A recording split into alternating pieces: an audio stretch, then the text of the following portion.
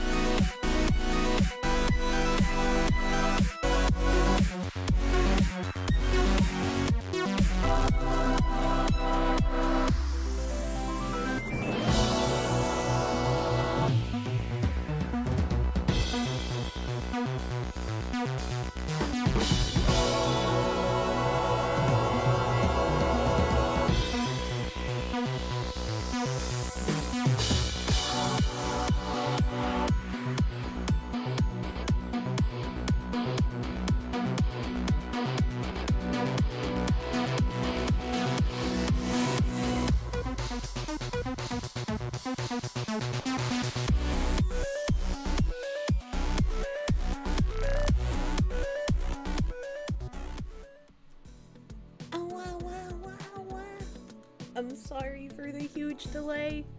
I'm sorry, chat. I don't know why I'm not visible. Why does my camera hate me? There we go. Sorry for the huge giga delay. I don't mean to be so late. I had an issue before stream, unfortunately. Curio Monkey, thank you for the 12 months. Thank you for the full fucking year, brother. Thank you. And Christian the Foxu, thank you for the 10 months. Thank you for the 10 months, my guy. A stand for Mauler, thank you for the 4 months. Your cube hat finally came in the mail. Hell yeah. Hell yeah. T-Mac Burninator, thank you for the full fucking year. A Tomato, thank you for the 17 months. Big number. Omega Forge, thank you for the 3 months. Thank you, my guy. Wait, we have a treasure train already? How the fuck? How can I have a treasure train? I'm late. What? Oh, yeah. Loot God RNGesus, thank you for the 19 months, dude. Thank you. Almost 2 years, true and real. Dragoon Waffle, thank you for their 17 months. Thank you, thank you. Thank you. Slayer, thank you for the 13 months. Big, huge.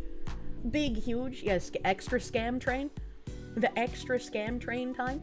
Artemis Kane, thank you. YouTube won't let you post the lyrics to Pina by Captain Beefheart, so no schizo post. Although, congrats on YouTube Featured again. I don't know how YouTube Featured works, I'm gonna be real with you. Oy vey is auto-modded? Isn't it supposed to be OY? Maybe try the OY variant and see if that goes through. Did I see the leaked audio of the Vice President of Campbell's? I did! Apparently also he's been suspended! I'm very excited to see bad things happening to Campbell's soup! When will people listen to the cartoon fox about how bad the soup is? Speaking of which, when I went to go find, hold on, let me see if I can find it again.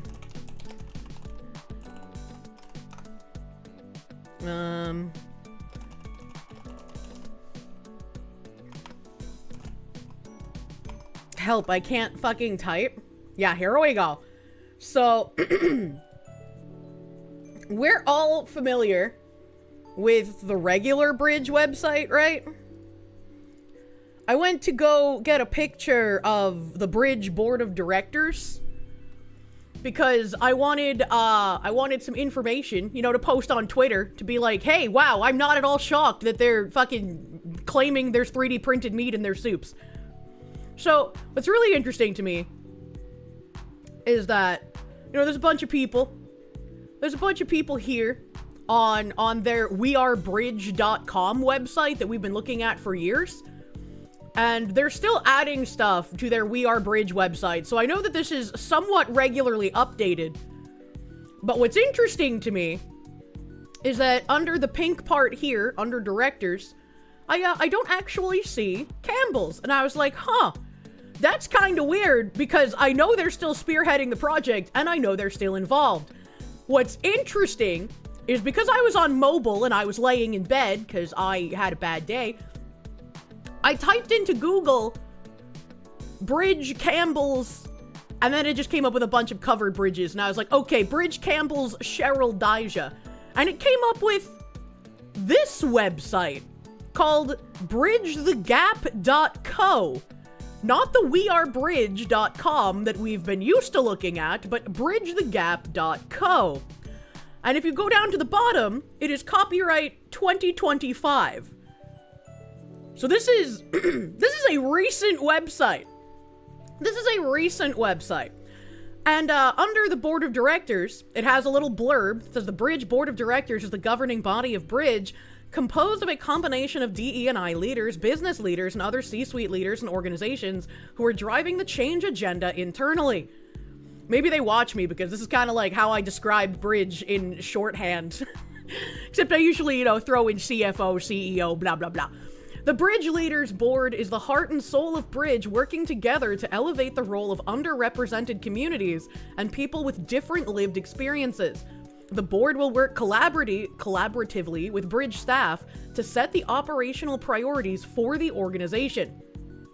Of course, you have Cheryl Dijah here, you have the Discover lady, the NBC Universal lady. Like, there's quite a bit of overlap from the two websites. However, there's way more people on the bridgethegap.co than there is on We Are Bridge. So, We have Unilever Lady. I wonder if Unilever Lady is in both places. Let's see. I thought the other lady was, but I guess she's not. Unilever. I don't see the Unilever. Maybe she's under advisors here. Discover, Sephora, Sonos. Nope. Nope. That's interesting. That's interesting that the Unilever lady isn't here. I know that they have people from Unilever who attend the meetings on occasion as well. But, Channel Factory, you got this Kareem Koch guy, owner of Naturade and Vegan Smart, the Newsette, whatever that is, WPP, Ad Council, Condé Nast, Brand Safety Institute, iHeartMedia, McKinsey & Company, Group M, Milk Pep, of course, Ads Mobile, Nielsen, Media Brands, IBM Watson Advertising, Superset, Digital Direct Holdings. We've read a bunch of their white papers that have been also promoted by that Thompson family, which is like one of the richest families in Canada. Campbell's, of course, Indeed, and Sephora. And I think the last person that had any kind of like super publicity about them joining Bridge was the Milk Pep lady sometime in like spring last year. After the Milk Pep lady, they stopped having like big public announcements for who was joining their directors. I was brought up on Side Scrollers, and Lunduke, today's guest, might be up for a collab. He does news and open source programming, talks about DEI infections. Yeah, I've talked to him a handful of times. He's been keeping track on like how the DEI is evolving inside IBM. And I think I've quote retweeted him a couple of times, just with like the, it's great he has whistleblowers. I've literally been talking about this for years. Whistleblowers very important, but also, please look at Bridge. How the hell do you make soup woke? He also randomly dropped N-bombs like 7. There's no way the Lunduke Journal was saying the N-word on Side Scrollers.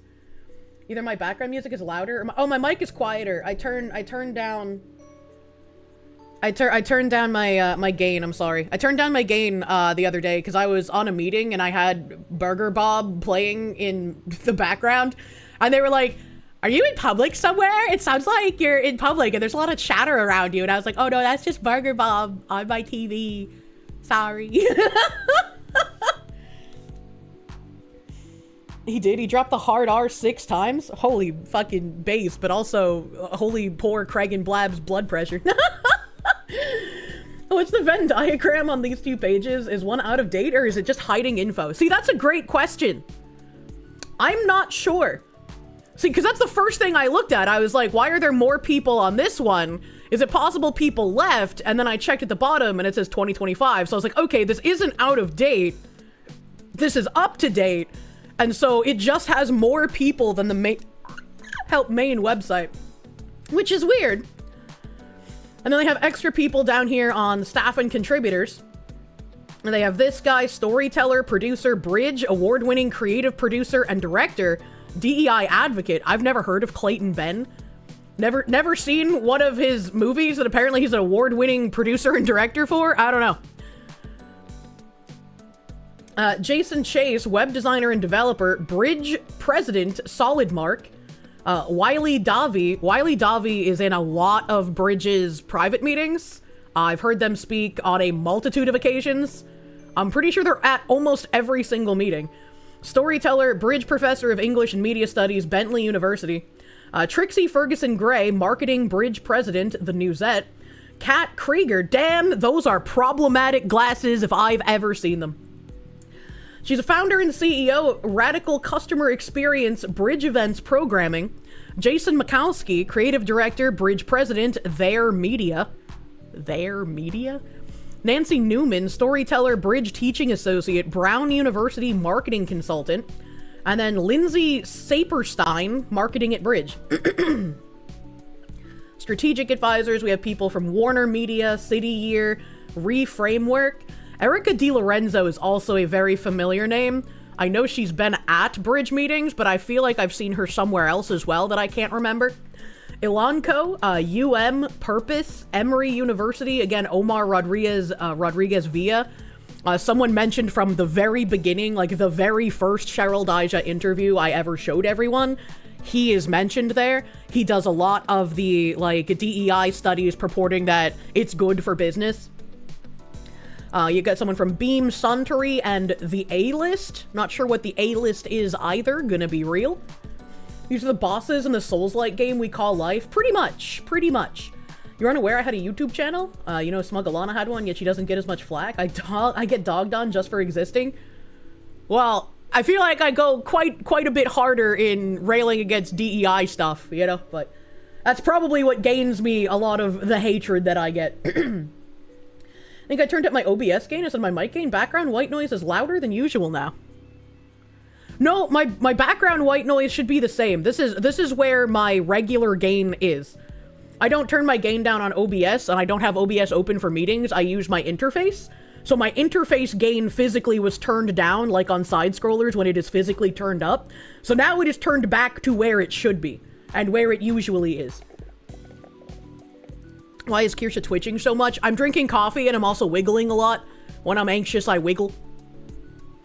I sound literally the same to you. Ziz is the Rainmaster of audio, so don't mind. You finally got a job at a rental yard working with a bunch of cool stuff like excavators and skid steers. I don't even know what the fuck that is. You're starting to believe in the hope pill? I'm glad for that. I hope you enjoy doing your job, brother. I hope you enjoy. My foxy don't wiggle. It folds. That'd be a cute animation. Anxious and caffeinated like a chihuahua. Yeah, exactly. Ice, thank you for the 9-month member. It's your birthday today. You're 28. Instead of eating your placenta, can you just have baby formula or breast milk? Please, no cannibalism today. I never even thought of milky titties when I was giving out people placentas, so it's okay. Just like a child who won't eat vegetables, just like an adult who won't eat the DEI work. I will hide your cut up placenta in like potatoes or something. Fun fact, you have to get behind while doing donut tracking, and when watching and fast forward to catch up, you can see her slowly wiggling in circles all the time. Fuck! Your husband did that? He loved that job? Hell yeah. Maybe someday the fox you spin! I would love to fully spin. I think that would be a lot of fun. I would love to have a, like, full 3D capability, man. Anthony, thank you. The only excuse for being late is I was himbo hunting. Otherwise, you hate us. I cannot do that yet. Speaking of dodo tracking. Massive Doge, thank you. Campbell Soup in trouble. Count Dankula is elated. Yeah. Yeah, he would be really interested in Bridge because he gets to say fuck Campbell so often, you know? Hidden, thank you for the 5 gift members. Thank you. Thank you. And speaking of gifts, thank you, Shadowsgate, for the 5 gift blankets over on Kick. Mr. Shadowgate is already up to 186 gift subs on Kick. Man's fucking crazy. He is the giver of blankets. Thank you. Thank you, Shadowsgate, my guy. That's a lot for Kick, man. That's crazy. Thank you. Thank you. She's shaking like she's still using the kitty table. I'm not, though. I have a real table. He just keeps doing it. You can't stop him. Soon, all of the homeless will be warm. I know. J-Tree, thank you for the 9-month member. Anime racism at its finest. I'm tired of the anime racists. I might be a fox woman, and I might be in a bikini because I can't get a model finished from an artist to save my fucking life. But I'm trying to say things. Wiley Davi has gone missing off the coast of Maine. Wait, what? Wait, what? One of the bridge people is a missing person at the moment?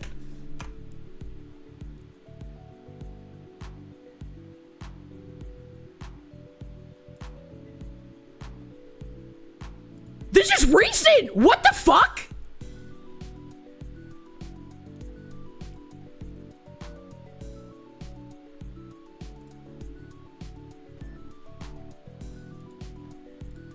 Bentley University professor Wiley Davi missing, last seen on an island off the coast of Maine. A Massachusetts, of course they were from Massachusetts. They didn't sound like me, so I never picked up on that. A Massachusetts college professor disappeared last week on an island off the coast of Maine, leaving officials perplexed during the search. When was the last bridge meeting? The 20th? Thursday? The 20th? Hold on a second.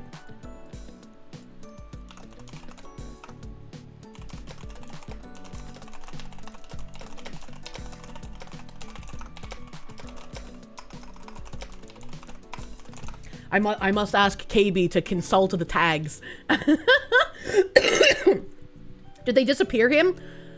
Sir, I am sorry to tell you, that's not a him, that's a lesbian. You're back from the penis explosion chamber. Sorry, Mistress Kirsche, I'll do better. Well, welcome back, question mark? Now we know where the soup meat came from. Oh no. Look for a tree with a croatoan carved into it. I don't know what that means. Seth MM, thank you for the 11-month member. I only know that it's a lesbian because I've heard them speak on a multitude of occasions.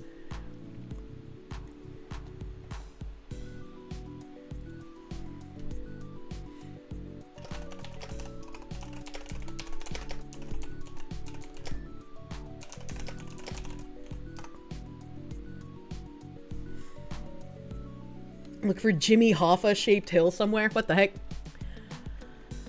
No. Alright, let me get back to... Isn't that a reference to the early colony? I don't know, man. Blar, thank you for the 6-month member. Streamlabs still dislikes your browser for some reason, so the YouTube chat has popped out and you have kicked to lurkin. I don't know why Stream Elements would hate you. That's very weird. Insect Devil, thank you for the 2-month resub. Thank you. Thank you.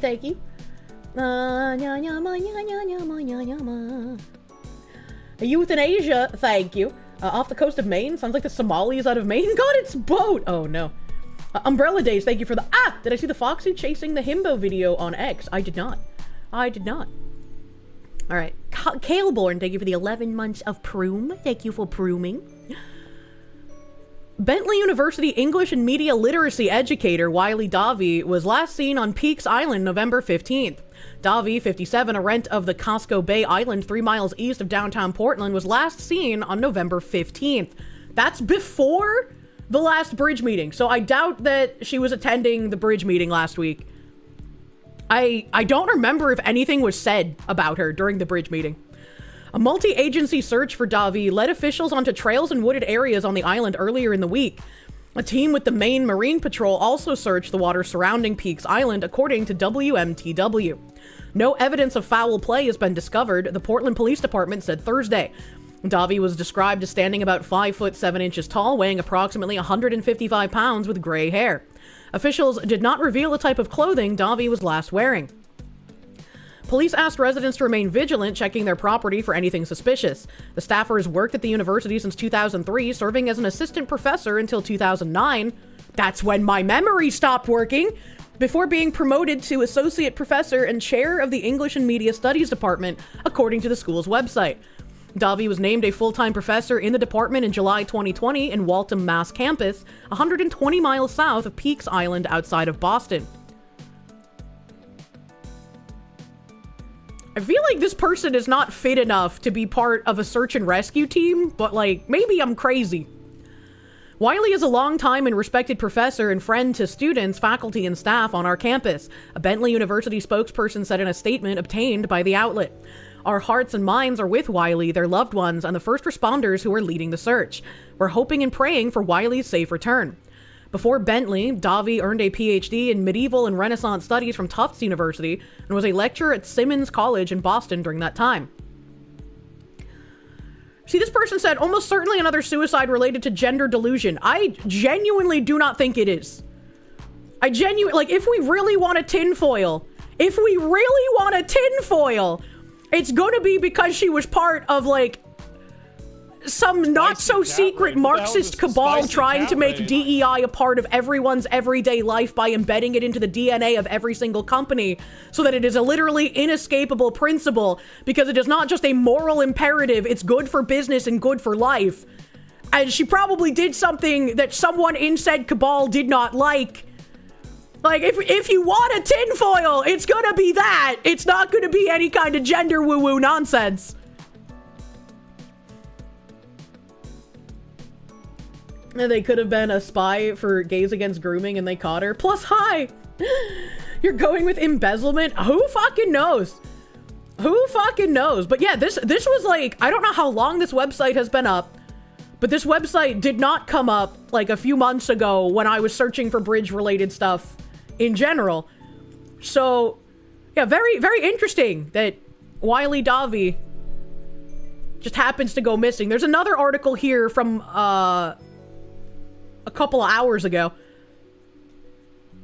A focused, multi-pronged search for a missing Massachusetts journalism professor off the coast of Maine has been suspended, officials said. The Maine Marine Patrol and Maine Warden Service said they have found no evidence of Wiley Davey. Davey, 57, English and Media Studies professor at Bentley University in Waltham, Massachusetts, was last seen November 15th on Peaks Island.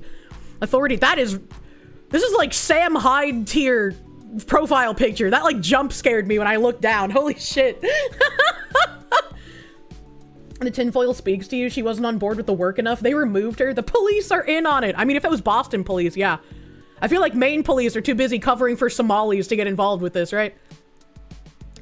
Authorities said they don't know why Davey would have been hanging out on Peaks Island, but the New York Post is reporting that Davey owns property there. If Davey owns property on Peaks Island, why would the local authorities not know why she was hanging out on the island? Like, I told you guys the story of that, like, a farm in Hampton, New Hampshire that burned down and apologized that people might not get the turkeys they paid for Thanksgiving. And instead of being angry that they might not get their turkeys, everyone was like, can we give you guys more money to help with the loss that you've suffered?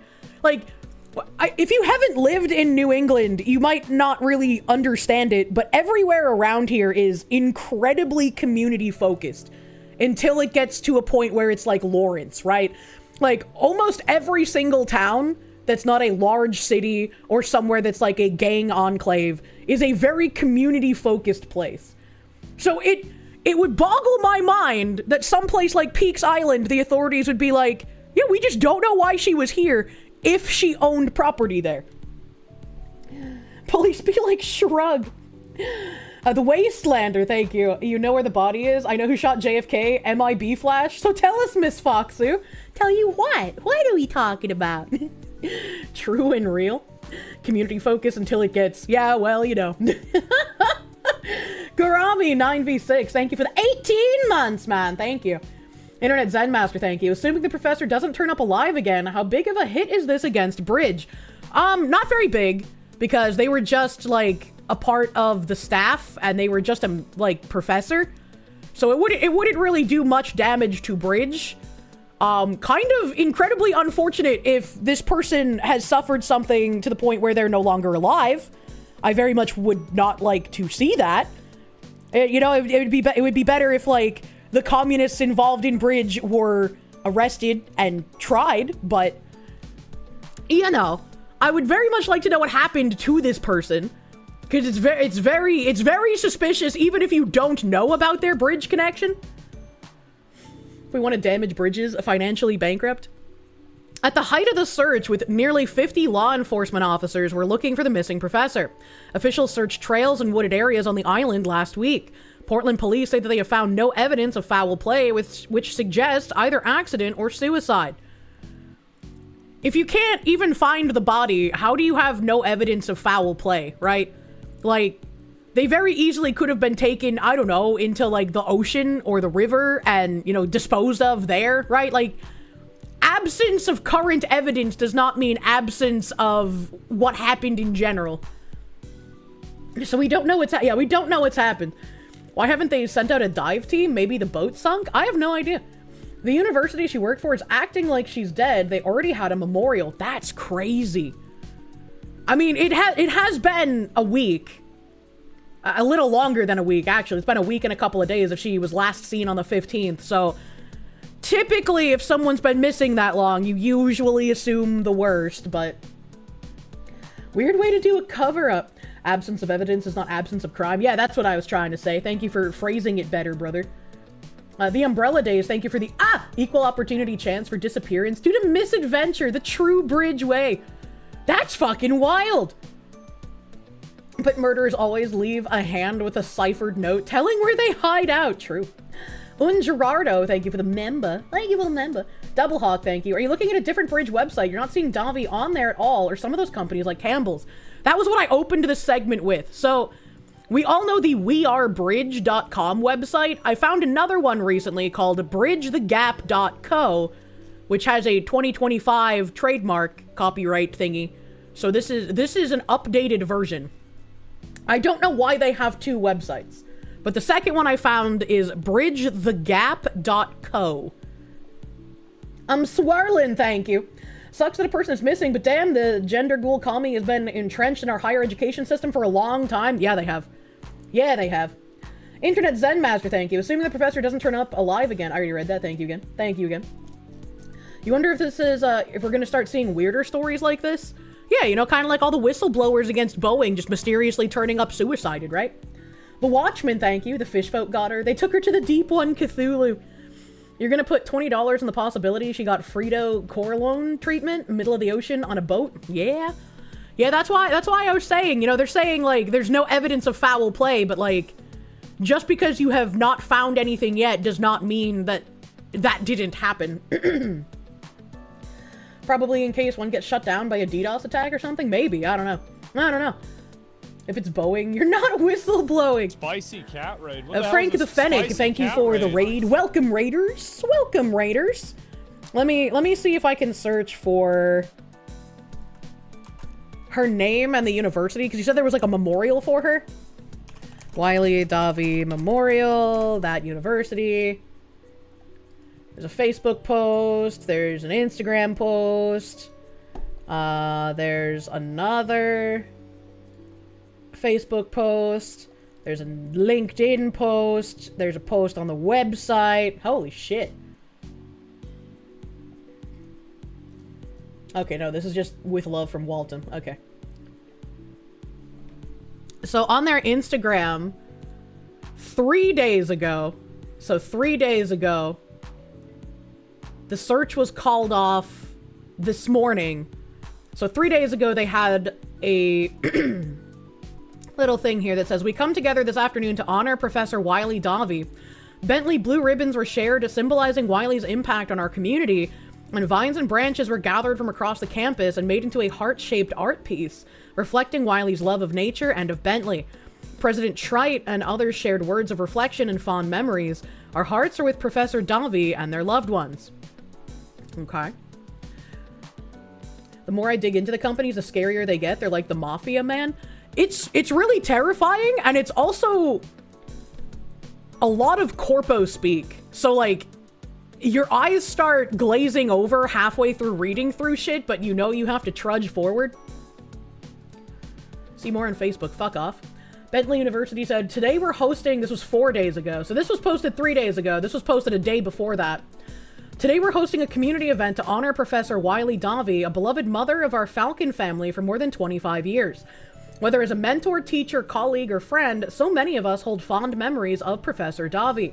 As such, we've opened a space for you to share your heartfelt messages. Let's see where this link goes. Oh, they made a kudo board! That's what VTubers use! They made a kudo board.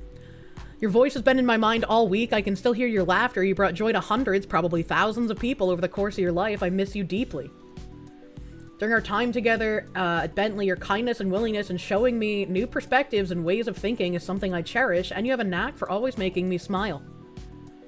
There's a lot of posts here. A lot of posts. Where's this link? Chaucer? Control F inclusion. There's no way someone would mention that on a memorial board.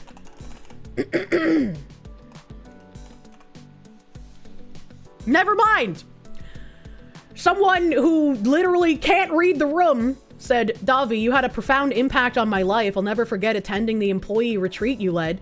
You're one of the first people who helped me truly understand equity and inclusion. You are a treasure of a human being. With love, Amy Tiberio, nay Eisenberg. Read the room. Huh, that's a cute corgi, though. A very cute corgi. Okay, Cheryl Dyja hasn't typed anything. It's married. It's a woman. What do you mean? Sounds very on point for that room, to be fair. That's still crazy. That is a lot of posts, though. So she was very, very well known at the campus. Very well known. Dropkick Flop, thank you for the proom. 34 months of proom, brother. The Hateful Soup Company rears its head again. Truly. We have another post here. We came together this afternoon to honor Professor Wiley Davy. Bentley blue ribbons were shared symbolizing Wiley's impact on our community, and vines and branches were gathered from across campus and made into a heart-shaped art piece reflecting Wiley's love of nature and of Bentley. I can't zoom in on the pictures for whatever reason, but yeah, they have some blue ribbons. Faye Al-Tukam said, hoping for Professor Wiley's safe return. That was 3 days ago. And then this is just her regular LinkedIn page, so nothing would be here. That is wild. I don't know how Tiger Knock found that, but that's crazy. That's crazy. Control F the work this time. Why can't society just be normal and Kirsche just be allowed to do the fox things and say, Vanya? I might. Girugamesh, thank you. Can we honor the Honorable Chatter for shoveling the snow off their driveway? Tiger Knock, is your driveway full of snow? You're just cracked, clearly. Help, what do you think, thank you, I'm swirling. Help, I'm dying.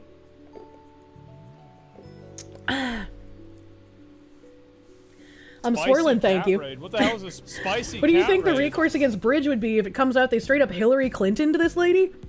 Probably nothing, because what's happened to Hillary Clinton? Thank you for doing the work, comrade. Now turn around and face the wall. Jesus Christ. Todd, thank you. Hello, Kirsche. Happy Taco Tuesday. Glad you could catch you live. Hell yeah, thank you. Ghost of Aces, thank you. Were they in a relationship or married? Given the orientation and the domestic violence stats may point towards the cause of disappearance. I don't know about that. I don't even know who she was married to, so. As a public service announcement, Kirsche and Chad are super duper mega cute and wonderful. No, you, Bailey. No, you, Bailey. But since we have a new website, let me just poke around a little bit here. Okay, there's like a contact form if you want to get involved. Okay, that just opens a new browser tab. All right. Advocates. Bridge advocates. It is essential that companies don't rely solely on the DE&I leaders to fix the gaps in their organizations. DE&I should not be siloed, but rather needs to become a part of the fabric of all activities of a company and brand. Having advocates is critical for DE&I leaders to be successful, as they help reinforce the need for change, and they also are likely to be heard differently.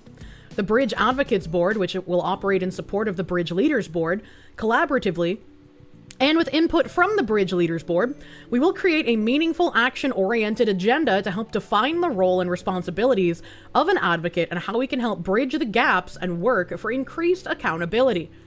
And on the original website, it doesn't seem like they have something for advocates. They have the leaders and the steering committee. I have the steering committee here. Leadership and learning, events. Damn, that hair. I just want to see, like, the specific difference. Oh, they finally updated their Rising Stars page. So, Bridge does something where if you're a part of the Bridge community, you can nominate someone who you see as, like, a rising star in the DEI field. Someone who you believe will make consistent change and will be able to continue doing the work. Grary, thank you for the 5 gift subs, my guy, thank you. And the Rising Stars page was previously blank, but now it has people. The Bridge Rising Stars are nominated by Bridge board members and executive retreat attendees. They represent the future leaders of the global marketing industry. And I guess people here who were named as Bridge Rising Stars, Day Payne, the marketing manager at Gaio, Kayla Smalls, senior corporate communications manager at Gum Gum, Kennedy Daniel, marketing coordinator at Uta, John A. Jackson, sustainability coordinator at whatever the fuck R is. I don't recognize that branding, I'm sorry. Tiffany Ferguson, a consultant at Develop Well, Ashley Atkins, senior diversity, equity, and inclusion manager at Basis, Adobe Guagu, associate creative director at Gale, Haley Ihanacho, social creative brand story and content creator at Gale, Lakeisha Gonsalves, learning and development program manager at Publicis Group. And then they have the 2024 people, the people who were named 2024 Bridge Rising Stars. Peace Adeyemi, senior associate at JP Morgan Chase, Francis Carrero Green, Senior Manager at VML. Cleonta Jackson, DEI Manager at Go Guardian. Marion Mwai, Learning and Development Manager at Index Exchange. Deonta Place, Senior Associate Brand Manager at Gaio. Joanne St. Louis, Director of Diversity Outreach at JAMS. Hadley Simmons, Principal and Inclusive Design Strategist at Sonos. Hannah Shipley, PNC Communications Manager at Cisco. Cisco with a C, not the food. Tatiana Reyes, Senior Management Talent, Engagement, and Inclusion at Publicis Group. This person has demon face. This one right here. This is like something I would expect to see on the box of a horror movie. Can we go one DEI leadership name with reading without 3/4 of them sounding like Star Wars names, man? DRT is king. Thank you for that 11-month member. Good job, Agent 47. Extraction off the island. Is that the wharf for pickup? Fuck! Cisco is involved. Color you Cisco is very involved with a lot of bridge things, so that's not surprising. This page showing with the 14th and 19th Amendments being... What the fuck? Internet Zen Master, thank you. Unfortunately, the professor probably died, but what the fuck is wrong with the person talking about inclusion on a dedicated memorial page? What kind of cultist brain possesses a person to do that? That's what I'm saying! I wouldn't want to talk about that because I would want to elevate the person, not the work that they did. The Go Guardian is the software teachers use to spy on what students are doing on their laptops. Oh, I didn't know that. Thank you, Stan, for Mahler. Well, thank you. The Moon Man, thank you. Sounds like a flowery way to say we need commissars. Yeah. Artemis Kane, thank you. Apparently Kash Patel under oath said Epstein never trafficked anyone. Isn't that old news, though? I feel like he said that, like, weeks ago, right? And everyone was like, what the fuck are you talking about, Mr. Patel? Good thing Go Guardian wasn't a thing when you were in college. This is why they found Charlie Kirk's funeral creepy and weird, because no one was pushing a message and were honoring his actual work. Let's see. Back to the new website. We have incubators. Bridge Incubators is the place for up-and-coming leaders to make impact, be mentored, and help define the future of DE&I as ingrained in the DNA of companies. This group will act as a filter against Bridge programs and help with grassroots efforts against underrepresented communities. I don't really like the name incubators. It's kind of creepy a little bit, you know? Okay, and this just goes back to that other page that we were looking at. Voices of Inclusion Research. We have a steering committee. They have Project Forward on this website and Edge Academy. They've added a little bit to the Edge Academy page, but they still haven't added more info about it. So it says, Voices of Inclusion Research. The proprietary Voices of Inclusion Research is focused on uncovering the inequities that show up in the marketplace for underrepresented communities, including pricing, product availability, and services. And once again, we've known about this for years. I've been talking about how they're trying to introduce equity of product availability and equity of pricing. And there are tweets from me about this early on in 2024, and it never really picked up much steam. Nobody's paying attention, but sure do ride that algorithm when some companies decide to introduce surge pricing, as if that alone is bad without knowing the undercurrent of what they're trying to implement. Swirlin, thank you, incubators. These are literal bug people, yes.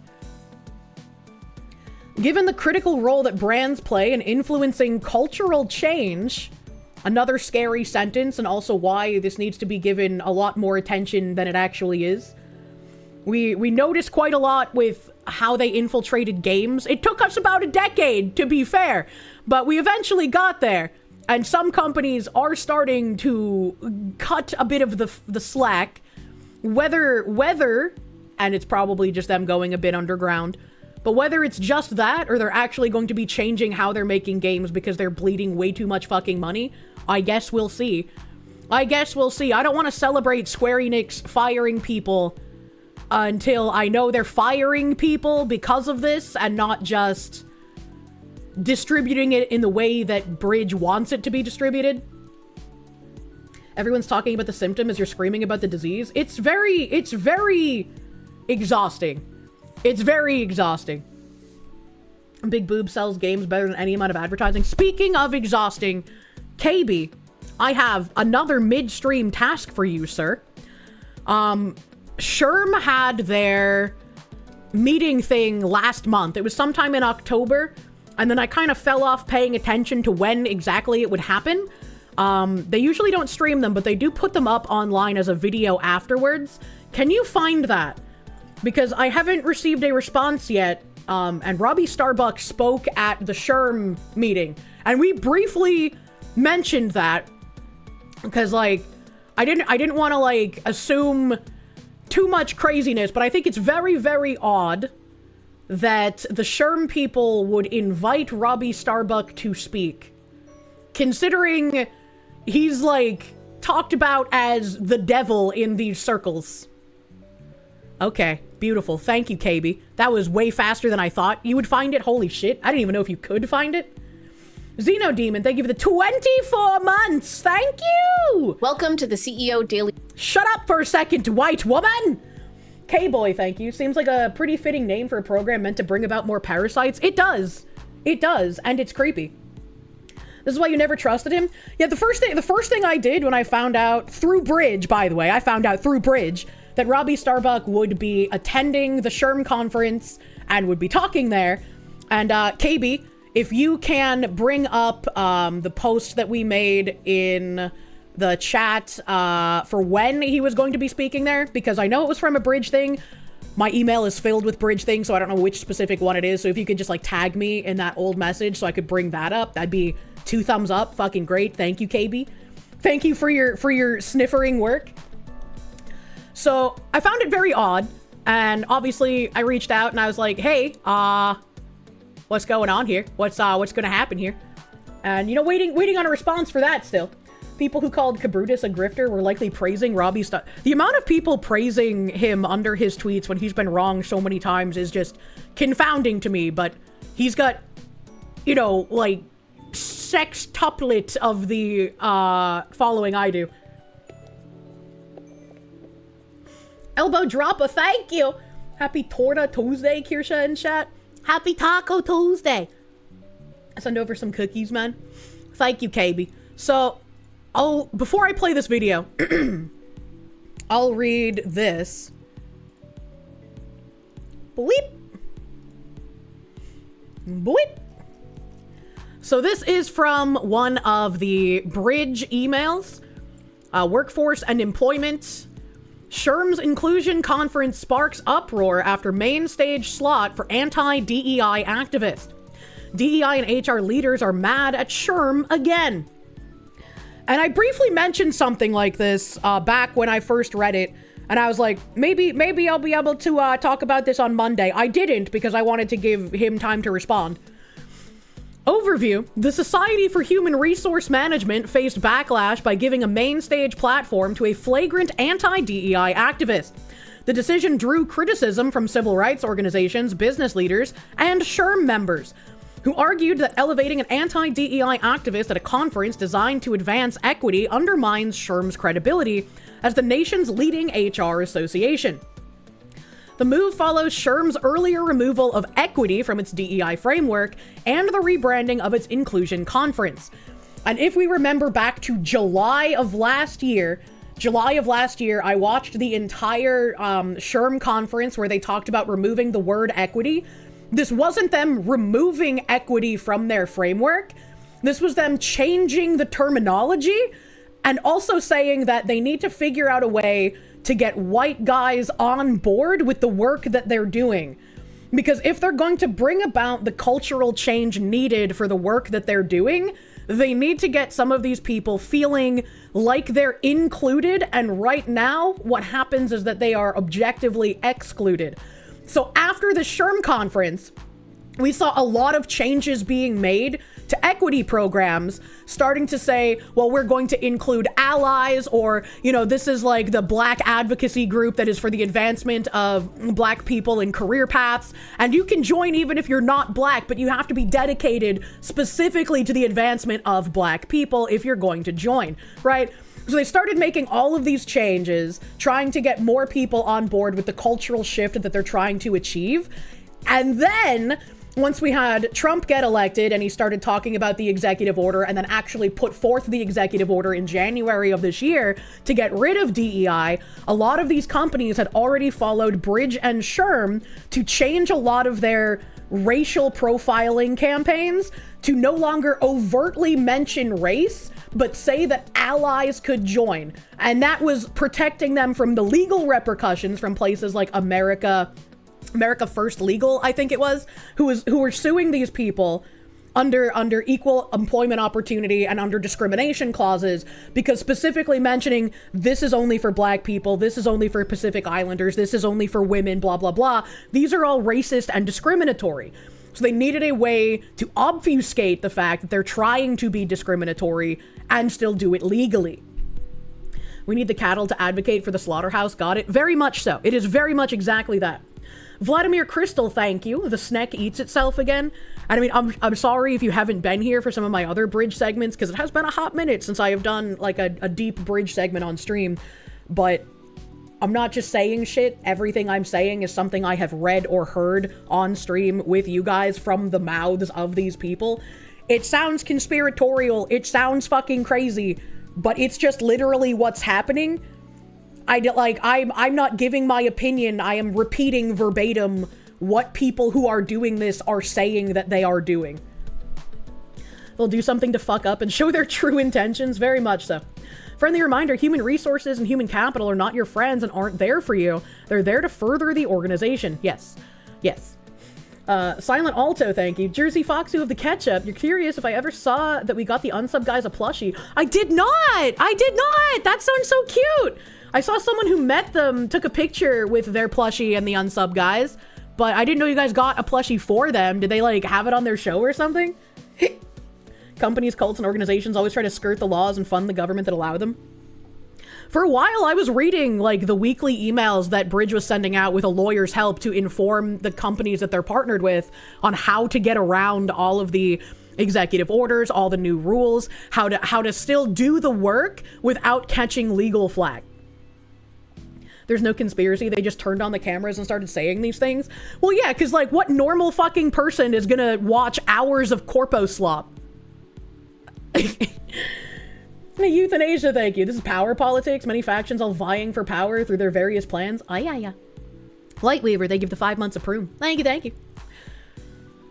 Many practitioners see this as legitimizing voices opposed to DEI and undermining HR's credibility as a steward of safe and equitable workplaces. I actually forgot to mention something that I wanted to with that first sentence. This follows the Sherm's earlier removal of equity. Robbie Starbuck also posted about Sherm removing equity, and he posted that the DEI acolytes are not happy about it because some of the DEI advocates were in like LinkedIn in the comments of Sherm talking about how they're disappointed that Sherm is removing the word equity. When you have been propagandized and you've been taught to respond to certain stimuli, when that stimuli goes away, you get angry because you're used to just reacting in an emotional way. You don't actually think. There's no thought process. It's just reacting to stimuli. So when the head of the snake, someone in Sherm, says, we're going to be changing the language, we're going to be dropping this wording because this wording is very ineffectual, this wording is very polarizing, this wording allows our enemies to know what we're doing, so we're going to get rid of this word specifically. A lot of the useful idiot foot soldiers will see that as a betrayal. They'll see that as them getting rid of something that genuinely matters. Even though it's not being gotten rid of, it's only changing the language. And Cheryl Daija brought this up at one of the bridge meetings after the Sherm conference, talking about how language is important. It's important for everyone to be on the same page and know what kind of work we're doing. But the specific language we use to talk about it shouldn't matter as long as the work is still getting done. And a lot of the articles from newspapers and journalists who are talking about how companies are siloing out DEI or slowly dropping DEI things are doing a massive disservice because they're misinforming people about what's really going on. Cheryl Daija and I are saying the exact same thing. We're both saying DEI is not going away. These companies that you're being told are dropping DEI aren't doing it. I'm saying it because I want people to continue to pay attention. She's saying it Because the more acolytes think that the work that they're doing means nothing because companies are throwing them to the side, the less people will want to do the work. She wants the people who are doing this to stay encouraged. Otherwise, they will start feeling like, what's the point if we're just going to be demonized and thrown out by companies when it's convenient? So we're both saying the same thing, just for different reasons. That the works never loses that ominous feel. It does. Linguistic trickery? Yes. Euthanasia, thank you. The religious conviction of these people is impressive. It is, and that's what also makes it dangerous, because the majority of people on our side, like, yeah, we want to keep our liberty, we want to keep our freedom, we want to keep our rights. We don't want to have religious fanaticism. But when you're fighting religious fanatics, what the fuck else are you supposed to do besides lock the fuck in? It's exhausting. And I guess the only way you can live like these people do is to be propagandized to the point where you're like, yes, this does need to be a part of everyday life. It's fucking, that's why they always talk about filling their cup. Jen Jack, thank you. Bought a sample set of different kinds of spice bomb. I like it a lot, and I just gotta go outside. What the hell is a spicy cat? Well, now you got a reason to go outside, brother. Master Pets, thank you for the raid. Welcome, raiders. I think I missed a raid earlier. I think I heard the raid thing. Iaria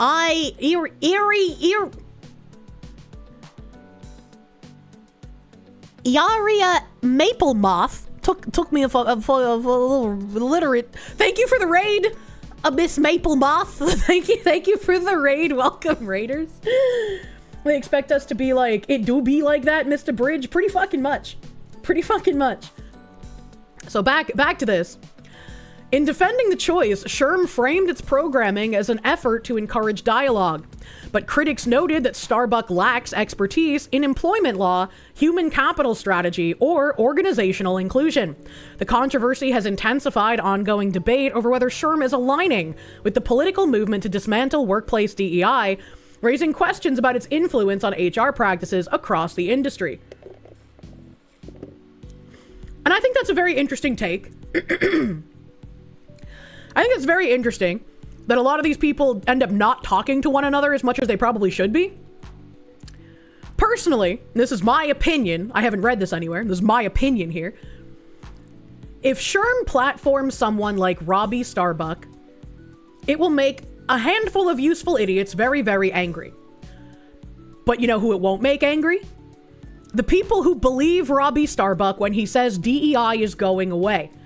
Robbie Starbuck is a very important person if you're someone who is interested in making sure people are paying less attention to DEI.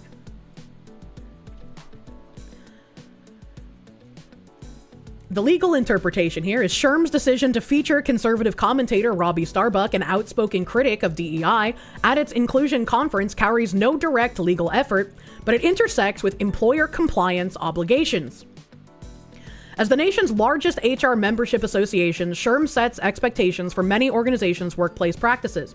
When it platforms voices without expertise in HR, compliance, or civil rights law, it risks spreading misinformation about employer obligations under the statutes such as Title VII, the ADA, and related anti-discrimination laws. Or it says, we platformed this guy who people believe when he says companies are getting rid of DEI. If we have this guy show up, more of those people will believe that we are seriously getting rid of it instead of hiding the work. And then we'll be able to make further gains than we were before, because the majority of people who were paying attention and were getting angry and were causing trouble will no longer be paying attention. Federal civil rights laws remain unchanged. Title VII prohibits employment discrimination on the basis of race, sex, and other protected categories. Reminder that these are the people who say you can't be racist to white people. Employers who repeat or adopt rhetoric that undermines these standards may expose themselves to discrimination claims, particularly where speech or practices create a hostile work environment. The controversy follows Sherm's earlier removal of equity from its DEI framework, reinforcing practitioner concerns that the association is retreating from established inclusion standards. While Sherm defends the decision on the basis of viewpoint diversity, the law does not shield workplace or employer-facing speech that amounts to harassment or discrimination. Giving legitimacy to a figure without relevant expertise who advances incendiary anti-DEI claims may undermine SHRM's capacity to advise organizations responsibly, particularly when litigation or regulatory scrutiny is possible. Yeah, if I was part of the cult, I could definitely see that. I could definitely see that make sense, right? I could see how you come to that conclusion. I feel like my opinion makes a bit more sense considering all of the information we know. Even if he isn't a plant, he probably is. He's a very useful tool since he seems to have bitten Bridge's bait, hook, line, and sinker. I was really hoping to have like more information on his end, because it would have been really nice to like, I guess like hear him out. But it's been like a month. Phoenix DS, thank you for the Canadians. It feels like it's going to be a bait and switch, baiting conservatives into the belief to the end of DEI, only to get a rug pull when it's all too late to act. Can never give up the vigilance. Again, this is why I've been screaming about this for ages, and hopefully I can get that article of mine out on Twitter with all of, like, the sources and shit from Bridge. I've been talking about it for what seems like forever, but it's a lot of sourcing, and I have very little fucking time, unfortunately. You had some Campbell's chicken noodle today? It just didn't taste like it used to? Thank you. You ate 3D printed meats, probably. The Bridge point of view on this is, by giving a main stage platform to an anti-DEI activist, SHRM has blurred the line between political theater and compliance guidance. And see, where I'm confused here is Cheryl Daija herself and the people at Bridge are very adept at using subversive language. So, why write this? If they're very adept at using subversive language and they're very in tune with noticing subversive language so that they understand who their allies are, is writing this just because they're upset with how far SHRM is going in their subversive language? Do they think it's too far? I don't know. I'm a little like, what's going on here, Cheryl? They want Canadians to eat printed meat now. Wonder if anyone else saw that. What the fuck? Emperor Creatine, thank you. We finally run out of Sakura Splash. Thankfully, you can order more and get 10% off your order by using code Kirsche at GamerSups. Thank you. Thank you for helping me build a lofty savings account by using code Kirsche for 10% off your GamerSups orders, brother. Can guarantee the corpos are part of a satanic cult. It wouldn't surprise you. Anya munya.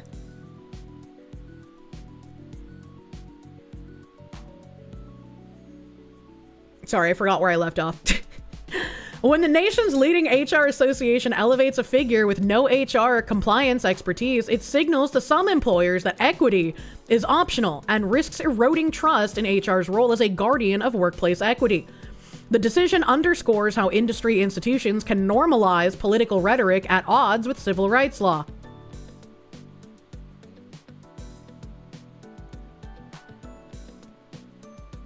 Robbie Starbuck hasn't said anything against civil rights law. In fact, he's like perfectly in line with it when he says stop discriminating against white people and men. That's a fucking tell right there, baby. While SHRM may defend the move as fostering dialogue, employers must distinguish between political narratives and compliance imperatives.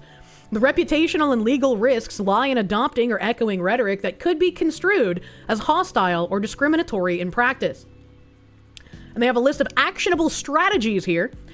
1. Reaffirm legal baselines internally.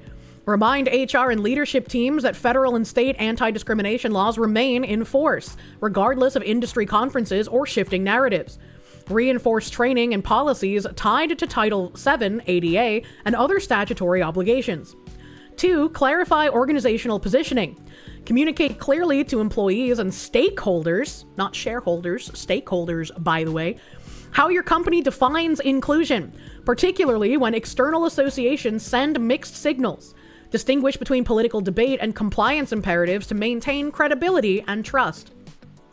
3. Separate professional development from political programming. Evaluate conferences, associations, and external forums for alignment with compliance standards and organizational values. Where programming strays into political rhetoric, treat it as non-authoritative and reinforce that compliance and equity commitment remain grounded in law and business practice.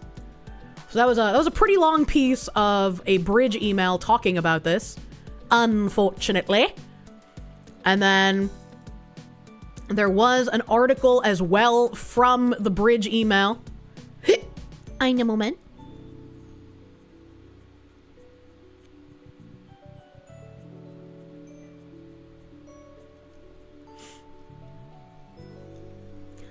DEI and HR leaders are mad at Sherm again.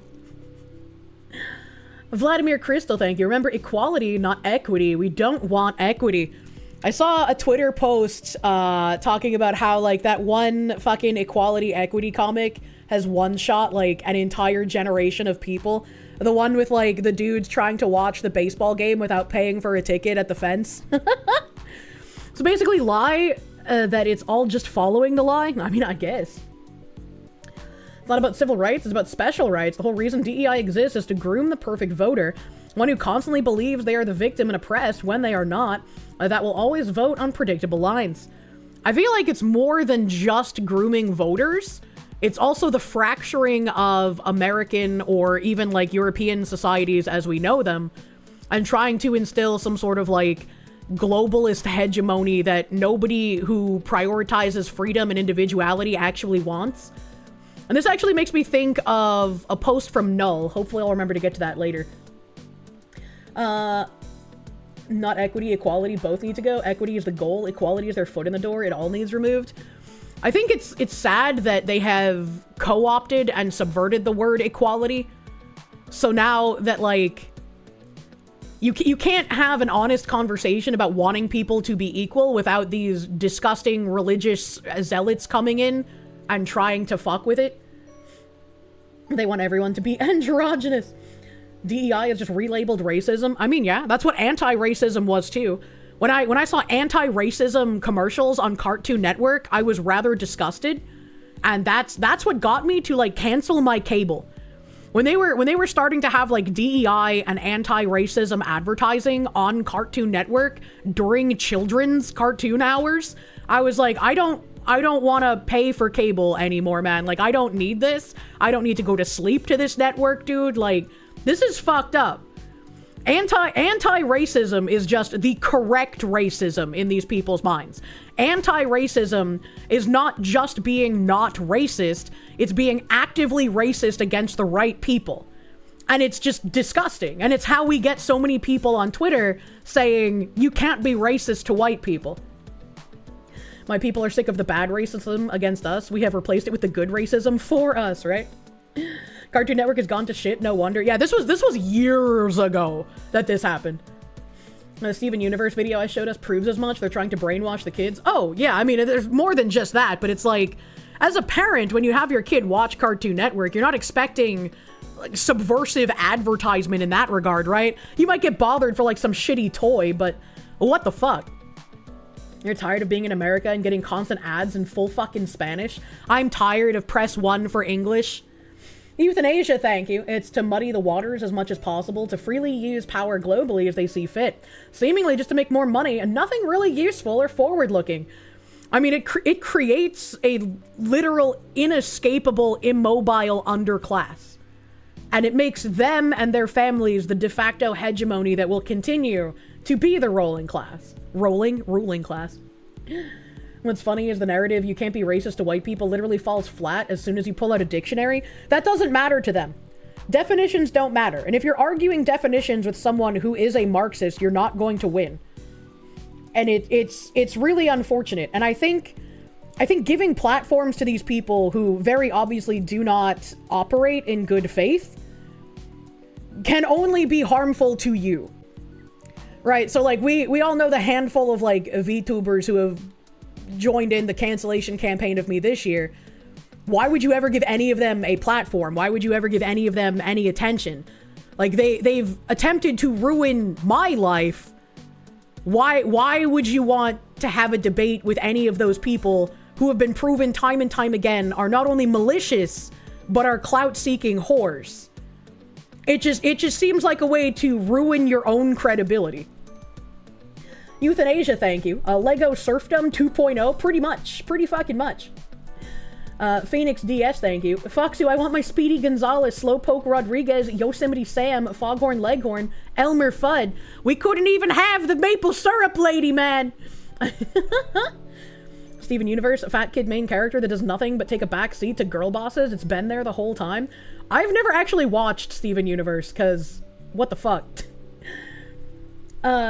Silent Alto, thank you. To answer your question, the pic Binary Mind sent me was you giving the plush to them at one of the shows. It being in the background is now not... Oh, I didn't know you gave it to them. Hell yeah! Hell yeah, that was a very cute picture. You just throw your Oxford 1912 dictionary at progressives and tell them this is the only English I care about. Phoenix DS, thank you. HR department is cancer. You can give a false complaint to get people fired only on feelings. Yep. Steven's power is forgiving everyone, including the space gem people equivalent of Hitler. Why? Sonic Extreme, thank you. The anti-racist getting ready to say the most racist thing you've ever heard reigns supreme. It truly does. It truly does. But this article here. Kristen Parisi is a senior reporter for HR Brew covering DEI. SHRM has taken a controversial stance on several issues in recent years.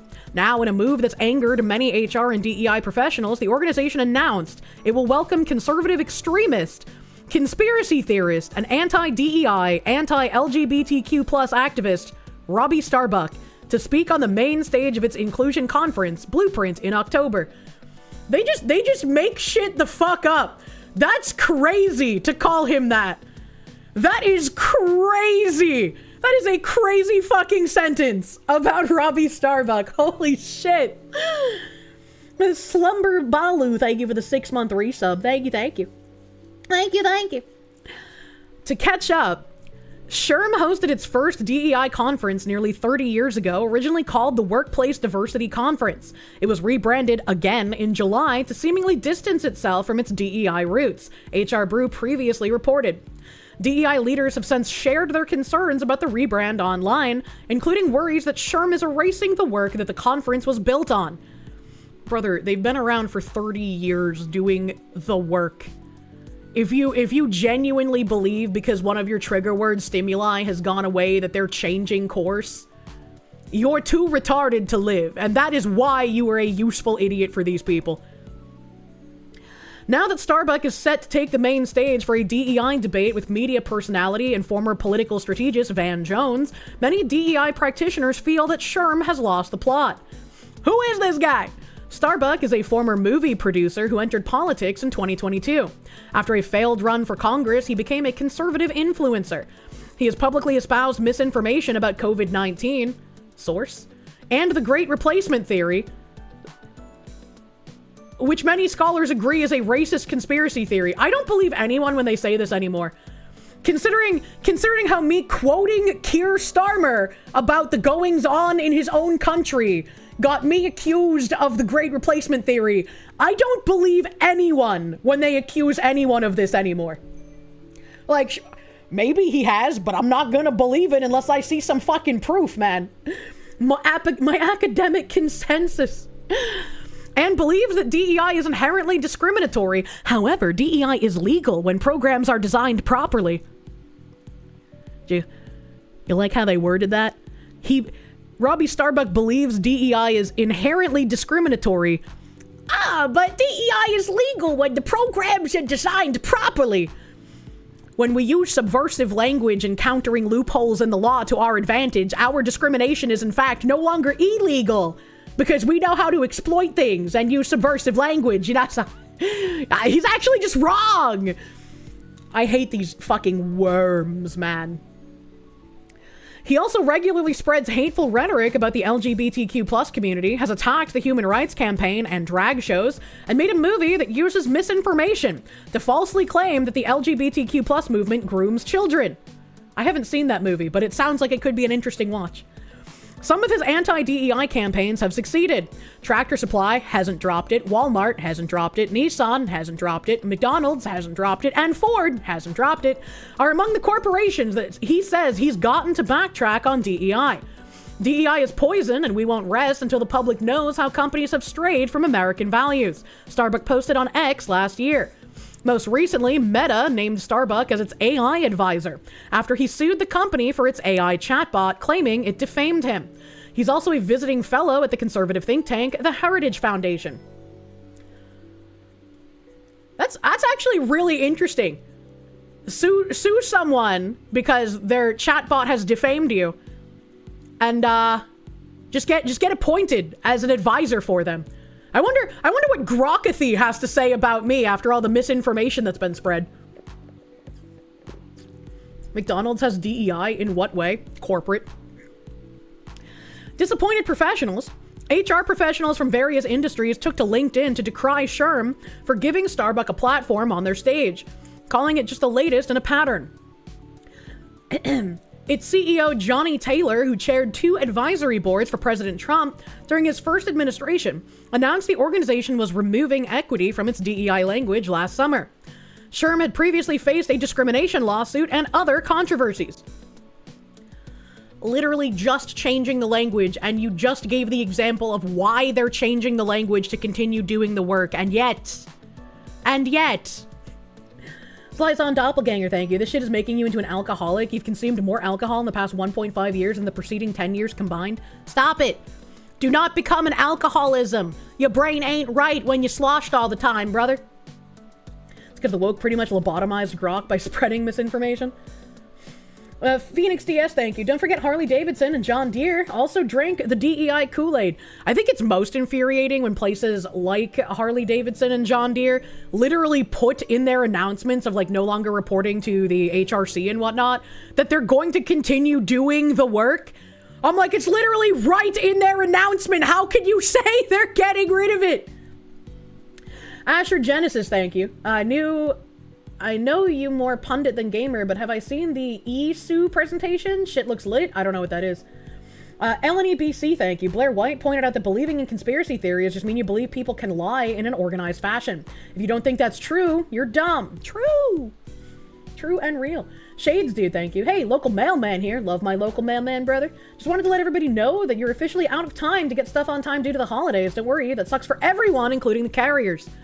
I ordered something that was within the window to get it on time by Thanks Gerblings like a week and a half ago, and it updated to tell me it's not going to get here until Friday instead of on Thanks Gerblings. So I'm a little upset. A little upset by that.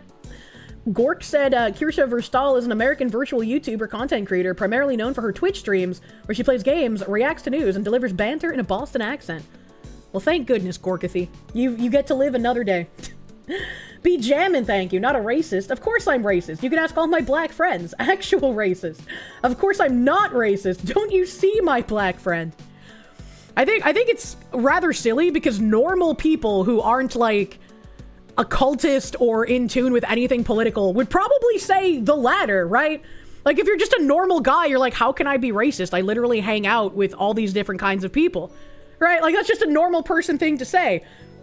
But the cultists have been like, actually, that makes you racist if you say it. Help. You're an American. Trump the Italian card. I'm only hereditarily Italian. I'm a born and bred burger person. Never ask a racist the race of his girlfriend. Every time, man. Every time. Internet Zen Master, thank you. HR is the guardians of workplace equity. Given the recent fallout with a bunch of journos getting fired following the closure of Teen Vogue, the bean counters and corpos are trying to put HR in their place. Corporate protections. Vladimir Crystal, thank you. We know their ways will collapse and then they will try again and again and again. Getting the same results is the definition of insanity. But comrade, real communism has not been tried. Surely this time it will work.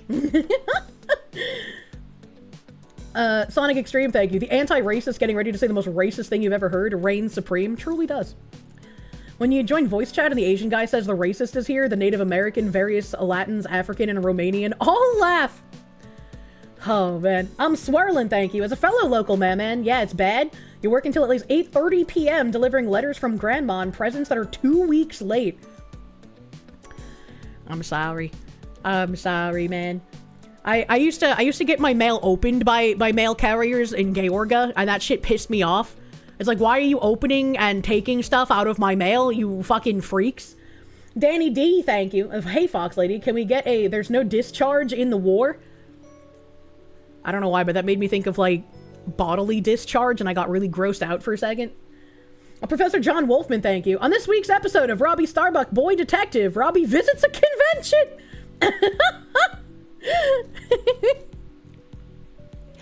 The article continues. If anything, I'd be interested to know why so many HR professionals still trust and follow Sherm. Daniela Herrera, a workplace culture and DEI consultant, said on LinkedIn. How dare she have that last name? They've shown us who they are multiple times. There were more than 80 replies to HR Brew's post about Starbucks speaking at Blueprint, and almost all disagreed with the move. DEI and HR professionals responded to say they don't understand the point of the conversation or why Starbucks has any authority to speak about DEI in the workplace. Starbucks has never worked in HR, compliance, or law, has never led a team, and is not an expert in civil rights laws. I struggle to see how this will result in productive discourse and not just frustration and finger pointing.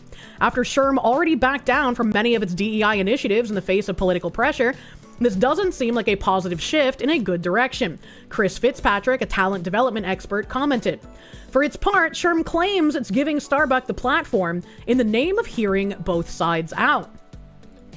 Viewpoint diversity is one of the major but often under-discussed dimensions of workplace diversity. At Sherm, we're committed to fostering inclusive, respectful dialogue by engaging a broad spectrum of perspectives, including those of Van Jones and Robbie Starbuck, to reflect the diverse viewpoints that shape our nation and the world of work, Taylor said in a written statement to HR Brew.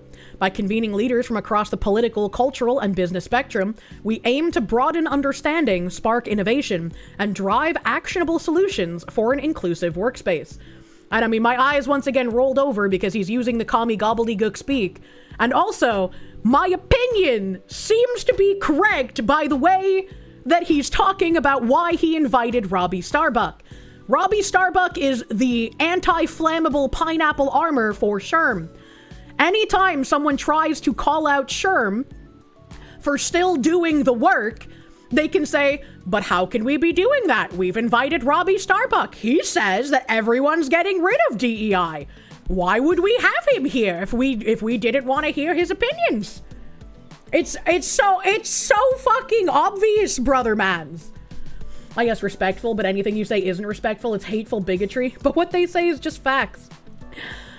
Controlled opposition. I mean, it's yet to be seen whether, like, he knows he's being used for that or not, right? You missed almost an hour and a half. Do it all over again, please. I can't be DEI pilled. I have an anti-DEI friend. Imagine. However, several professionals believe that this will not be an honest conversation over different opinions. And it's not supposed to be. It's supposed to be a shield for them to say, look, all of you conservatives who are mad at us, we're actually not doing the work anymore. Go pay attention to something else. And that the organization is platforming hate, noting that there were potentially other conservative voices Sherm could have invited that wouldn't spread misinformation. You can't platform an individual who is openly hateful to minority groups and expect to retain any sort of legitimacy with reputable HR professionals. One talent recruiter and social impact professional commented, if any of his rhetoric was whispered in a corporate setting, he'd be under HR investigation. And that's another tell. Because the things he says aren't hateful. Like, even if he's wrong about some things, the things he says are not hateful. And if you have to not whisper literal truth and facts, otherwise he'll be under an HR investigation, that's more of an indictment about your cult and the stranglehold it has on the industry than it is of anything Robbie Starbuck ever says. You're not a fan of Robbie, but when the hell has he ever been racist? Exactly. And the Shards family, thank you. Rain frogs are cute. Froggle. Joventino Villa, thank you. You work at Amazon and you're packing as fast as you can. Have mercy, Mistress Foxu. I don't usually order stuff from Amazon. Like, my dude wipes come from there. That's about all I can think of. Phoenix DS, thank you for the Canadians. Every time you hear real communism hasn't been tried before, another Lenin lemming jumps to their end. True and real. True and real. We would kill him for saying that does not mean you said a bad thing. Exactly. Fucking-exactly. Let me go back to my chat here in a moment.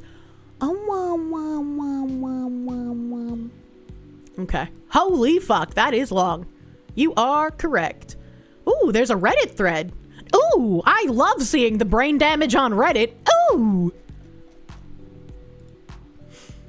Sherm has decided to platform right-wing grifter and anti-DEI activist Robbie Starbuck at the new version of their inclusion conference. Do not give these Sherm grifters your money. It's completely unnecessary to have their certification to be successful in the HR field. I'm moving to HRCI once my membership expires. Heritage Foundation, what the actual fuck? We need to be louder about this. Actual headlines from a quick scroll of Robbie's Instagram. Crack a Barrel is woke, a program to pay every citizen who hates our country to leave. Validating transgenderism is the same as validating schizophrenic delusions. How can we hold Pride Month accountable for sexualizing kids? Democrats want domestic terrorism. Dr. Fauci is a mass murderer. These are just a few. If anyone had doubts about the direction Sherm is heading, please let this clear things up for you. It is absolute insanity to give this person a platform, let alone one at an HR conference. Might believe Sherm's ChatGPT response on LinkedIn about wanting to highlight civil, respectful dialogue. Once again, I do not think they are platforming Robbie because they believe what Robbie is saying, because they are moving towards what Robbie is saying. I believe, my opinion, is that they are platforming him as a shield in order to dodge criticism and dodge more people looking into how deep they are trying to embed the DEI work. It might be a bad look if you are a useful idiot on the ground who isn't as deep into the subversion as a lot of the acolytes who know that they are lying to people. And this kind of ties in with what I was saying earlier with platforming people who genuinely do life ruination and do not engage in good faith. The only reason you would platform someone like that, because you know that you're going to give them more traction than they're going to give you, is because you also are not trying to engage in good faith. You're just trying to create content. And I think that's a very dangerous road to go down. You've asked mods in the past, but they never told you why. What? Tactical Panzerchan, thank you. On a side note, you just found a 14-pound turkey for 45, sorry, I can't read. 45 cents per pound at a local Walmart. Let's go. Time for fried turkey. I've never had the fried turkey. Apparently he's banned from the Discord. Oh, I don't know anything about what goes on in the Discord, brother. Phoenix DS, thank you for the Canadians. You're sure the DEI companies are worming their way into the new AI overlords that Silicon Valley is coming up with? Hence the skyrocketing RAM prices and Nvidia's push to the AI sphere? Could be. Could be, man. Dio Brando, thank you. You just realized the double meaning when the Russian guy said the Germans make great showers.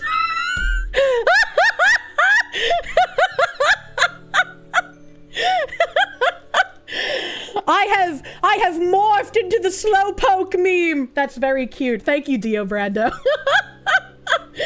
Thank you, my guy. He's just like me sometimes. For real, for real. The Shards family, thank you again. I remember reading that about frogs. Oh man, you've always just wanted to try and deep fry a frozen solid turkey. I feel like you probably shouldn't deep fry it if it's frozen solid. All that chat said, both sides here are not your friends as we know, so don't correct them when they're eating each other. Never interrupt an enemy when they're making a mistake. I think the danger is, right, if Sherm gets its way.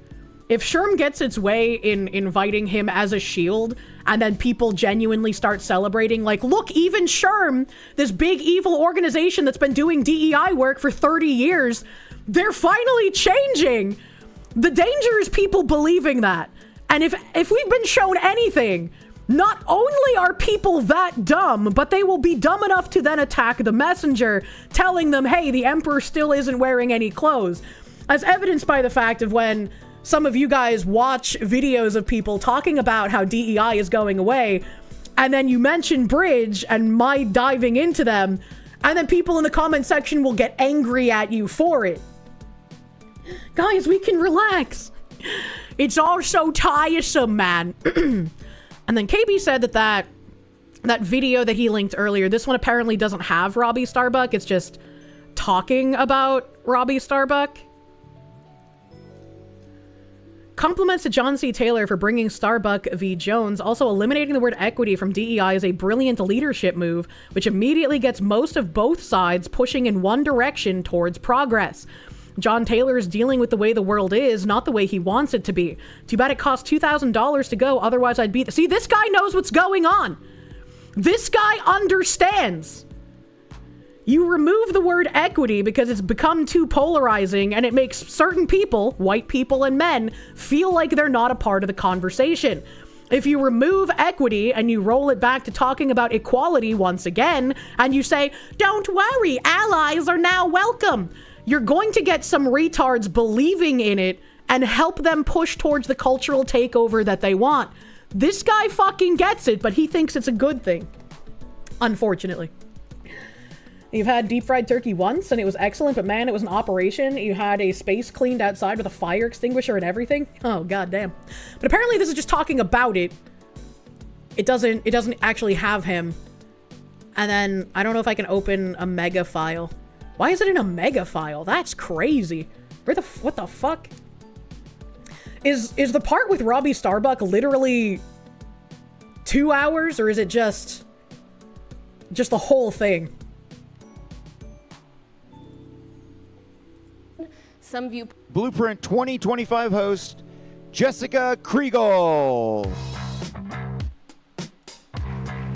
Good morning, everyone. Welcome back. Welcome back. I hope you had a wonderful night last night dining here around this charming city in Louisville.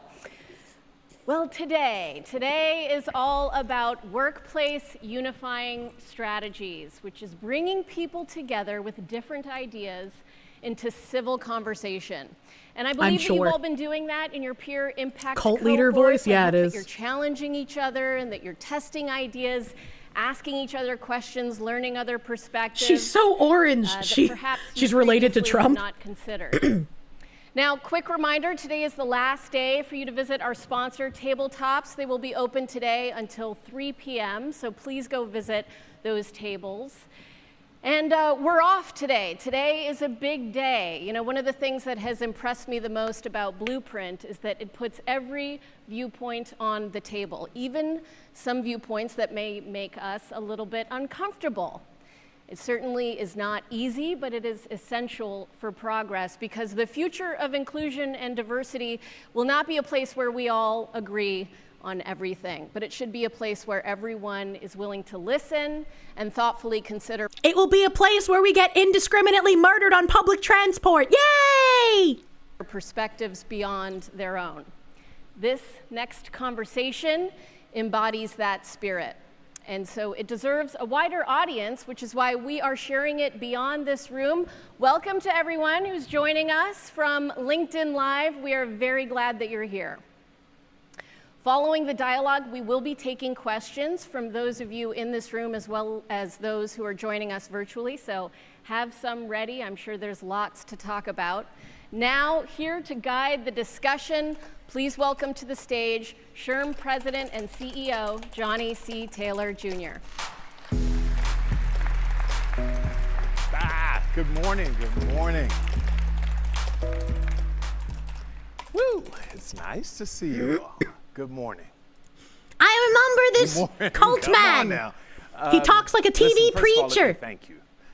Let me thank every one of you, including the thousands I'm understanding that are on LinkedIn Live watching this right now, our virtual audience as well as our in-person audience. Thank you. It's two words that we don't use very often, right? Showing gratitude. You all could be anywhere else, and you chose to be with us here today. Look at how silky his purple shirt is. Really tough topic, and to deal with things that perhaps many of us haven't wanted to deal with and perhaps don't want to deal with right now, but we're here together. I want to thank my board of directors who are here, our board chair. I want to thank my executive team. Thank you all so much. And I want to thank every one of you again for getting up this morning and joining us in Louisville on a cold, rainy morning to engage in a real conversation.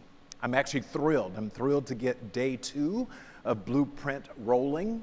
I can't believe we're on day 2 already with what I believe is one of the most important things we can do, and that is to dialogue respectfully. Now listen, friends, I get it. I absolutely get it. This is hard, stretching work. Each of us walked into this room today with our own set of beliefs, our own morals, and frankly, our own values.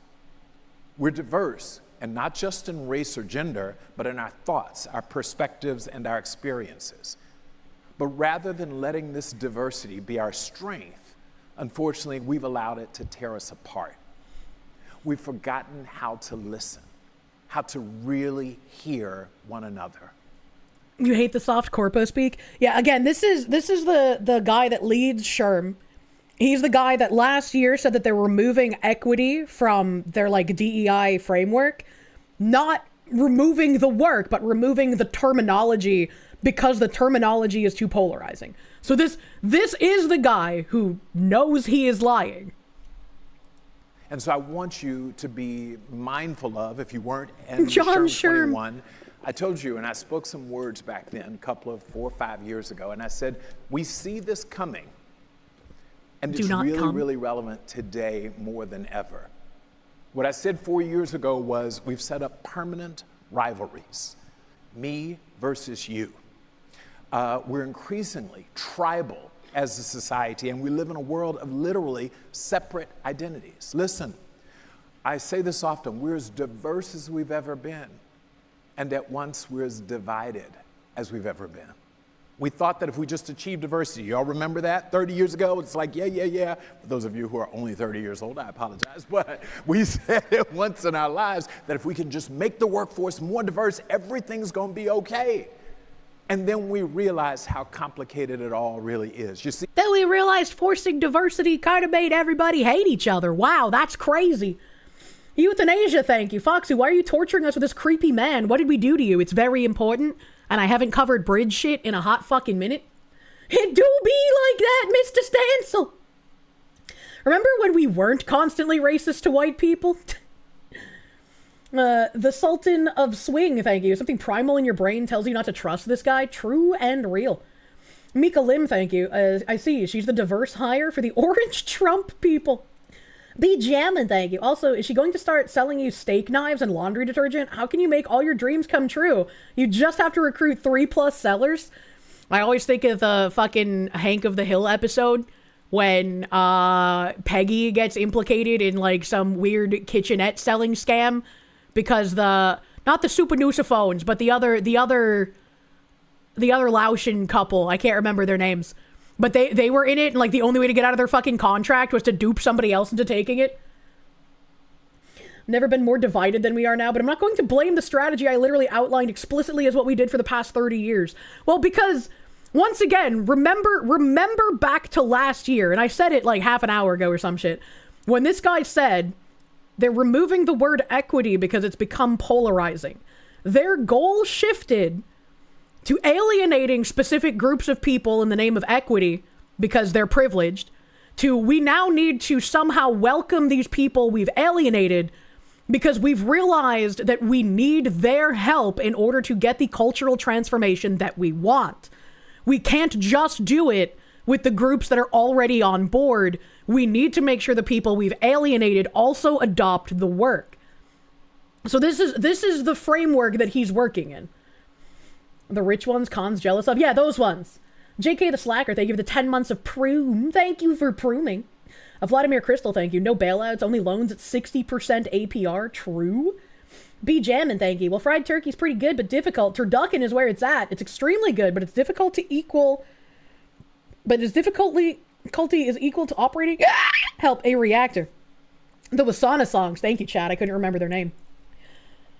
I've only ever had a vegan turducken, and it was disgusting. And I had the vegan turducken because at the time I was dating a vegetarian guy, and so his family made vegan turducken because his whole family was vegetarian. It was really gross. It was really gross. The Robbie Starbuck tactic is literally explained in The Tortoise and the Hare. The hare thought he was winning, so he stopped running and took a nap and didn't wake up until the tortoise had won. It's almost as if these age-old stories were trying to teach us something important. Nah, those were clearly just racist white supremacist stories. Don't pay attention to them. Vegan and you didn't sense the gay... Look, man. Vladimir Crystal, thank you. The AI push isn't working as well as the megacorps hoped. It's starting to cost more money to fix problems for Silicon Valley. I mean, maybe. I have no idea what's really going on with the AI stuff. Deadpool Kid, thank you. Everyone check your pockets after that sweet talk BS. The Moon Man, thank you. It's almost as if history tells us that homogeny promotes societal stability. Imagine. Euthanasia, thank you. Feels like he's trying to bait us in the van with candy. I will not enter your candy van! Unless it's a Sweetie Squad van. That's probably safe. Ryan Spalding, thank you. This happened in Louisville, Kentucky. Oh no, the disease is spreading, but really, you've been to Louisville for several concerts and it turned into LA. Some guy tried to sell you crack while you were in line for a concert. What the fuck? Internet Zen Master, thank you. Vegan turducken, that sounds like a crime against humanity, food, common sense, and good taste. True and real. Oh, wise fox lady of the interwebs, grace us with your wisdom for the day. Hello, Mocha lady! We're watching DEI gobbledygook, man. And fresh avocado, thank you for that 6-month resub, brother. Thank you. If it's not red versus blue, it's men versus women. If it's not that, it's urban versus rural. It's black versus white versus yellow versus brown. Immigrant I'm so or native shocked. born. Blue collar versus white collar. I'm so shocked that all of the divisive lines you commie fucks have tried to create have worked. Wow, I'm so shocked. Collar versus pink collar. Millennials versus baby boomers versus Generation Z, Fuck and them on boomers. and on. Even more sinister, though, is underlying this divide are messages like, if you aren't with me, you're against me. I'm right, so that makes you wrong.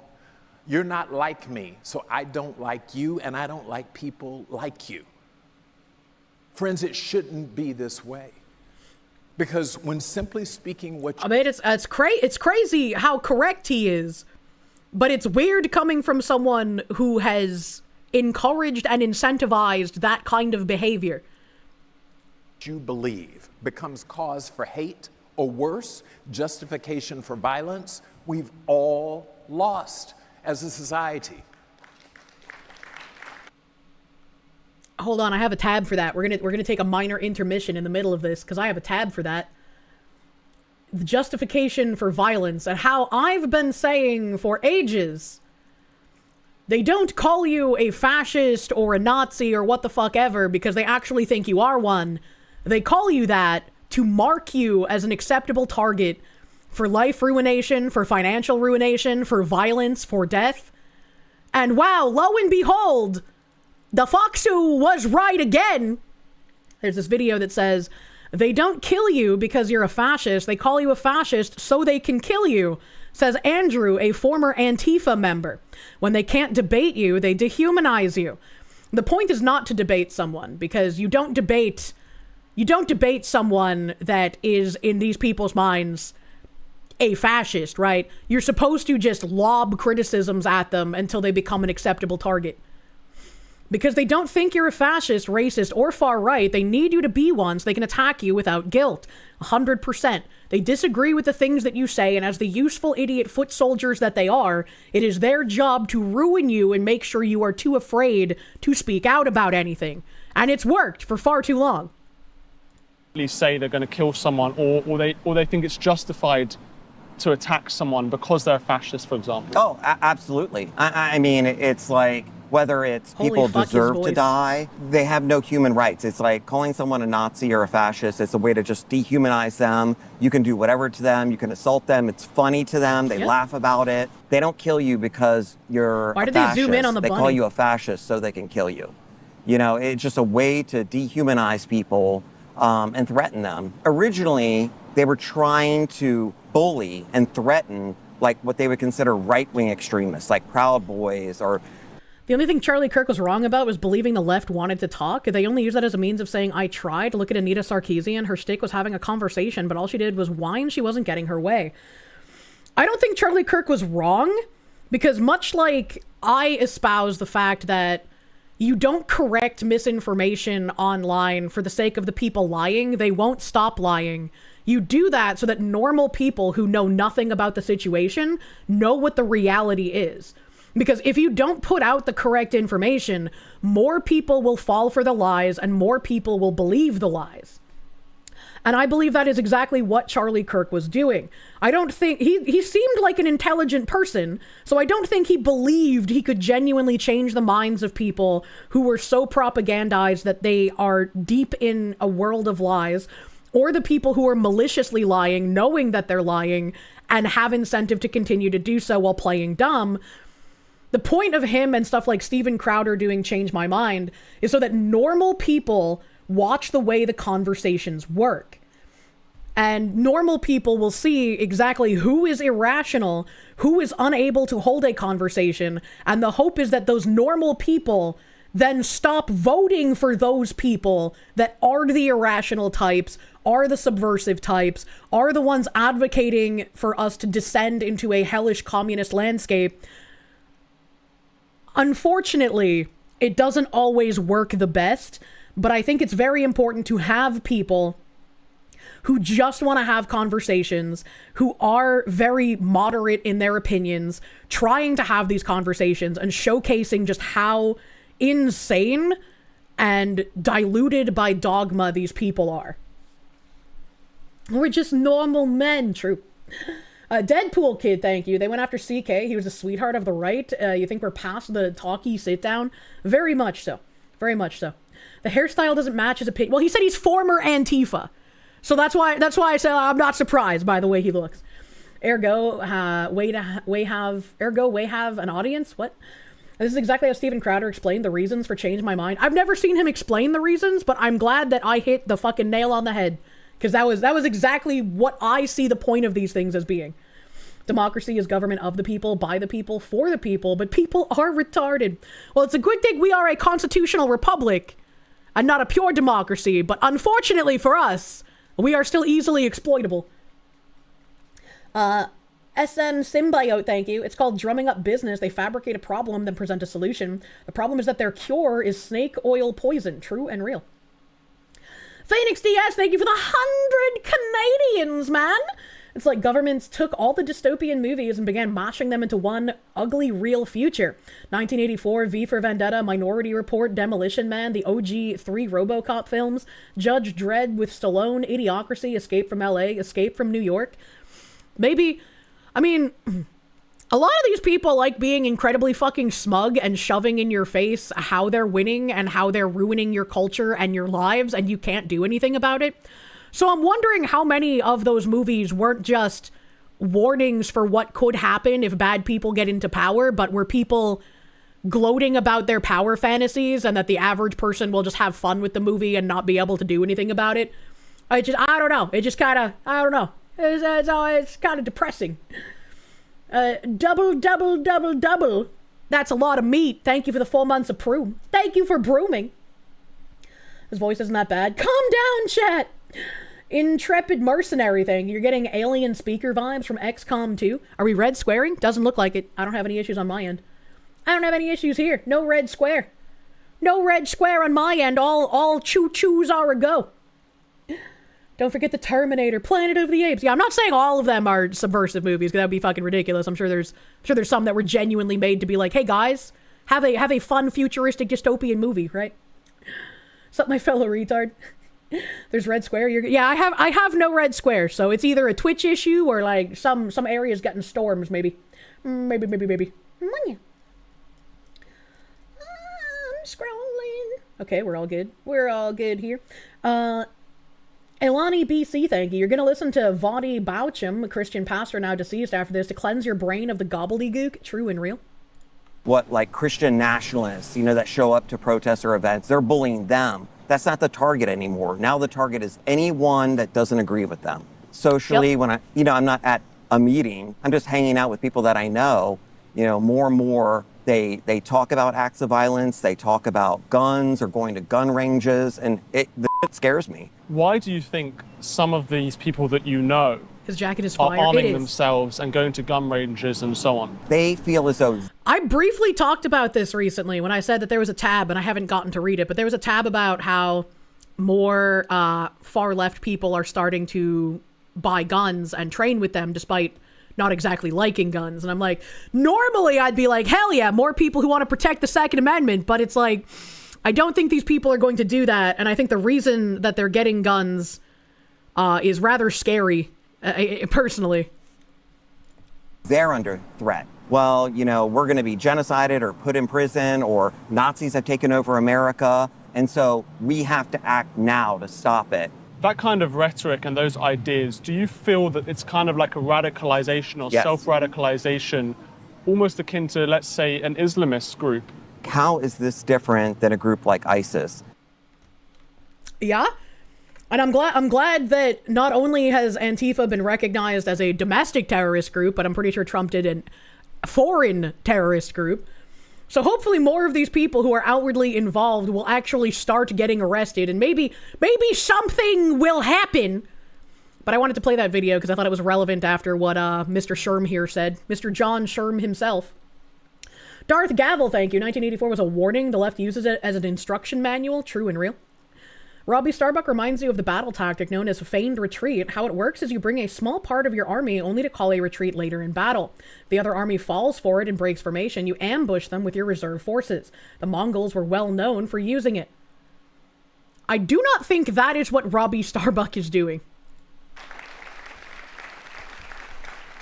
Think about this. After the tragic murder of Charlie Kirk, no matter what you thought about Charlie Kirk, Ezra Klein, journalist and host of the Ezra Klein show, reflected on the tragedy. And he said something, I'll read exactly what he said. He said, in the hours after Kirk's murder, while trying to process my own shock, I wrote a piece about him. In that piece, I said, you can disagree with virtually everything Kirk believed about politics. He's saying Robbie is the enemy force being baited into attacking while they're weak. Ah, I see. Okay, I just misread it. Thank you. Thank you for the translation. Phoenix DS, thank you. If they're getting guns, they're getting ready for living the road warrior lifestyle. I hope everybody has a means with which to defend themselves at their homes. You can actually detest some of what he said and did, yet still believe that he was there on that stage, practicing politics the right way. Yes. Showing up to college campuses. Yes. And inviting people who disagreed with him. Yes. To talk with him. My friends, it's time to bring civil discourse back, to bring back civility, to walk the talk and truly embrace our diversity, real diversity, not just the diversity we're comfortable with. We must learn to listen, extreme listen, and listen to understand, not just to respond. Heck, we might even learn a thing or two in the process. We might find that as different as we are, we're actually not that different from each other after all. You see, deep down, many of us just want the same things. My friends, we must learn to disagree better. Back in the day, the whole goal was like, we've got to all get along. Maybe, maybe not. I hope we get along. But we don't have to all agree. We just need to disagree better. Our workplaces, they are counting on us to model this behavior, and it's thus disconvening to show them the way, because we've lost our way. The U.S. workforce is over 170 million people strong, roughly 4 billion people working across the globe. Now imagine with that many people, I'm sure all of us are going to agree, right? Of course not. He acts like the guy who hides the zombie bite in the movies. I agree. And it's like, it's worrying to know someone so high up in doing the work hierarchy is able to use like rational sentiment that the majority of people would agree with, because it's worrying how many people will believe that change is happening within this organization that was built from the ground up to do DEI work. Now, if you've been working in the HR profession for a minute, you know that it's not true. We simply aren't going to all agree. But we do know something from SHRM research. First, we know that we have 70.6 million acts, almost 71 million acts of incivility every day in the workplace. Think about this, 71 acts of incivility. And they talked about incivility in the July conference as well. And we've heard a couple of articles, I dropped my phone, a couple of articles from Bridge that talked about incivility as well. What they've done is basically change microaggressions out for incivility. Incivility is just another, you've committed a wrong think kind of language. Billion people. Hell, we only have 171 million people in the workforce. And each act of incivility results in 35 minutes of lost productivity. Think about that. You walk into your office and you walk up to your stage, and then all of a sudden you're driving into the garage and someone cuts you off. Incivility. Now you're supposed to leave, jump in your car, park your car, walk into the office and be on instantly. Or you're in the office and someone does something. like is really uncivil towards you, do you think you can just immediately drop it and get back to work? It doesn't work that way. We have extremely toxic, I don't think I word, I can never say it in a word, toxic workplaces. The toxicity level is through the roof right now. How did he say it the second time so perfectly? Only works one way, right? This is just another version of the, we need to turn down the volume on the rhetoric. Yep. Incivility is a microaggression. It is. We've talked about incivility multiple times and how they're using that word more often now. And they killed the guy who wanted to talk. Too late to be nice. Yep. That's life, you thin-skinned baby. When I see the reasons that other VTubers cancel streams sometimes, I'm like, no wonder people think I'm like a stalwart fortress of mental fortitude. I am merely a retarded fox, but like, no wonder people get that impression. And you heard that right. It takes about 35 minutes, literally, to get back on track after someone experiences an act of incivility. How do we know this? So what's the business impact? Sherm Research tells us that's approximately $2.1 billion per day of lost productivity. Do the math. We say we're in business. Here comes the studies. What is this, another McKinsey study damaging here? That's right, we're business people. $2.1 billion per day is going out the door simply because of our incivility. This is a huge problem. And it's not going to go away if we're not intentional and we take intentional actions to change. As business leaders and HR experts, if you can't put aside, get ready, your personal opinions to show up for your workforce, then I'm here to tell you, you just might be in the wrong profession. How the fuck is this his concern, even if the studies are correct? Because this is a way that you embed DEI into the lifestyle and the everyday work life of everyone involved, right? If incivility is causing such massive damaging losses and it's affecting the mental of your employees, they need to start doing the DEI work in order to decrease the levels of incivility in the workplace. If we're attempting to decrease the levels of incivility, it can't just be the people already on board with DEI work doing this work. You have to include the people who were previously excluded. They need to feel included so that they aren't affected by the incivility.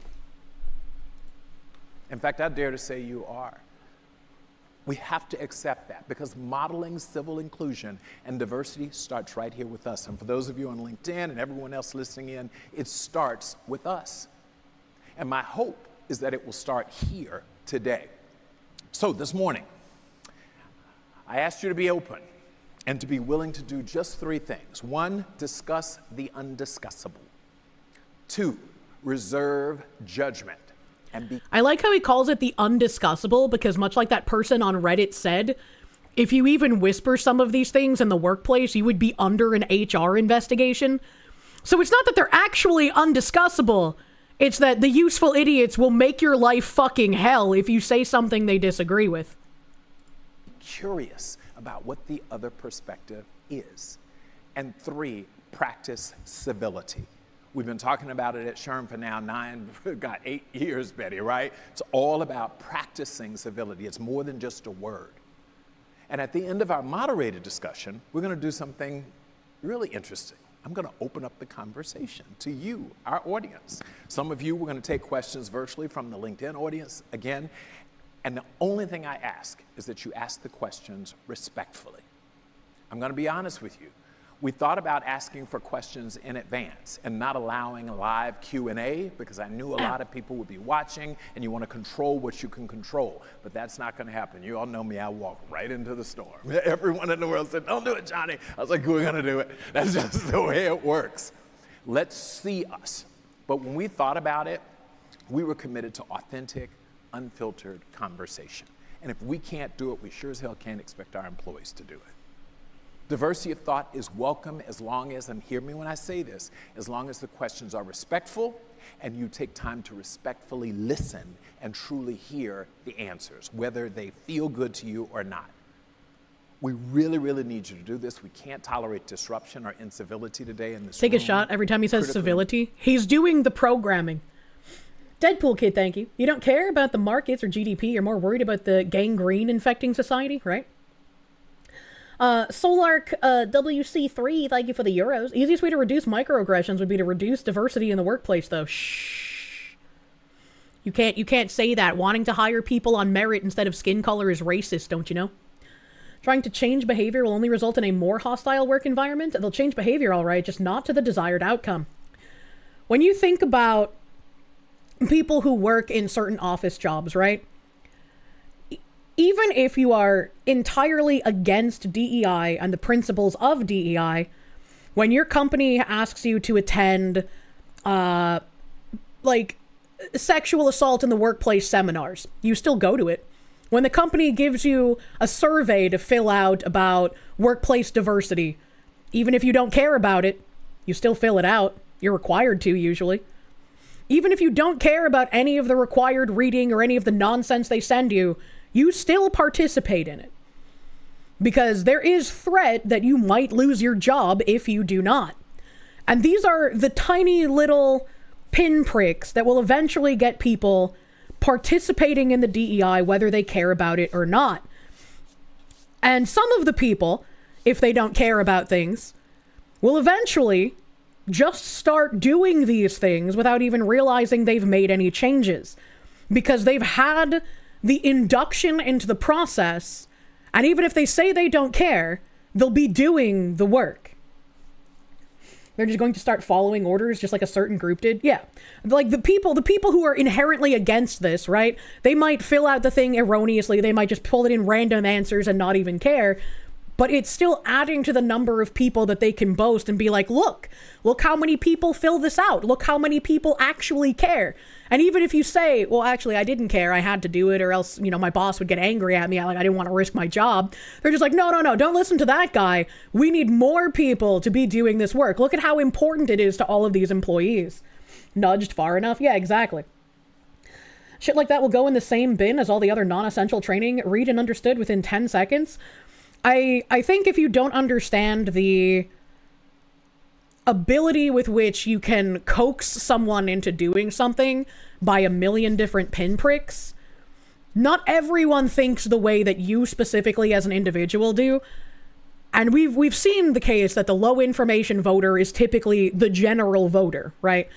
And it would be the same if you look at an average workplace. The majority of people probably aren't going to care one way or another about any of the DEI or any of the equity training or any of that nonsense that you guys get given. But the average person who doesn't care will eventually be trained enough by going through all of these that they will just naturally do what these things are asking of them without even noticing that they've made any changes. It's like training a dog in a way, if you think about it. Thing is, you tell every new trainee in person at the office they can just ignore the dumb questionnaires and shit. 95% of people are total retards, only functional enough to do the bare minimum. So, when you think you are immune to propaganda, that might be when it creeps up and you least expect it. You answer them wrong on purpose, yeah. Phoenix DS, thank you. Political correctness is just fascism pretending to be manners. It's self-censorship beaten into our heads at an early age. Yeah. Euthanasia, thank you. This is how you sell the offer. We will say you X amount of time, which is X amount of dollars per hour. I do this for my work, but not awful, I swear. It's like the example I've used before is think back to when we were younger, right? A lot of us as kids likely heard the term fucking reverse racism or reverse discrimination. How many of us as kids repeated reverse racism or reverse discrimination as if that was a real concept? That was not a real concept. There's no such thing as reverse discrimination or reverse racism. That's putting inherently white people in a separate box from everyone else. It's not reverse racism to be racist to a white person. It is just racism. But we were told that often enough as kids that some of us went on to repeat it until as adults or older teenagers we learned, hey, that's not really a concept. Why were we taught this? It was part of the indoctrination to get us to believe that white people should be othered and should be seen as an inherently different group that has different sets of rights from everyone else. It was a way to start the dehumanization process. Should we just send hard copies and screenshots of this material into the feds since this stuff is illegal anyways? He's wording it in a way where he's not doing anything illegal. He's not doing anything that is punishable. This is the transformation of what DEI is becoming before our eyes. What I've been talking about from Bridge since the beginning of this year specifically with the transformations. So much like people like us believed in reverse racism or reverse discrimination as a concept when we were younger, the inundation of all of these DEI questionnaires and nonsense bullshit that your work gives you, there are going to be people who start repeating the things inside those surveys, especially if they have a blasé attitude towards politics, they're not paying attention to it, they want to keep politics out of things. They're just going to naturally start doing stuff because they have been trained to do so. The feds are already there, my dude. The rot runs deep. True. No. Ghost of Aces, thank you. It's hard to want to talk with the other side in a civil manner when even the most tame on the other side would praise someone for committing lethal harm against us just for disagreeing. It's very, very sad. And it's kind of worrying. Artemis Kane, thank you. Yeah, he says that, but you know, he was dancing when Charlie's neck exploded. I would find it very hard to believe that a lot of the people here were not celebrating. Deadpool Kid, thank you. One of the things people aren't understanding is the way things are gone, they're not coming back. The mindset of hostilities is an entrenched mindset. Yeah. Thankfully, COVID woke up a ton of indifferent people. You hope it's enough? I don't think it's enough. If COVID had woke up enough indifferent people, we wouldn't be in the position we are now. There would have been a lot more that has gotten done since then. Shit like this happens when you promote people instead of firing them. Yep. Phoenix DS, thank you. I already read that one from earlier. Thank you again, though. Well, thank you again, though. Evil Mandrake, thank you. No one is immune to propaganda. No matter how aware of it you think you are, you're not immune to propaganda. Always be on the lookout, man. Eleni BC, thank you. Genuine question, what is the work? What does that mean? When people talk about DEI, a lot of it is driven by Marxist theory. And so to obfuscate having to reference anything to do with communism or Marxism or Gramsci tactics, they all just say the work, right? It's like when someone cheekily says comrade, you kind of side-eye them like, what did you mean by that? You know, when they say the work, they're inherently talking about the Marxist ideals behind what they're pushing and the cultural transformation that they're trying to achieve. Jonathan Perry, thank you for the... Wonder how things would be in America if you were forced to vote under threat of fine or jail time like Australia. I think if we had forced voting, we would absolutely 10 million% need voter ID. Phoenix DS, thank you. The military had SHARP training that morphed into OP honor to make the females joining the army comfortable. The Canadian Army has fallen hard since its inception. I can only imagine. Lawn Dragon, thank you. Driving back home from Gundam Base in Houston, picked up some awesome model kits. You're pretty happy. Hope you're having a great day. I am having a day. Good. Congrats on your model kits, dude. Darth Gavel, thank you. He's a more eloquent Obama, which is very insidious. Charminator, thank you. It's scary how reasonable he sounds. Yeah. The problem is that too many of the dumb people are voting. I'm scrolling here. Mika Lim, thank you. When you used to work a corpo job, all the DEI training was required to do it. If you answer a question wrong, it would keep asking you the question until you got it right. You took pics of the training questions because they were dumb. It's a good thing you took pictures of them. Wouldn't that lead a sizable chunk of people to vote out of spite? It probably would. I don't know how much I would like forced voting. I feel like we would have to change a lot of our voting law in order to even try that. And I mean, we've talked about changing voting before, and I don't think like land ownership voting is reasonable in current year because of how fucked our housing market is, how much private equity is involved, how many companies, how many foreign interests have bought properties, right? So I don't think we could do that. So I don't exactly know how you would overhaul our voting system. I'm probably not smart enough to think of a solution for that. Creosote, thank you. Can't have a productive conversation with people who think words are violence. True. We fell for the too many idiots voting thing here and made voting voluntary. It turns out commies are very dedicated. They're very dedicated. They are literally like religious zealots. And when you pit religious zealots against people who just want to be left alone and grill, the latter people are going to be less incentivized to vote. And it's very unfortunate. Kirsche Enlightener, thank you. We taught the Kirsche to understand median voter habits, and it fucking imploded. Vladimir Crystal, thank you. Comrade Foxy, let's do the work. Anthony, thank you. You enjoy propaganda. All hail Korshovo. We need better Korshovian propaganda. And let me just check some stuff on Stream Elements to make sure I haven't missed too much there as well. I'm losing my mind. GGXX Runesop, thank you. They're getting guns to defend the 2A in the exact same way they defend the 1A. True. True. I'm scrolling. Kirsche's Toe Inspector, thank you. Morning, Kirsche. I hope you're doing good this fine Tuesday afternoon. Wanted to say, in case we don't see you Thursday, Happy Thanksgiving to you in chat. Be safe if you're traveling and stuff your faces. Now take my rent money dollars. Thank you for the rent money dollars, my guy. Thank you. And I hope you have a good Thanksgiving. I'm scrolling. Why are there follows in my list here? That's so weird. Fighting Foo, thank you for the 31-month resub on Twitch, dude. Thank you.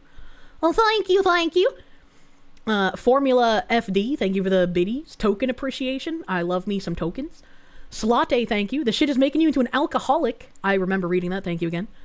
Mildly OCD, thank you again. A little bit ago, you were in a thread of race stuff and eventually got to the topic of DEI. Out of everyone in there, one person, despite thinking DEI is an intense good, was willing to look into Bridge after hearing what they do. Baby steps, it's not hopeless. It's not, and really, the best way for anybody to learn about Bridge is for you guys to spread that information. I scream from the rooftops, and it's been 2 years. So the more people spreading it around, the better. And I mean, Hayden Wayne talking about Bridge to other people is how I even got to meet Craig and Blabs at Side Scrollers. So there is huge effects from having that happen. And it's wonderful. It's wonderful. Okay, back to Derm video. Important that we don't do that.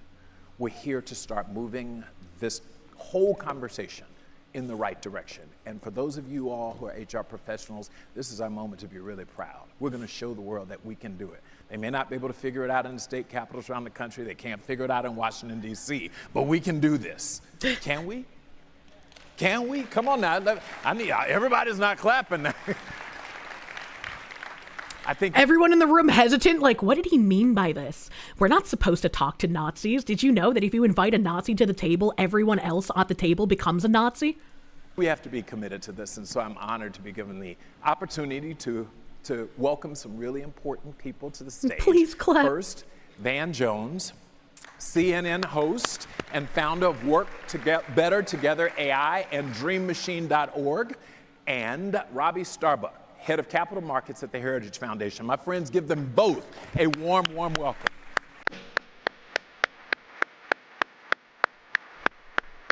My brother. Good to see you. What the heck? Who'da thunk? Who'da thunk? Man, I see you got a purple. All right, we did purple today. There's a story, right? This morning I was going to, everyone knows Sherm's colors are blue. Some birds are blue. And I was going to do blue. Yeah. And then I said, I'm sure somebody in this audience is going to read into that. Oh, that was a nice slurp. Not a red shirt or a blue shirt. Then, so I said, purple. That's the answer. So we're doing purple today. And then I wore blue. All right. and you wore the blue, ironically. Ironically. Listen, guys, on behalf of everyone here, thank you. No, thank you, brother. Thank you. I really, come on, give it up. Thank you. Thank you. Because since we announced this conversation, there's been some backlash.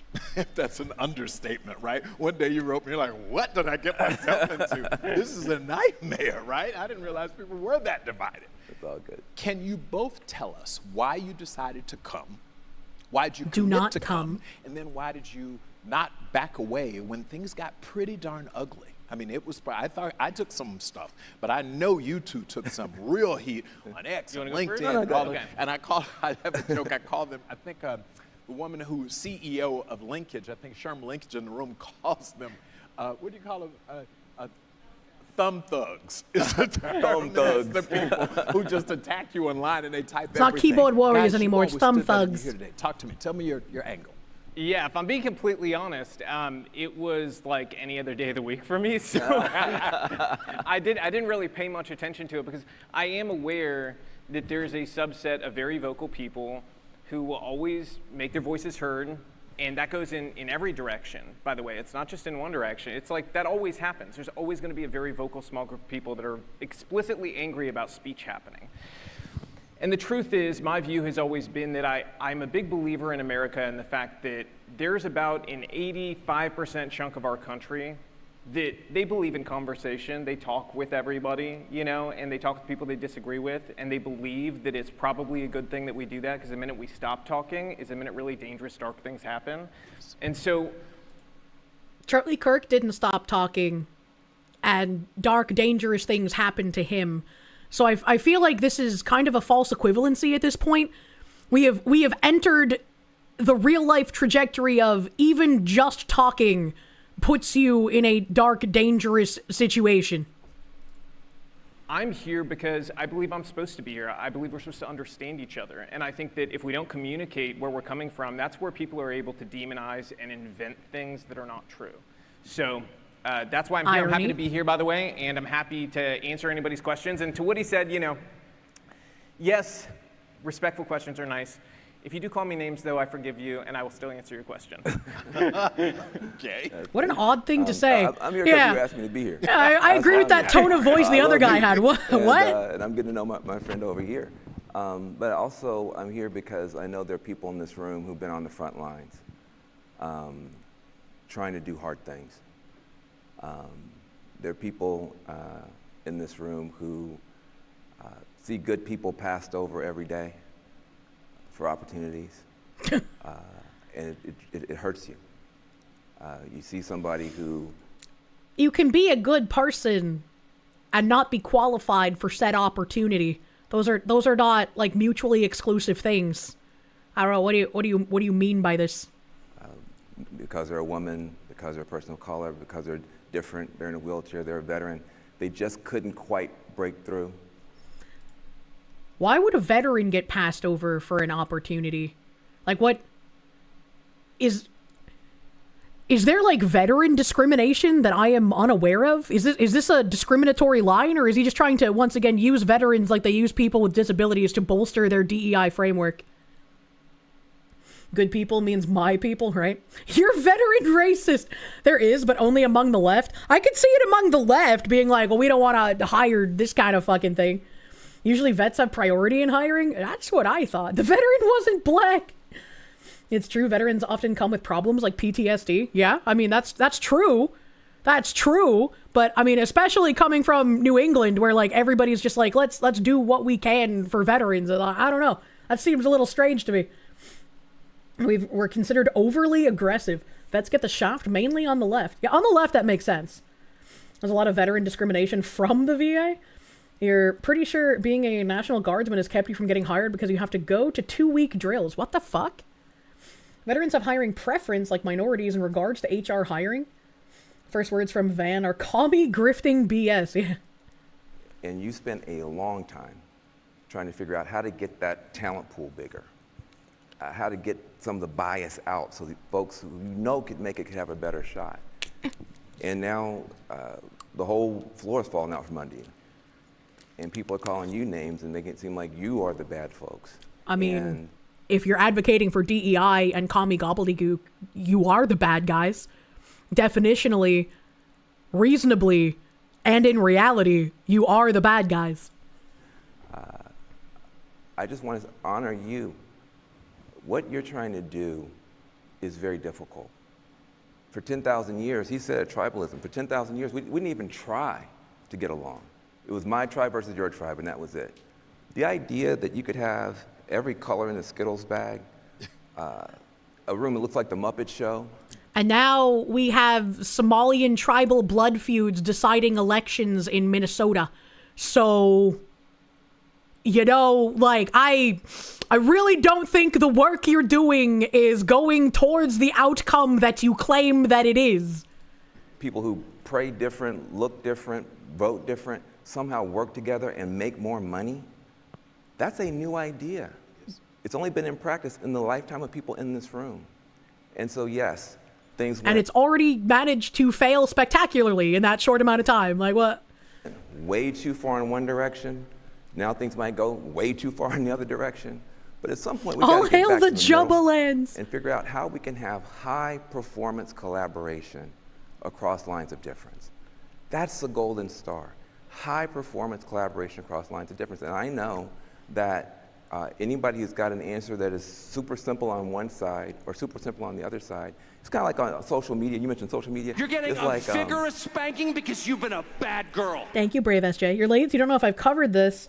The Slenderman stabber escaping, but it needs to be pointed out that the fellow she escaped with looks like Colress after suffering a particularly gruesome twink death. My condolences to the pink rabbit. I have not covered that yet. We kind of jumped into bridge stuff and we're watching a Sherm thing. Stephen Ortiz, thank you. There are employers who will not hire military vets based on their own politics. It's been a thing since the George Bush days. That's kind of fucked. It also seems like the discrimination would come from, like other chatters said, the left or the commie side. Not so much the anti-DEI people.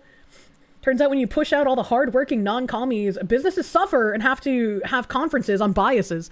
It's really funny how this whole thing is just like, how do we turn these environments where we have purposefully instilled low trust and created a victim hierarchy and an out-group you can blame for everything? How do we reinstill trust in these environments? It's like, brother, what are you even saying?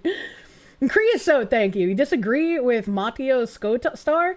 We need to stop infantilizing people and pick one age where you become an adult, be it 18, 20, whatever. People need to learn responsibility. I don't know what the disagreement so far is. Reminding me of the small protest I super last weekend of anti-ice and America First not honking because of a mix of American flags and anti-ice. People unhappy because of sub 100 IQ not able to read between the lines of new messaging. Yes! Thank you, Punished Fink, for the fucking fitty. And it also is the same with, like, the people who are used to responding to certain vocabulary stimuli, seeing that equity is no longer going to be used in verbiage and being like, oh no, they're getting rid of important work. And it's like, well, no, they're still doing the work. They're just changing the words so that retards on the other side stop paying attention and start saying, we won! Yay! Oh, no. Okay, I can't scroll up any farther.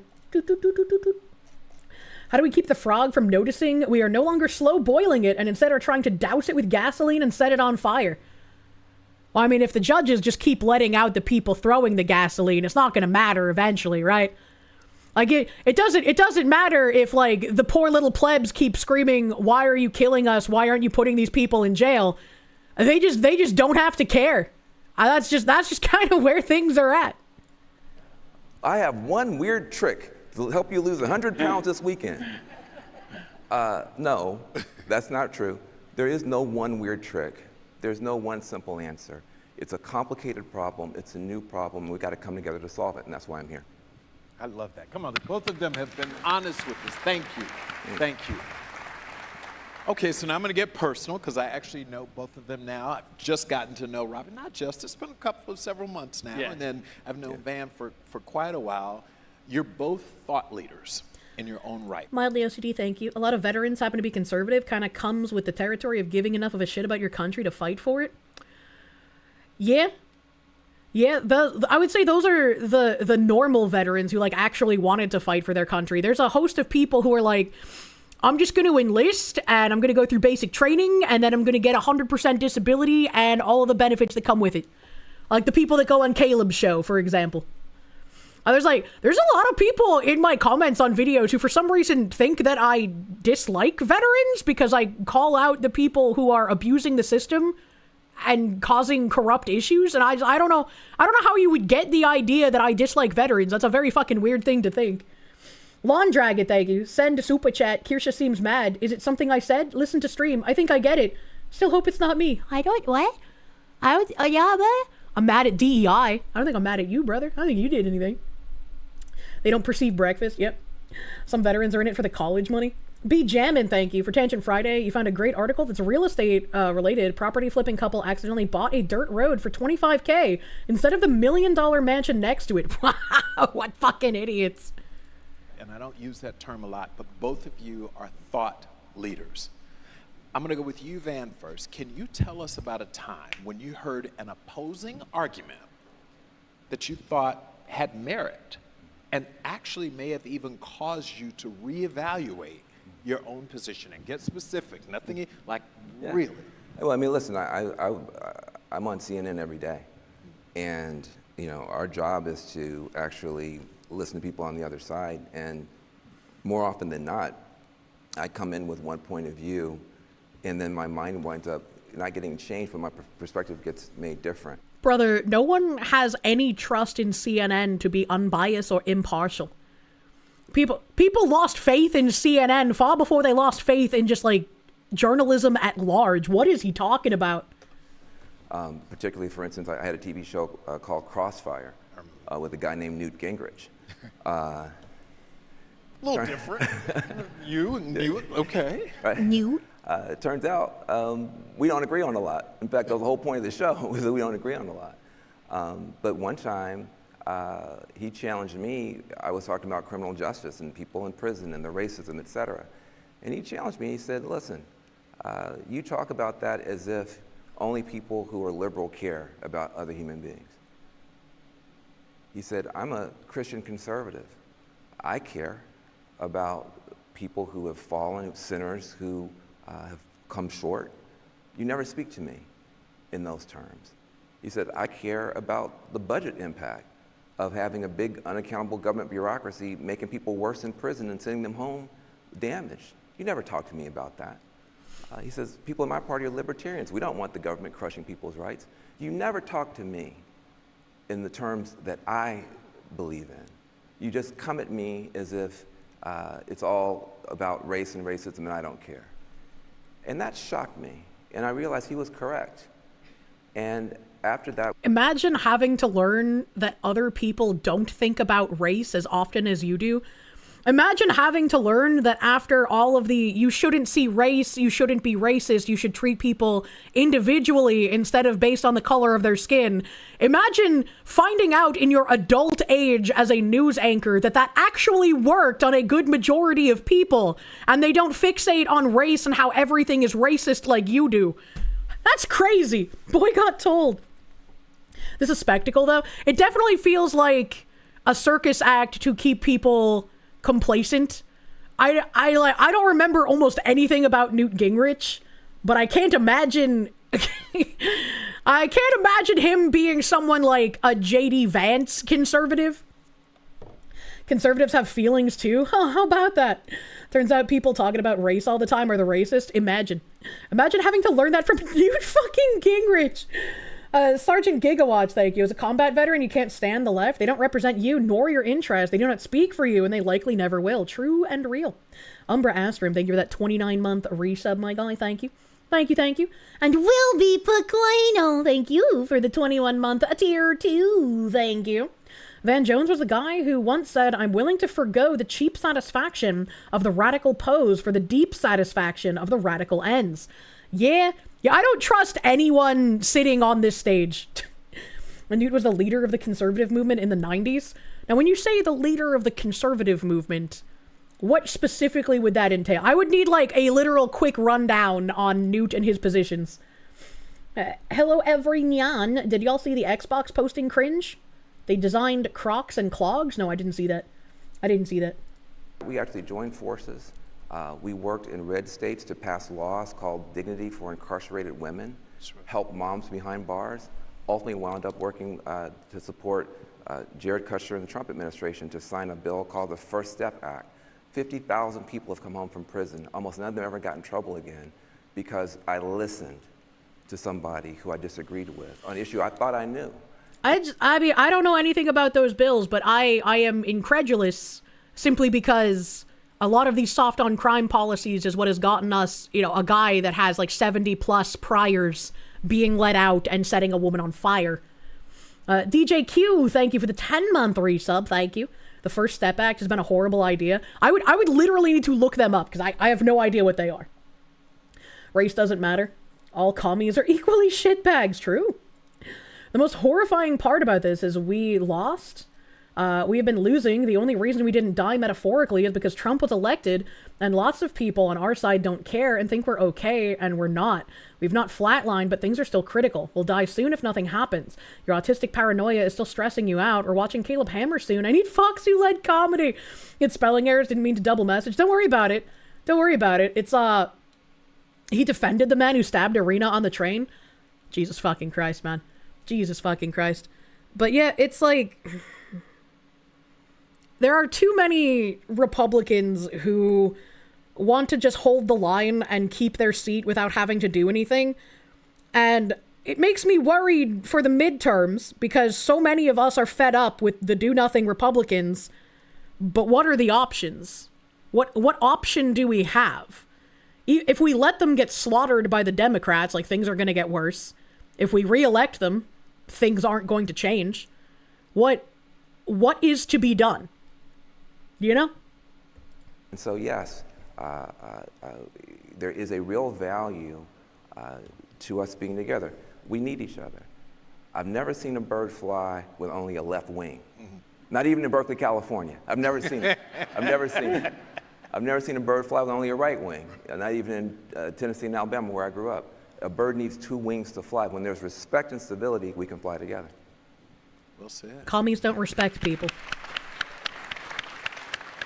That was a very eloquent answer. I think mine will be a little less eloquent because the first thing that popped in my mind was actually about immigration. So for a little background, I am Latino. My family came here from Cuba. They did come here legally.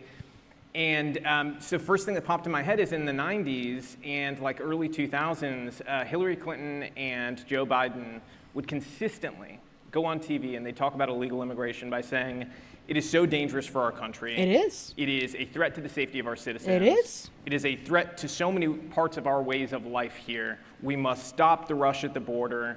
And Joe Biden, in his words, actually what he said is, we need to build a barrier 40 stories high. And I said, I agree with him. Unfortunately, that's now posed as fascism. So up until 5 minutes ago, we all agreed on that. But now that's seen as, by some circles, as extreme. It was what everybody agreed on among both parties for a very long time. And in fact, they were just kind of competing with each other for who. That's one of the reasons I get called a Nazi is because I want, like, sensible border control. And the clip of, like, Philly and I talking, where I talk about having given an ice tip, people in the comments are fuming about it. Because they're just like, why would Kirsche do this? It doesn't even affect her. She's just trying to perpetuate violence on other people for what? For fun? And it's like, no, it does affect me. It affects me if people in my area cannot speak English and they have a job. That is a job that should be going to someone who is an American or an immigrant who is here legally, who has gone through the process. If they have a job and they can't speak any fucking English, and they're not even the person who was supposed to be sent using my DoorDash app, that is too many red flags. That is a case for reporting it to ICE. They already think Phillian is a fascismo. Some of the chatters were so mad when I said that. It doesn't surprise me, but it's just like, man, this is how you get to fixing your country. You report people doing things illegally. You guys were all fine with, like, reporting family members to the government if they had existed around January 6th, and yet I'm somehow a terrible person for wanting criminals, possible criminals, to be checked out and deported if they are a criminal. It affects you when they slam their semi into your car and run away screaming, no English! Yeah, right? Why would Kirsche uphold the law? Suburban Hermit, thank you for the 14-month member. Get them out! Yeah, exactly. It was going to be tougher on it, right? And that has now changed. Okay. But tell me, like, again, take you back to it, confront that moment where you're like, you know what? I want something really, have you ever, like, been confronted with something that says, hey, you're like, wow, that's something I hadn't thought about. Wow. Well, to be honest, I think I had not given them credit for being difficult on it during that time period. So that's why it popped in my head is I was like, you know, when I started watching those videos, I was a little bit older and my perception of them was very different about that time period. And so seeing it, I was like, wow, I didn't realize they used to talk like this, you know, in the 90s, because I was very young. I wasn't really watching politics. And so when I watched it later on, it sounded like a totally different person. Yep. So I was like, okay, I actually think they got this right back then, you know, and I don't know why they shifted their view. Okay. They shifted their view because they realized if they perpetuate illegal immigration, they can have not only people dependent on the government forever, but because those people are dependent on the government, they create generations of voters for the Democrat Party. You know I'm gonna push because I want you to tell me that time you literally changed your mind, but we'll come back to it for now, all right? All right, Robbie. All right. Our research at SHRM shows political viewpoint differences are consistent. The way he said, all right, Robbie, made me think of, it do be like that, Mr. Stancil. Consistently, the top contributor to incivility. We used to think it was race, gender, national, or those sorts of things. It's political difference.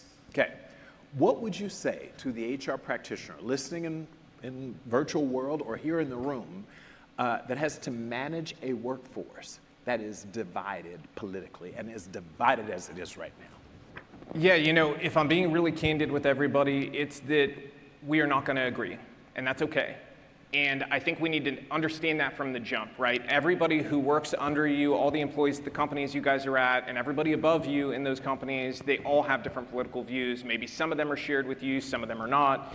And the more we start to approach work and not as a hub for our political activism and not as a place for us to push our values or the things we want for the world outside of work, the better off everybody's going to be getting along at work, and you increase productivity. So I think setting clear lines and boundaries is incredibly important because and I relate this to normal relationships, right? If you don't... I mean, he's completely correct here.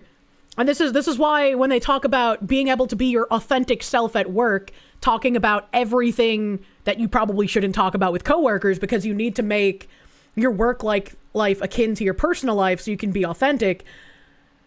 It's going to create a lot of issues. There's a difference between being your authentic self and being professional. Even as like a content creator where I can be more authentic than someone in an office setting, there are still things that I do to be professional, right? That might be not as authentic as I would like them to be. Like not calling out certain things because it could harm people I care about. And so it's like, he's right. But he's talking to a room full of people that believe in the being your authentic self is what helps enrich the workplace. He's talking to people who want to subversively make DEI an everyday part of your life in everything you do. They're going to hear him say this, and it's going to be a direct attack on their belief system. And they're going to just do the same thing they always do, which is, this isn't merely a difference of opinion, this is violence, and he doesn't want me to be alive. Set boundaries in a friendship or in a romantic relationship early on about things that you're okay with, not okay with, then people tend to trample things and go across lines that you're uncomfortable with, right? So from the very jump, I think you just have to have equal, clear, fair rules that, look, this isn't anybody's political activism hub. We don't discuss things that are divisive at work. You want to strike up a friendship outside of work and you guys decide to, get involved in some activism or whatever it might be, knock yourselves out. That's your life outside of work. But here at work, it's about work, team building around our shared goals of doing a great job, building a great company, providing great service or great products, whatever it is you do. And that's how I would approach it. Right. So just to follow on that, I mean, we all know it'd be great to say don't talk about politics at work. Yeah. But it happens. I mean, it happens every day. You've had people be weirded out that work you and off the clock you are totally different. I've had a lot of people weirded out that on stream me and off stream me are almost exactly the same. There's a little bit more slurs involved, but they've been just like, wait, you're not grifting? Like, you actually believe this shit? And it's like, well, fucking yeah, man. I've had like the same opinions for fucking ages. What do you mean? Like, it's genuinely a shock to people that I am pretty much almost the same. And it's really funny. Regardless of whether the shock is either in a good or a bad way, it's still really funny to see people like struggle to understand, like, nah, dude, this isn't like some weird kayfabe, man. I'm actually like just a brain damaged fox woman. Authentic selves are generally assholes. We wear masks to function in public, right? Patchouli, thank you. You don't I doth be as such, Mr. Starbuck, said Van. It was a White Lash Jones. What?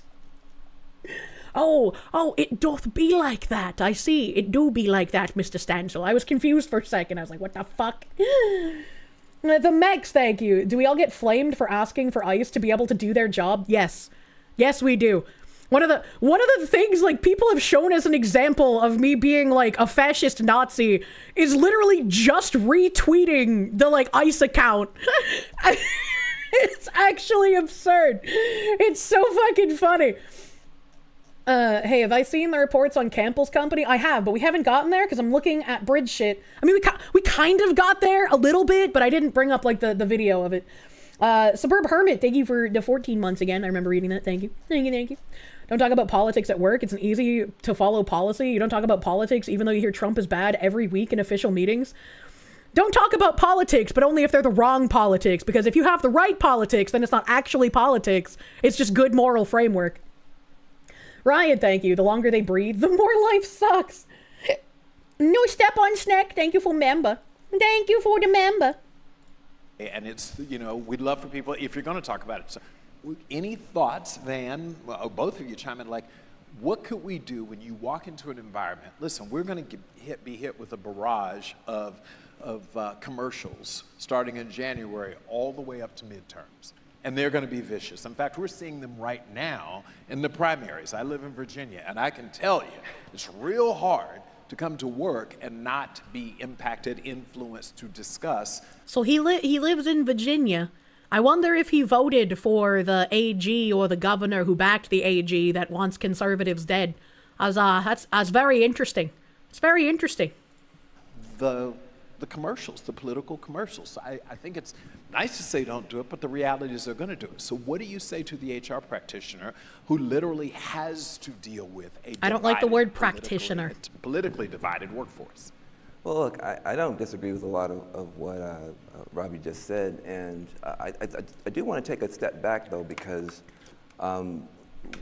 we don't have the right tools fundamentally to deal with any of this stuff.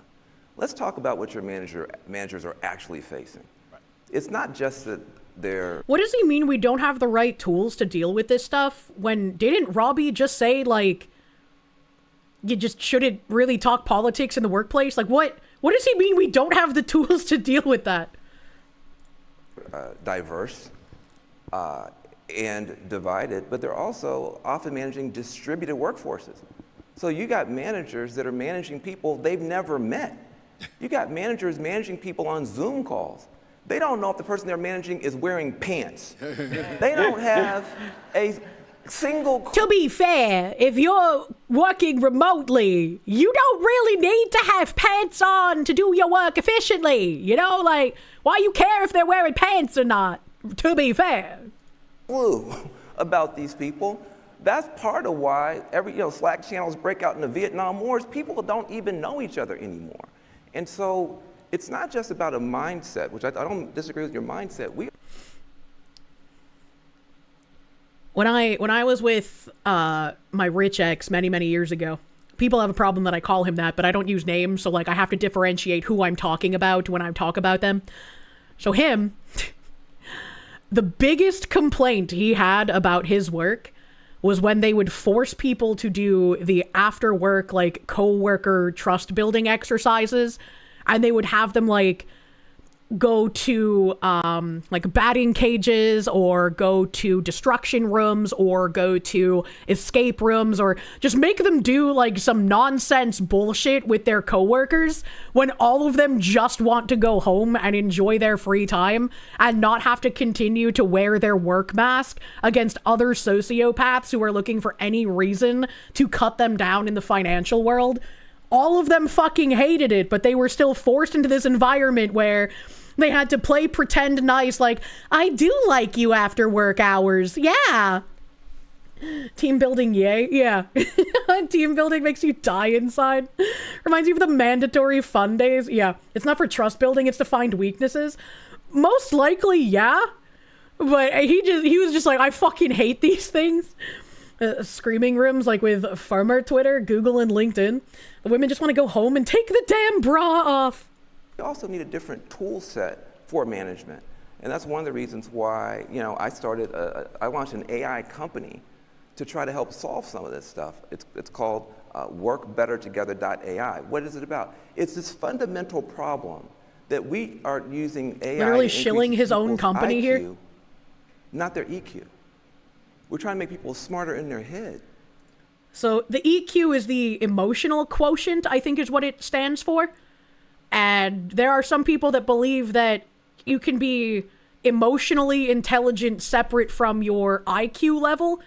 So the commie gobbledygook has split IQ and EQ to say that, like, even if someone has, like, a lower IQ, their EQ might be high, and so their opinions and thoughts are still very valuable. And it's like, well, you know, maybe not so much, you know. Make people smarter in their head as opposed to...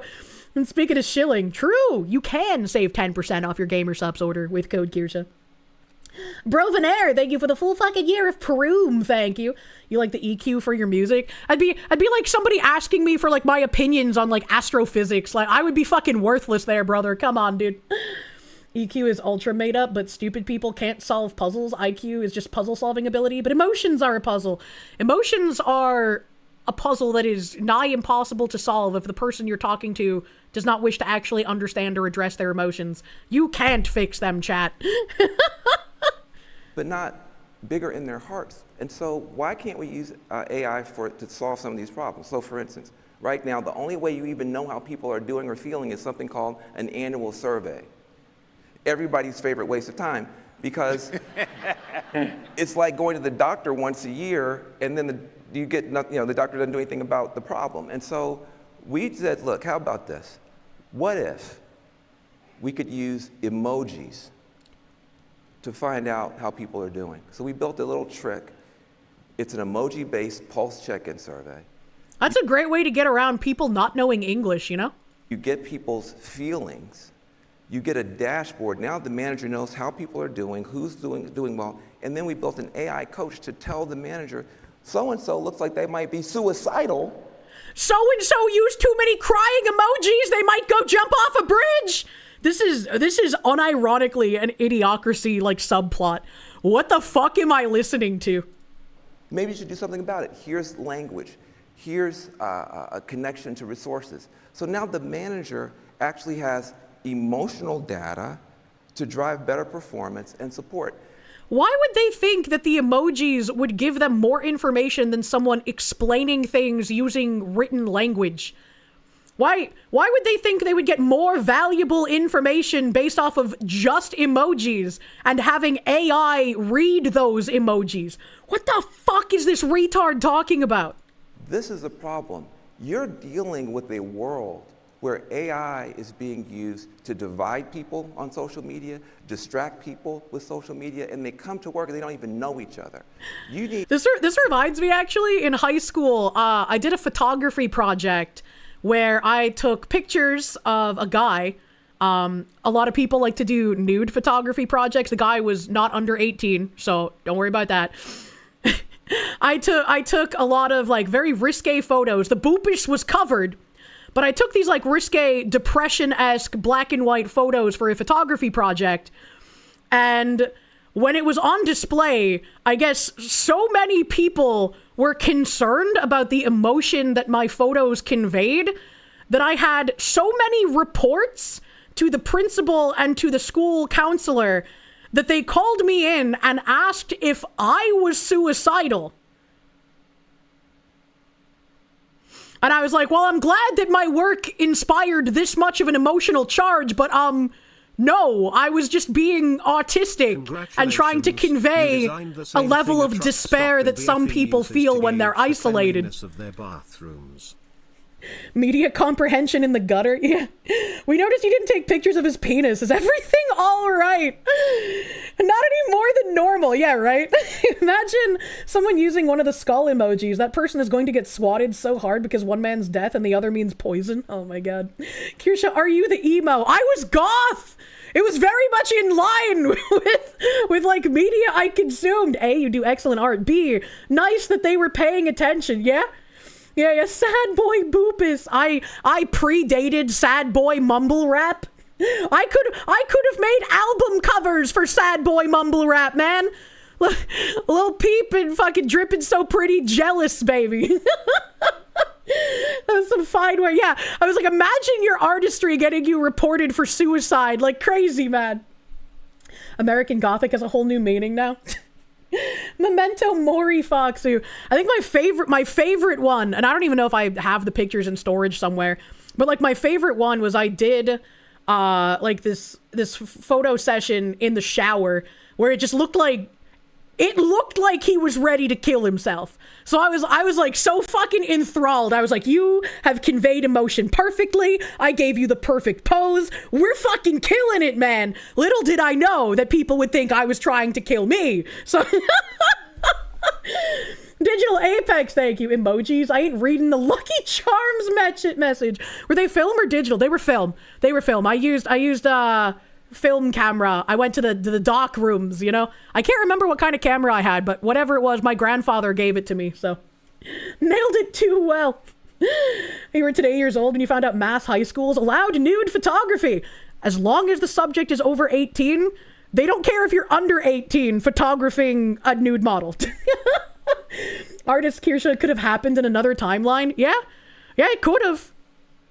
Did I turn my model gay too? Well, you know, you can't just break into people's homes and take photos of them showering. I can't remember what kind of camera I had. Photography tourist. I was in high school, man. The Mex, thank you. Brother, mainstream media is the one who divided us. Damn, a goth foxu. Big munya. I was a goth foxu on rollerblades, and I had multiple interchangeable chains for my wallets depending on how long I wanted them to be on a given day. Back in kindergarten, counselor asked, do you like yourself? Yes, except I hate my nose because it runs a lot. They put you in special ed for self-harm. As a kindergartner? What the fuck? That could have led to artist Kirsche being rejected from art school. Yeah, we don't want that timeline. In Bridge News, Nestle's agency of record was just declared as VML. I don't know what that means. Ghost of Aces, thank you. One of two men in your office of 20 people, you were called problematic by HR for not being okay with women there talking about their sex lives and fetishes in graphic detail. Leave home life at home, in your opinion. Yeah, that's kind of fucking weird. That's not usually something you talk about at work. What the hell? The thick thighs, true. Sergeant Buck, thank you. I'm sorry, I just have artism. Yeah, right? It's another name on the bridge page. Everything is a corporate circle jerk. Oh, boy. Kirsche dressed like someone adult men felt the need to avoid for their own safety. There needs to be a whole different set of tools, not just a mindset shift, but a tool set shift. So workbettertogether.ai is one of those tools. There are others. We are going to have to deal with a management team that is coming into what you're just talking about, that's going to have a more diverse, more divided, and more distributed workforce than ever with higher goals and aspirations. If you just say we're going to do a workshop to fix it or ban the workshops, either side is going to miss the answer. Yeah, no, absolutely. So, Robbie, I have one for you. We've been here, a lot of people argue that free speech, or at least speech they disagree with, is hate speech and therefore cannot be tolerated. That line between... But the line for hate speech changes constantly because everything you say can turn into hate speech. Every place you've worked at has had, I'm having these sexual problems with your boyfriend, girlfriend, husband, wife convos on the regular. You see, I wouldn't want to have those convos with women at work because women hate each other. And if you talk about having problems with your husband and your husband is even remotely attractive, the women at work will try to swoop in and steal him from you. So that's just not something I'm interested in dealing with, you know? Speech and hate speech and how to define it. Where would you draw the line, and how can employers distinguish between the two in the workplace? Because I don't know if you all know, we see this as HR practitioners. Like, I'm okay with that. I can say bad things to you. You can't say bad things to me. It's hate speech when you say it to me. It's not so much hate speech when I say it to you. True. Because you deserve it. Rules for thee and not for me. That's how workforces feel right now. We're seeing a lot of that. I was like, that one like gay femboy VTuber. What is he from, like Vietnam or something? I can't remember. He's from some Southeast Asian country, but he's fucking like lied about me on a handful of occasions and gotten upset when like I say something on Twitter that's connected to something I say on stream, and he misconstrues it, and he's like, well, how am I supposed to know you said something different? And it's like, well, you're not, but you could also just not, you know, take things entirely out of context and try to make shit up. Anyways, it's like when he starts saying things like idiot, and it's like, well, you got to check your ableism, buddy. And it's like, well, you can't use their spells against them because they're allowed to do whatever the fuck they want. And that includes ruining you for saying things that it's okay if they say it. Have you tried not being retarded? Yeah, exactly. Vladimir Crystal, thank you. Yet women call men the predatory ones. Yeah. It's weird. You draw that line. What's hate speech? The V-Shoho one? No, he wasn't in V-Shoho. He's like a literal Who indie. This is a really important question because I think this kind of speaks to a lot of issues in our time right now because I think from the jump we should delineate and kind of separate into two different things here. There's the government view. I would say his name, but I've genuinely forgotten it. I'm not trying to vague post. I genuinely don't remember his name. You're getting a vigorous spanking because you've been a bad girl. Bigglesworth, thank you. Please don't get me started on the workplace talk about sexual problems. You were the unofficial relationship therapist for your unit, and it blackpilled you harder than your own dating life? Oh, no, man. Oh, no, man. I'm sorry. Do not accept the black pill, though. Marmalin, thank you. Drives you up a wall that people do this. Hate speech is not a thing at all. It doesn't exist, and they will obfuscate it. Shit heels like Pam Bondi give it credibility by repeating it as if it's a thing. Unfortunately, yeah. Unfortunately, yeah. Penrose? No, I'm not referring to Penrose. Penrose isn't a boy. This was literally like an Asian femboy, and I'm pretty sure Penrose is both a woman and British. Ghost of Aces, thank you. Failed artist Kirsche timeline has us all fighting for the pride of mine Foxu land. Jesus. Hate speech is immensely vague because it can mean a variety of things. Yeah, it's literally just a way to silence people. Penrose calls herself a boy. Oh, I didn't know that. Shit heels, that's one you haven't heard in a bit. Of speech and what's criminal, and then there's what happens at work, which is not, you know, the same thing as free speech. So if we're talking about the government approach, there really is no hate speech, and the most important thing you can do is protect the speech that you abhor.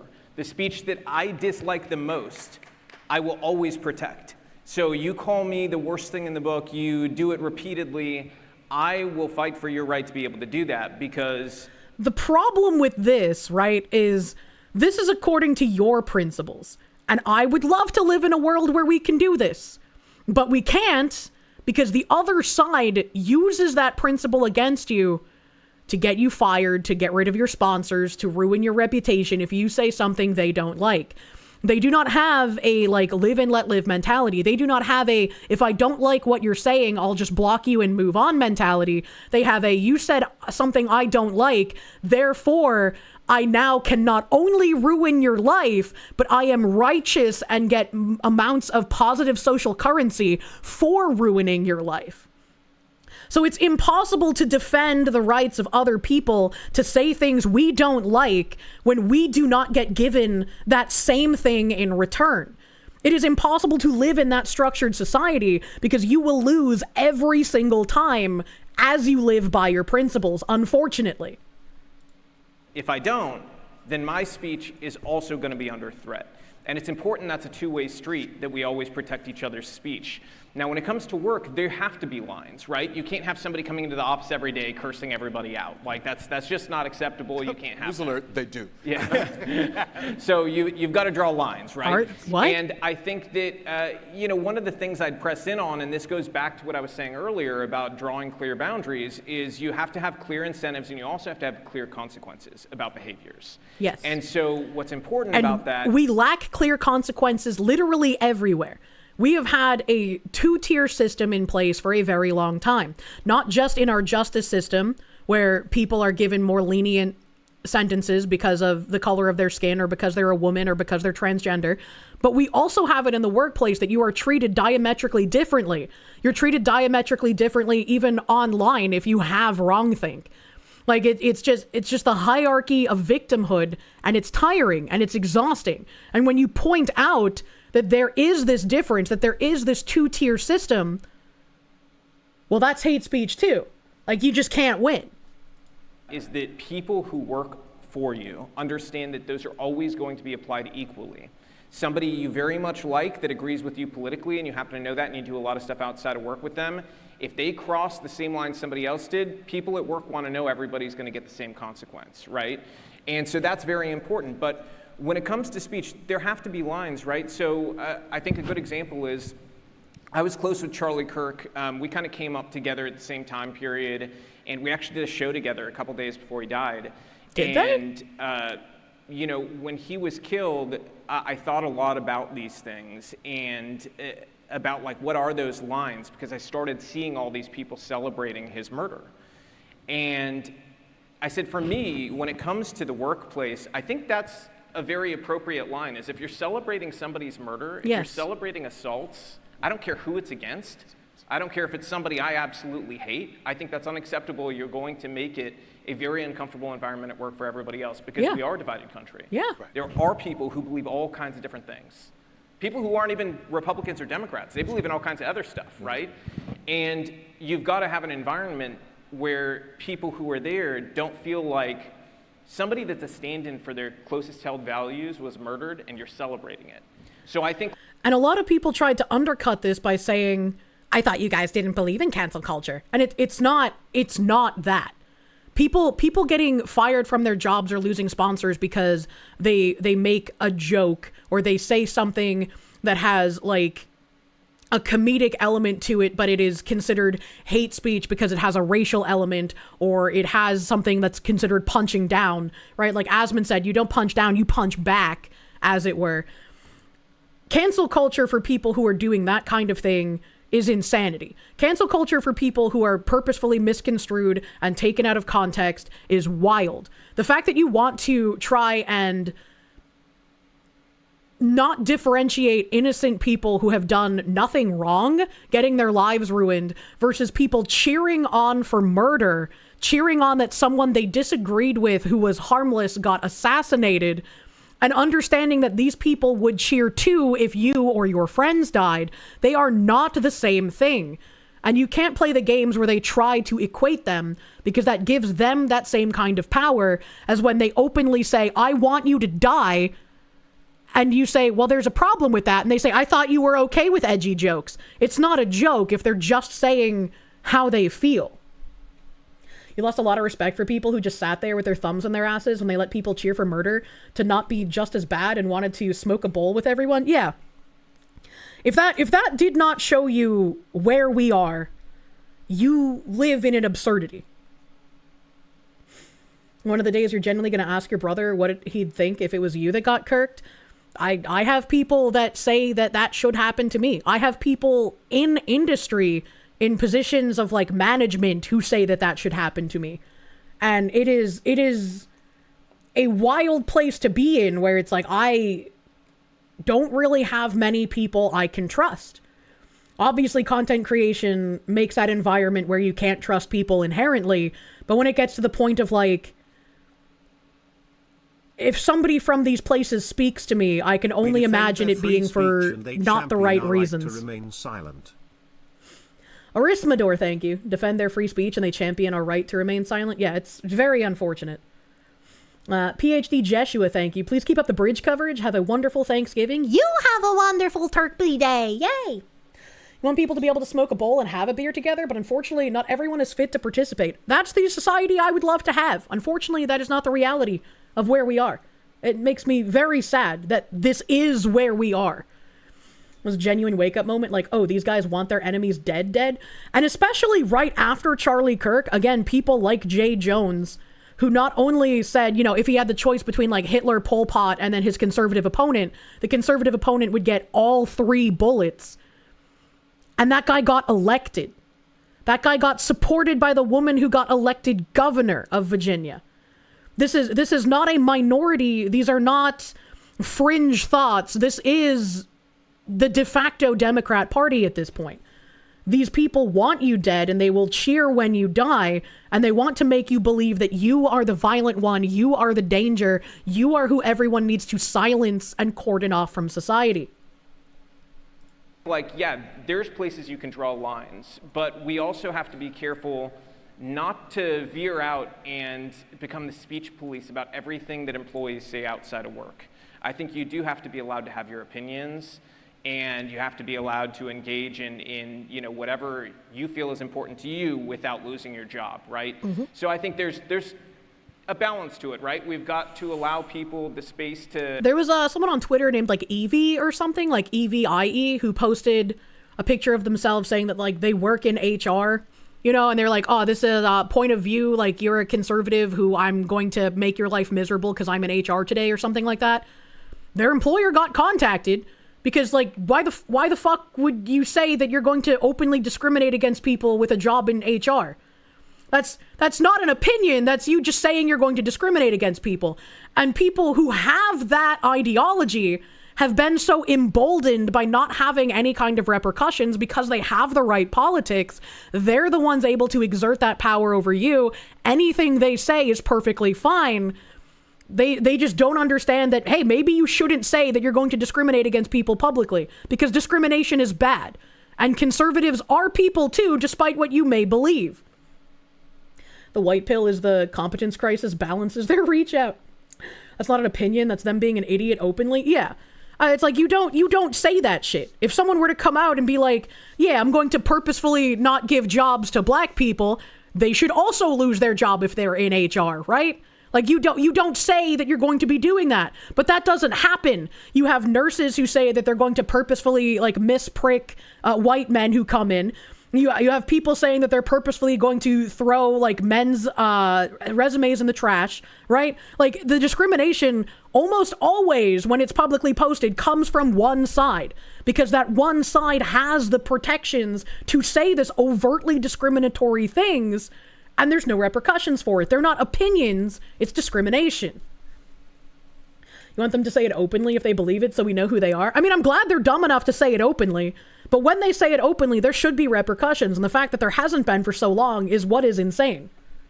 And they still think they're the rebels too? Yeah. To have a personal life and do whatever activism they want to be a part of while not policing that too much, but there has to be that line where you don't glorify violence. Yes. You know, it's interesting, and those of us who've been practicing have seen this situation. Shortly after, and I won't use the term that they use, but think the Central Park woman who called the police, y'all remember that? Called the police on the young man out walking the dog, etc. Oh, okay. I thought he was going to go for the Central Park 5, and I was like, but they... Okay. She lost her job. She worked for Franklin Templeton. She was a vice president. And there was a general okay with people saying she should lose her job. Because it was really fascinating to me that people said, that's fine. And then flip and compare on the other side, you go at it with someone in the parking lot at your grocery store and someone films it.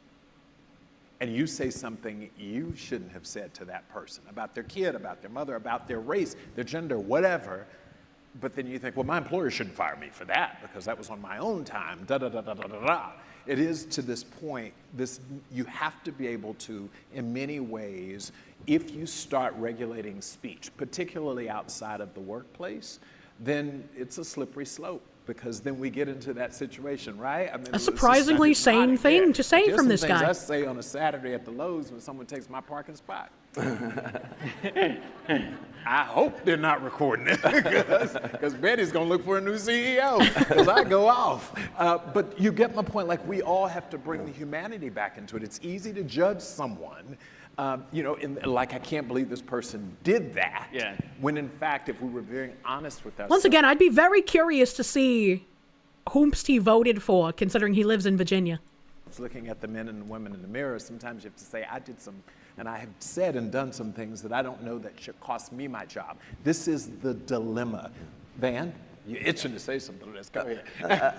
You know, I think this is tough stuff, and I think that I talked a little bit about the tool set part of things, and then there's the mindset. I think that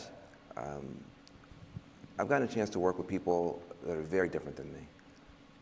I've got a chance to work in places like I didn't grow up, from Appalachia to the White House to Silicon Valley, and I've had to develop a way to deal with people so I'm not triggered all the time. Yeah.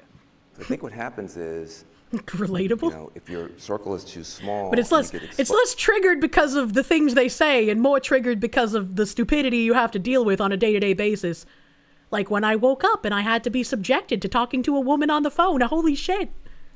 Suddenly to something that's very different, you can get triggered, especially if you come from backgrounds where, you know, Cuba or other places where, you know, you have some personal pain in your family you're trying to manage, and so do I.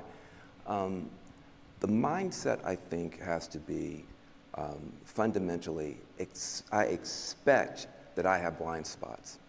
Yes. I expect if I'm talking to somebody who prays different than I do, or who looks different, or who votes different, I expect that I have blind spots. And so when they react or they correct me, oh, that's good. I have a mindset that says, I'm going to welcome this correction because I don't know everything.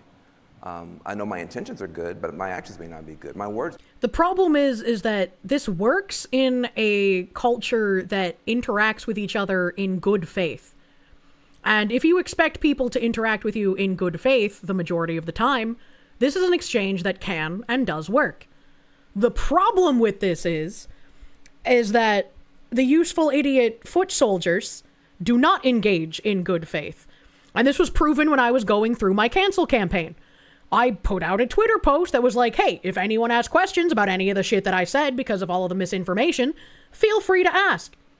And some people who did ask, again, I wanted to assume there would be some good faith, even if people were saying shit.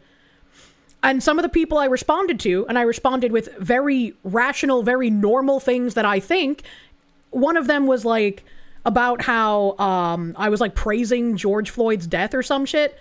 And I was like, no, when I sing the like, George Floyd of the fentanyl, in his name we pray, blah, blah, blah. Right? It's not about like being happy or praising that he died. It's about making fun of the people who have tried to give him sainthood. It's about people invoking his death to further their agenda. And I laid this out in a tweet.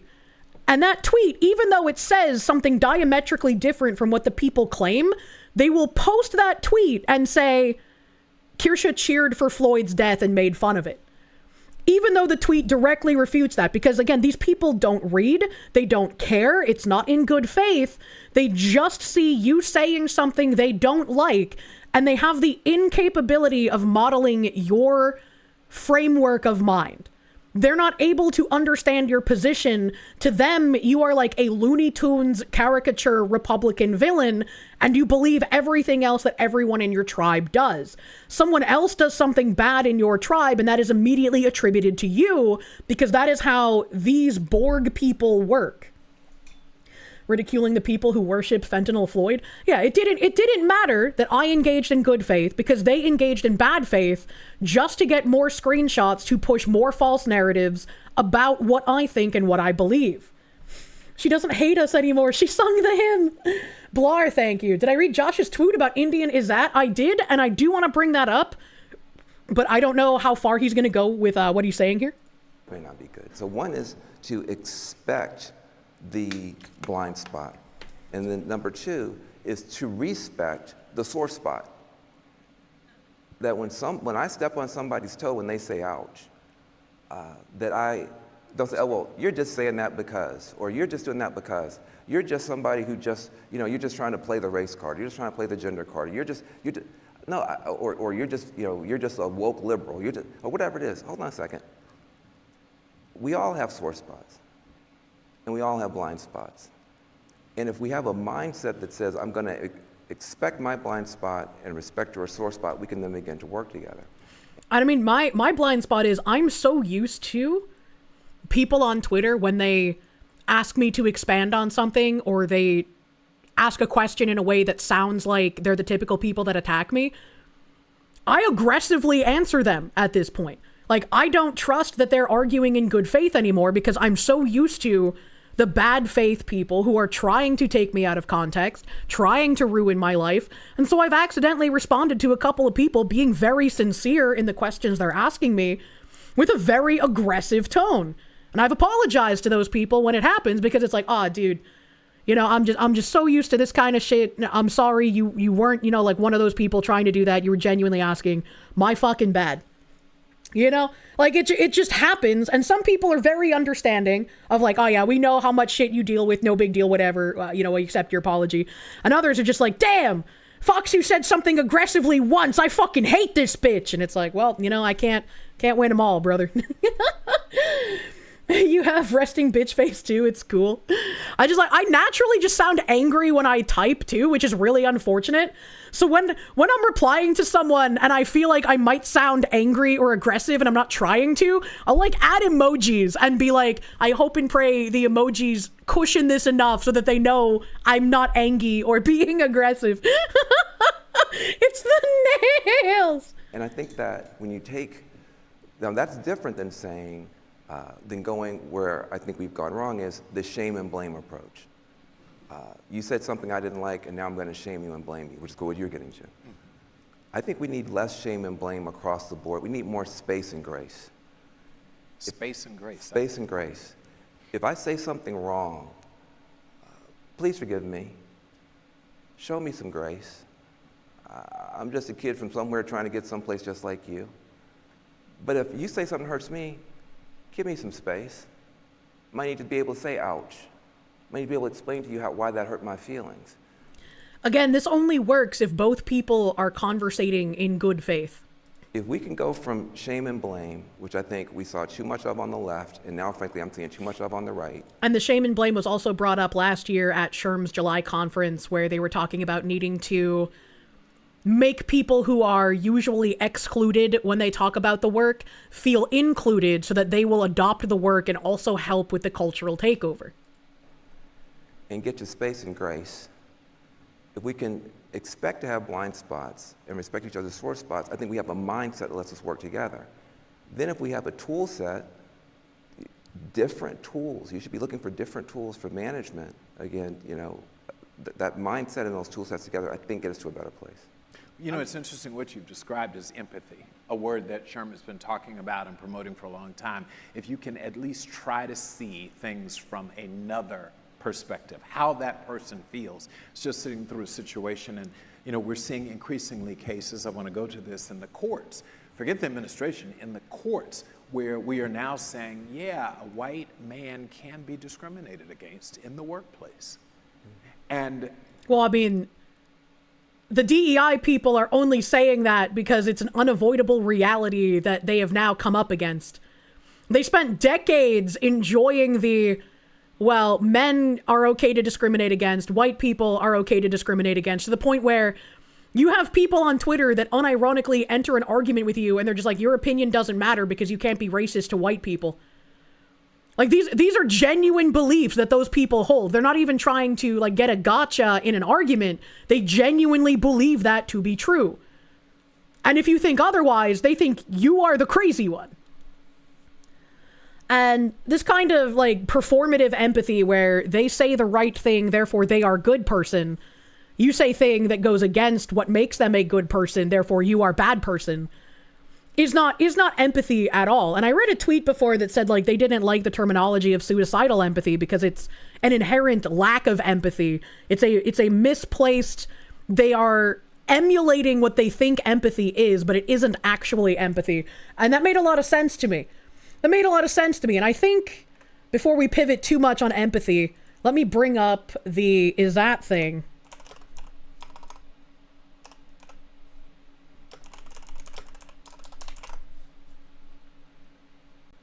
Let me see if I can find it. Shouldn't be too much because Josh doesn't post that often on Twitter. Joventino Via, thank you. The nails they bite. They do indeed.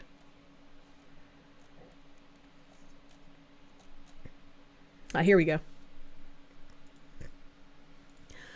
So the Kiwi Farms user breaks down Izzat, the Indian subcontinent's cultural honor system. It effectively explains every single trope about Indian behavior. They all participate in an invisible clout-chasing game that involves screwing everyone over as much as possible. Worth the read. And this is something I have never heard of, but it made a lot of sense to me when I think about, like, the backlash that Tyler Oliveira got for his poop throwing festival video.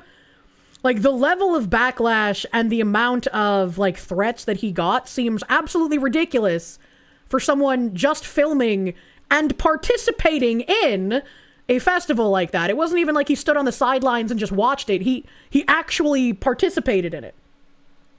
So this person, thank you, Gluttonous Manswab, said, "Hi, I didn't see this term mentioned in the thread, so I wanted to share this with all of you.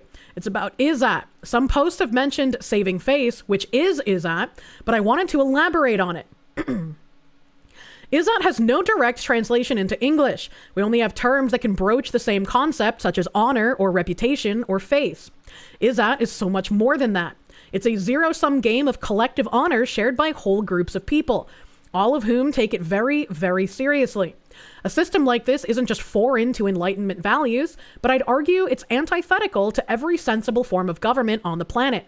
It will destroy any system that assumes good faith. Much like communism, if you want to engage assuming good faith, you will always lose to the commies every single time. Izzat conflicts are not about who is right and who is wrong, it's about who wins and who loses.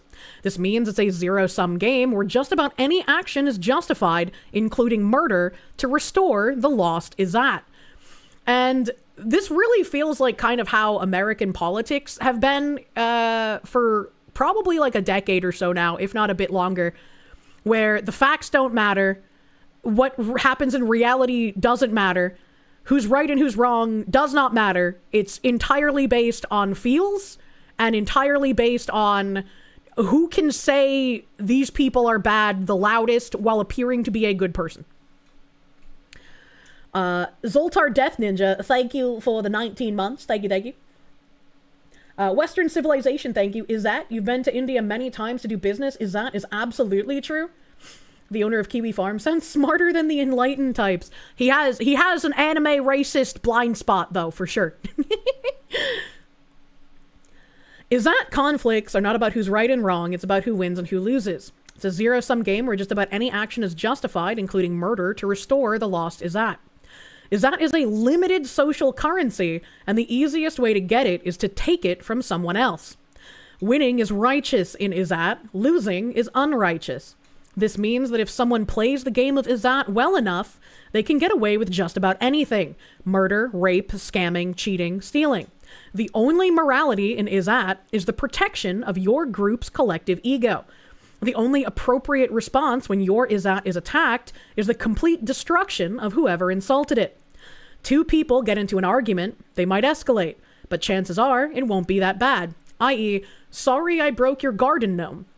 With two Indians in an argument, the stakes are always deadly thanks to Izzat. None of them can back down, nor can they admit fault. Admitting fault is seen as deliberately humiliating yourself. Not only that, but because Izzat is shared, you are shaming everyone who shares your Izzat. So admitting fault or taking responsibility for a problem is a form of social suicide. This means even if the dispute was over something completely fucking stupid or trivial, like a broken garden gnome, it could spiral into a decades-long honor feud. I'm looking at you, Minnesota, and your tribal Somalian feuds. Izzat is also the reason why police are reluctant to get involved in disputes. Because Izzat is a zero-sum game, all participants are involved in the game. If a policeman sides with one family over another in an Izzat dispute, this means that he's deliberately taking the side of that family and dishonoring the other. This marks him for retribution by the offending party. Without parties being able to be impartial, centralized authority cannot effectively function. Let's say someone in India complains about a broken water pipe. Instead of the problem being addressed, the official responsible for the water pipe denies it's a problem and counterattacks him instead, because daring to question his efficacy in his role was challenging his Izzat. So the official destroys the person who brought the problem up, and the water pipe never gets fixed. Izzat is also the reason why Indian managers are so infamous for hiring more Indians. It's because from the manager's perspective, he's using his position to gain an invisible social currency. Merit and actual qualifications come second to that idea. If he hired a Westerner, he would not gain or even lose Izzat by doing so. He has a very strong cultural incentive not to be impartial. Meanwhile, if he can strong-arm dozens of Indians into a company, he is gaining huge quantities of Izzat and conspirators who owe him an absolute debt. It's not uncommon to see Indians gloat about their success in the West, and yes, Izzat is very much a system that enables short-term success. But the fundamental reality is the prosperity that these Indians find so attractive in the first place wouldn't exist if the West practiced something similar to Izzat. Our systems can only exist on the assumption of good faith, and not a majority of people exploiting them for destructive short-term gain. On top of that, if an Indian causes the systems and companies he comes into contact with to collapse, then he can just go back to India with his plunder. He has no stakes in the long-term prosperity, functionality, or stability of these systems. The stakes are completely asymmetrical in the Indians' favor. You all know about the infamous video of the Indians scamming a food bank. Once again, winning is righteous, losing is not. By employing quote-unquote clever means, jugad, he successfully extracted more resources for himself and his family. From the perspective of jugad, a rule is not something to respect, but merely an obstacle to the Indians' own gain. Since he cheated the system and wasn't caught, he is seen as righteous and dignified man in the Izzat framework. And I think this also explains why so many defend the Indian illegals who have gotten into CDL accidents, because they are defending the collective Izzat, who's right and who's wrong does not matter. That's why scamming is so popular. Yeah, it makes sense. I read a story in India about a man offering to pay another man to use a public toilet instead of defecating openly. The latter left and came back with several friends and beat the former to death. The problem was not that he was defecating openly, but that he was criticized for doing so. And with Izzat, it's not an eye for an eye. Izzat is often an eye for a whole head. Disproportionately and brutally annihilating your enemies is the correct move to make, because you take back your lost Izzat and then some.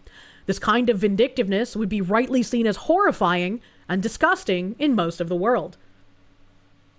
And having not ever heard of this concept of Izzat before, a lot of things start making a lot of sense now, knowing what this is and how that framework works.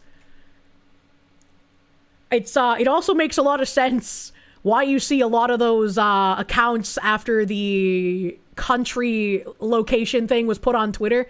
There was somebody who put like a mashup of like all these weird, BBC loving accounts, and they were all from like India, Algeria, like just other random places like that. I was like, that makes a lot of sense, because they're collectively trying to insult a specific race based on something that they think is very harmful, right? So I was like, that's very interesting. That's very interesting. Does it also explain traffic laws in India being suggestions? It very much would. Have I seen Count Dankula's video on the Indian Juggernaut theory? It goes into a lot of the Izzat system. I have not seen that. So we were judging Indians by their character this whole time. It's a very interesting thing when things come to Western countries where we have like an assumption of good faith when we interact with each other, and then people from cultures where things like Izzat are common and are inherent in the framework of their society, or people like communists come in and can be subversive in their language, and everyone wants to assume good faith. And if you don't assume good faith, you're typically called out as the bad guy, right? Even if the other person is found out to have been lying like you knew all along, nobody apologizes to you. They continue well, you were a bad person for assuming it in the first place, right? It's like, it's a little crazy, and it's a little disheartening that is indeed a thing. A Battleizer, thank you. If this is true, then you've lost most, if not all, respect for India now and going forward. There were some Indians who commented who were just like, this is kind of sad, like Indian Americans rather, not like Indians from India. I don't have to apologize. I was technically correct. To be honest, a lot of time we have as a profession, gotten used to protected classes. Well, the reality is all Americans should be protected in the workplace. That's the reality. Yep.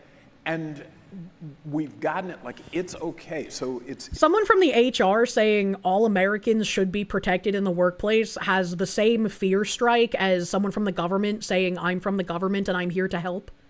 Like that is scary to for him to say. It's really unusual when you hear someone say, "Oh, how dare they complain about being discriminated against in the workplace." And I'm like, well, yeah, you used to say that too. That's that point, like respecting like both sides of it. It's something we've got to sort, which I want to segue into a conversation around the 3 letters that have like taken over the world. It used to be ESG, now it's DEI.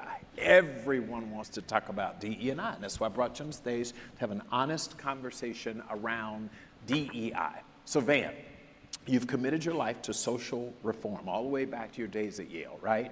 Including advocating for DE&I practices. So what's your message, okay, to leaders who worry, and this, I don't want to make things, who worry that DE&I has actually divided people more than it's brought them together and united them?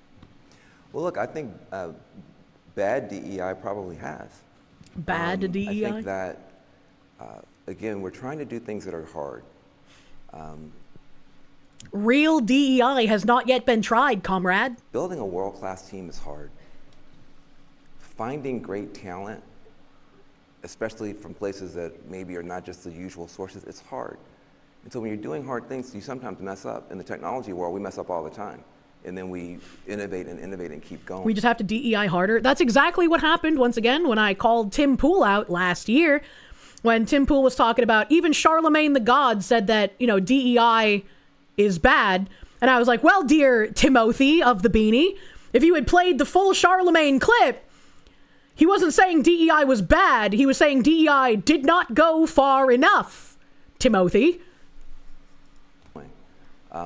I think that what happened is that we went, especially after George Floyd, there was a moment. Saint Floyd of the fentanyl, in his name we pray, amen. They always do it! They always have to invoke his name, chat! Where people went too far in one direction, and that's okay, that happens. But the correction isn't to just go back to things that weren't working in the past. I think the opportunity that we have today, I think the opportunity they boiled the pot too quickly, man. Is to say, look, we know for sure that if you show somebody a picture, there's 5 white guys and 1 black woman, and you say, this is the leadership team. Some people are going to look at that thing now and say, that black woman's not qualified. That black woman's a DEI hire. That black woman shouldn't be there.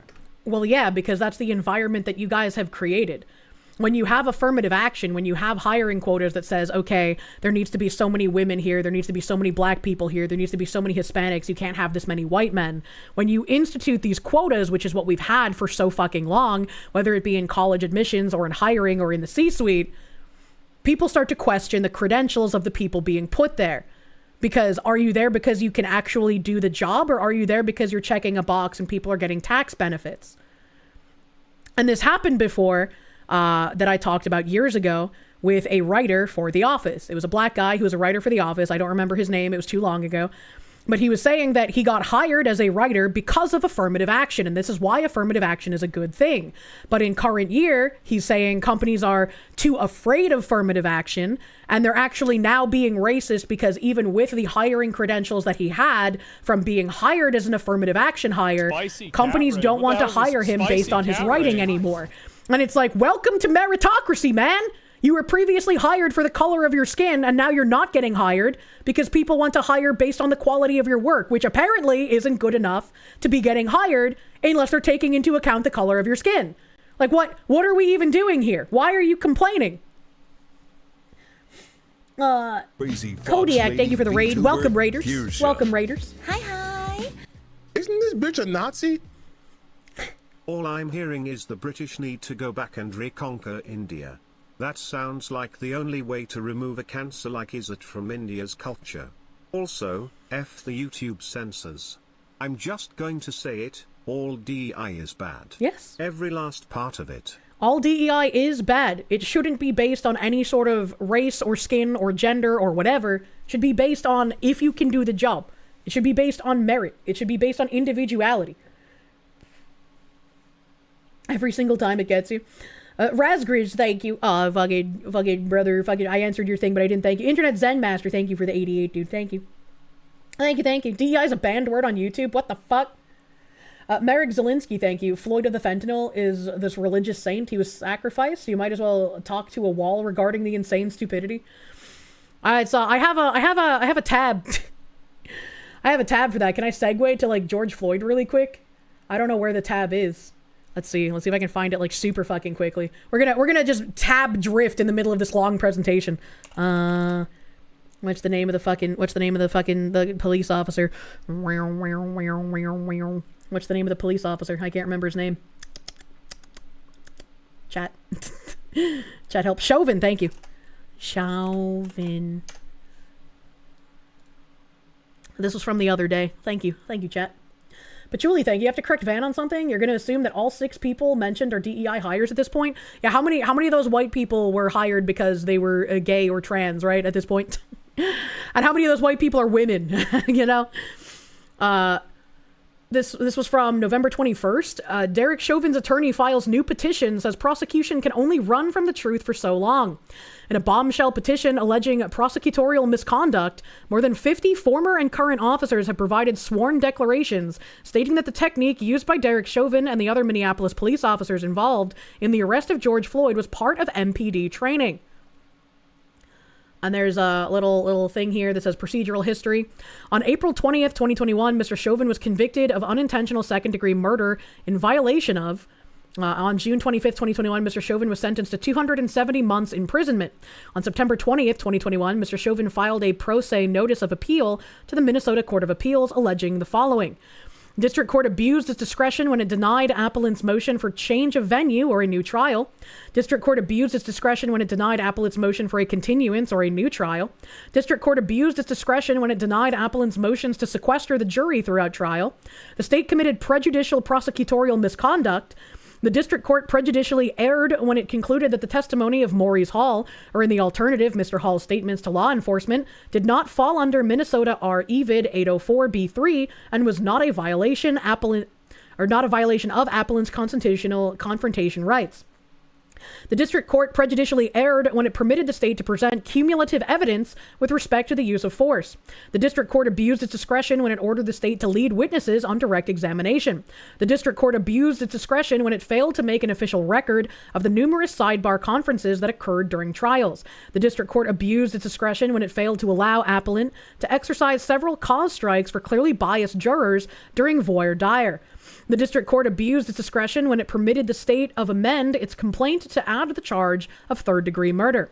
The district court abused its discretion when it strictly limited and undercut and it's cut off here. It's cut off here at the moment.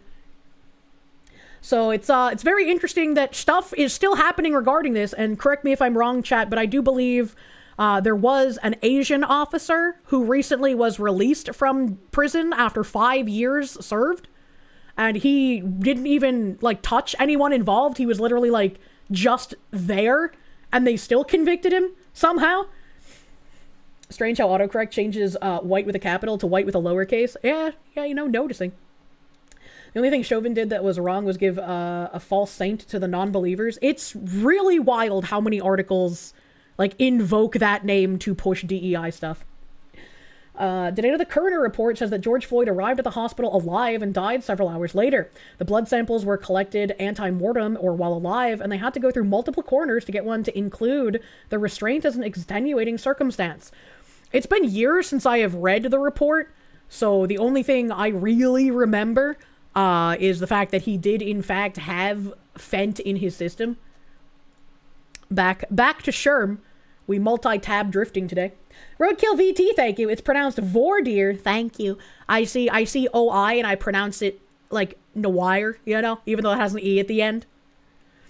You think your autocorrect is mind broken from the amount of slurs you put it through? It's just like when my phone would autofill Obama in all caps when I would type fucking in all caps. Desert Ghost, thank you for the 10 gift subs. Thank you. Now, people in this room are going to say, hold on a second. I live in the real world. Half the time, that black woman's carrying the whole team.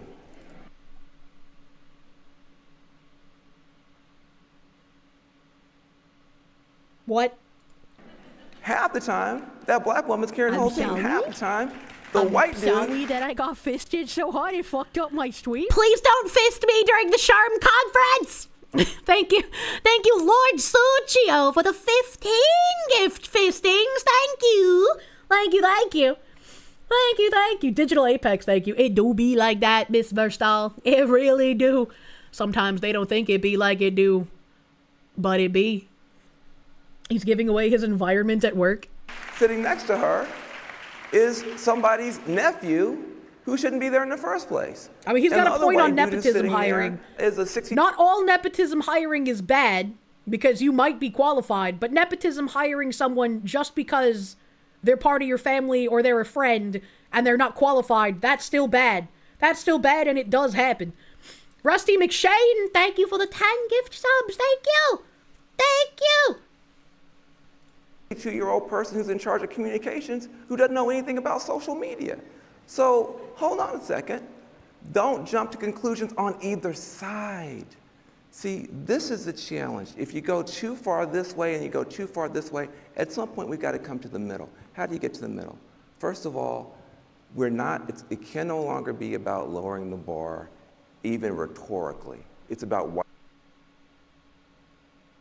So he just admitted that with DEI and affirmative action, we've been lowering the bar. What a wondrous thing to just kind of slip on in there. What an interesting thing to say after he just said, people will see that image of like 5 white dudes and 1 black woman and just immediately assume she's not qualified, and then immediately after say, yeah, we kind of have to stop lowering the bar. Battleizer, thank you. Carried the whole team. I don't believe them. Vladimir Crystal, thank you. A cock Asian with an Asian standing by. See. Mark Zelinsky, thank you for the euro. He had Fent in his system. He could make a whole track of horses high with the level he had in him. I don't remember the numbies, man. It's been too long. My brain too goopy. I don't remember everything perfectly. I'm sorry. Handy Tool Boy, thank you. Where is the black woman on stage then? widening the gate so that more people can get in here, expanding the talent pool, number one. Number two, it's got to be about respecting difference across the board. If you are trying to build a world-class team in this environment, you're going to need people who understand the marketplace as it is. I don't care if you have all Smurfs, all Muppets. I don't care what it is. If it's all one thing, you're probably going to be at a disadvantage. The point shouldn't be... I'm reminded eternally of that image of the Huffington Post editorial board versus a poll meetup. ...about pity and inclusion for its own sake. It should be about partnership. Partnership, not pity, to make more money. We had the worst sales pitch in the world on DEI. The sales pitch was, if you're... It's the worst sales pitch because it doesn't fucking work. If you're a white guy, you suck. Now, follow me and do what I say. I don't know who came up with that, right, but it was not very convincing. Really bad idea. It was not as persuasive as Johnny, people. I thought we were supposed to have different opinions on this. Yeah. That's a weird fucking laugh, but also, yeah, this is what Sherm talked about last July, where the white guys are always excluded because they're just told their opinions don't matter. And you need the white guys for the cultural transformation. You can't continuously exclude them and expect the cultural transformation you're trying to usher in to actually take full effect. You need them to be on board with what you're doing. And so once again, I'm sure some white guys are going to fall for this. Pay for your own destruction. But I think the better sales pitch, and actually the more honest sales pitch is, if you're a white guy, we want you to make more money, to get more contracts, to be able to supervise more people, to win in the marketplace more. And to do that, we need to upskill you so you can work with more people, so you can bring home a bigger paycheck to your family. And by who the fuck is saying that, especially under DEI? Who has said that a single time, anywhere? I have not seen that. By the way, when you do that, your colleagues are going to make more money too. The company's going to be more successful. The women are going to be more successful. We're going to win together. The point should be we're going to upskill everybody so we can work better together to make more money together. That's the point. I'll believe it when I see it, brother. You can have some of the similar underlying observations and skill set that you're putting forward. Are we going to have to make sure our idiots don't fall for this? 100%. I'm sure there's even some people in the audience right now watching me be incredulous about this and being like, but Kirsche, he's making so much sense. Why are you being so harsh on him? He's saying what we've wanted them to do all along. And it's like, well, good luck out there, little fishy. But the rationale needs to be, let's win together.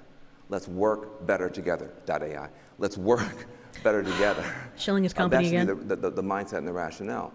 It's okay to learn from trying it this way and trying it that way. What's not okay is to say because some of the stuff we did in the past few years didn't work, now we're not going to do anything at all. That's going to leave too much money on the table, too many contracts that don't get fulfilled, too much market share left out. We can't stop fighting to make it work together just because some stuff didn't work in the past. So Van, before I go to you, Robbie, okay, so you use the example of the team with all white men and one black woman, and you actually alluded to bad DE&I. Yes. And I wanted this is not at all political, no one in this room, but it's the question that's been posed to us. June 2020, President Biden said, I'm going to appoint a black woman to the US Supreme Court. He didn't, that's it. Right. And then he did. And that black woman said, I cannot tell you the definition of a woman because I'm not a biologist. She is not able to serve as a Supreme Court justice. She should not be a Supreme Court justice. How do you think that doesn't create divide? You could say not a qualified woman I'm going to look at a diverse slate, but this is the question, is that people worry that DEI divides. Like, how do you just say that? Look, I think black men need not apply, Hispanic men need not apply, Asian women need not apply, no one but black women. Yep. I think people made mistakes. Look, here's the deal. There's a real problem that people are responding to, which is that in the entire history of the country, certain people still would be the first at this, that, and the third, because certain people still have been left out because we haven't widened the talent pool big enough to get people in. So when you're responding to a real problem, you sometimes come up with a bad solution. Okay. And so I think that's what happened. There's a real problem. I like how they're trying to say the whole point of DEI is to do this. This was the whole point of affirmative action for decades. But that actually wasn't the point of DEI. Actually, that wasn't real DEI. You know, that was something that didn't work. So now we're going to try real DEI. We're going to change our strategy to try and do what it was supposed to do, but so you don't notice it quite as much. It's again the same exact thing as when people say real communism hasn't been tried. Real socialism hasn't been tried. Marek Zelinsky, thank you. There it is. A slave. He just had to. A real diversity has not been achieved. Raider to the Lost Shark, thank you. I feel like we, our, and they, them are all manifestations of the Demon Legion. Internet Zen Master, thank you. Hearing Van Jones saying this makes you wonder if he's read any of the DEI HR missives, even from Shermer Bridge. None of what he's talking about has ever happened. Because I'm sure he knows what's going on. This is like malicious lying to try and convince people what you've seen with your eyes happening for decades is not what was meant to happen. We're going to try better DEI now. That was bad DEI. All right, it's going to be different with a capital D, as it were. You know, it's, again, why I'm assuming, and this is my opinion, that they've invited Robbie Starbuck to something like this. So the people who are convinced by Robbie that companies are dropping DEI will hear these things that they want to hear from people who have been pushing DEI tenets for 30 plus years and say, oh, something is changing. We are winning. Look at the ground that we're taking. This is a lack of opportunity. We are not letting everybody in the pool, and we're not supporting people when they get there so everybody can succeed. So then sometimes you come up with initially a bad solution. Well, we're just going to say we're going to have X% black people and X% left-handed people and X%. Well, that's not smart. But the answer isn't to then say that's not really a problem. Right. The only reason a lot of companies have dropped having any sort of racial or agenda quotas is because places like America First Legal were suing them for discrimination, because the EEOC came out and said, if you are white, if you are male, if you've been discriminated against, EEOC discrimination complaints aren't just for perceived minorities, they are for everyone. So all of these companies had to work in lockstep, and Bridge has been informing them on how to do this with the help of lawyers to get around these issues and still continue doing the DEI work, but with less noticeable things. They're not going to have noticeable racial quotas. It's no longer going to be, well, we're going to have this group specifically for black people to join. It's now, well, this group is specifically for the advancement of black people. But if you're an ally and you're white, you can join now as long as you're prioritizing the advancement of black people, which is the point of the group. So they're doing it in a different way that will not get them sued. And so therefore we're going to do nothing. Okay. And that's my concern. Got it. So now, Robbie, the other side of this, you argue that DEI programs divide both an organization's customer and their employee base. Yeah. Can you explain this further and talk to us? And that's very true, because also, once again, with that Northeastern professor that we watched, I again played that recently for people who weren't here for prior Bridge stuff last year. Both her and Cheryl Dijja say that part of making DEI framework in the DNA of the company, part of embedding it in everybody's job in the company, is not just so the companies will work on DEI framework, but that the tenets of DEI will expand to the customers. It'll go home with the employees, and they'll talk about it at their dinner tables and with their friends and in their communities. And when these tenets spread to the customers as well, those customers will bring those priorities home with them too. So you're going to have the transformation of DEI in the company, as well as being brought home via all of the employees and all of the customers. And that will spread it out into communities, and then those people will also start adopting DEI as a just regular part of their everyday life. Yeah, you know, I do want to address one thing Van said. At the very beginning, he said, you know, that there's these bad DEI programs that have divided people. Well, I think the problem is, and what my contention has been is, Robbie should not be adopting their language. He should not be using bad DEI programs, because all DEI programs are bad. And by adopting their language and saying the bad DEI programs, it's leaving that wiggle room for them to be like, see, look, there is a good way to do DEI. And I mean, I don't know if I could criticize him too much on this one, because I don't know if that's like a purposeful slip or if it's like he just wasn't, you know, thinking. Because thinking on your feet in like a live environment can be very difficult. And it's easy to screw up that way, but I don't think you should cede to their language. well, that's pretty much most of them, if not all of them. I think the good parts that you can find most in of them, any if one not all DEI of them. program are things that were enshrined in law well before DEI ever existed, like the ADA obviously is good legislation. You got the Civil Rights Act, which already enshrined in law the things that really matter, about not discriminating in race. And DEI actually, in most cases, has been antithetical to that, and it's actually wasn't part of the Civil Rights Act also no longer having like freedom of association. Please correct me if I am wrong, but it was like you can no longer choose certain things because that would be discrimination, and that's how like we end up with a lot of these people who like landlords, right? They rent properties out and they're not allowed to take into consideration like certain things about people that might have a track record of doing bad things to properties, but if they don't rent to that person, then it's considered discrimination still. CRA is where all of this stuff was codified. It seems like the kind of event where you don't get to be a speaker if you're not safe. I don't know. Robbie seems like he's intentionally too naive, which is what makes you think he's a plant.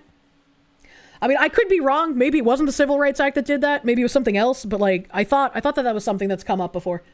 That's why you should listen to the end of a sentence. I mean, I'm glad he said that most, if not all, DEI is bad. I just don't think he should use the bad DEI language. Ollie Wally, thank you. Just joining. You've been at work, driving home. Hope y'all been having a great day. Explicitly discriminated by race. So I think, when I'm thinking about it as a tool of division, I don't need to look very far. If you look at just the results of what I've done over the last 2 years, changing policies throughout corporate America. There's the CRA of 60 for the good one, and the 69 is the bad one. I see. I was unaware that there was two. You can see something very clearly happening. When I choose a company to focus on and I report on it and I explain their policies to the public, a couple things happen. Their stock nosedives, and they end up in this PR, spin cycle that they've never had to deal with before, because I'm different than traditional media. CNN covers something, they cover it for one day. I can sit there and focus on your company as long as I want to, and so that's kind of a new thing for them to have to deal with the spotlight to millions of people on a daily basis. That is a true, fair point. And so, is that not divisive, though? No, so here...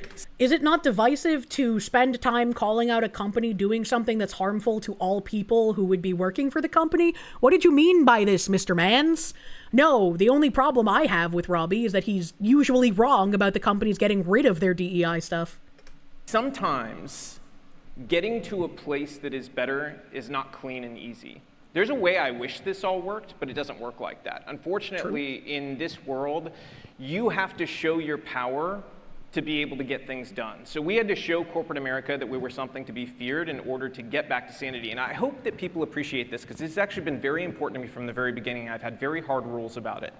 As we do these projects, one thing that has been critically important to me is I recognize how we got here is that things went way too far one direction.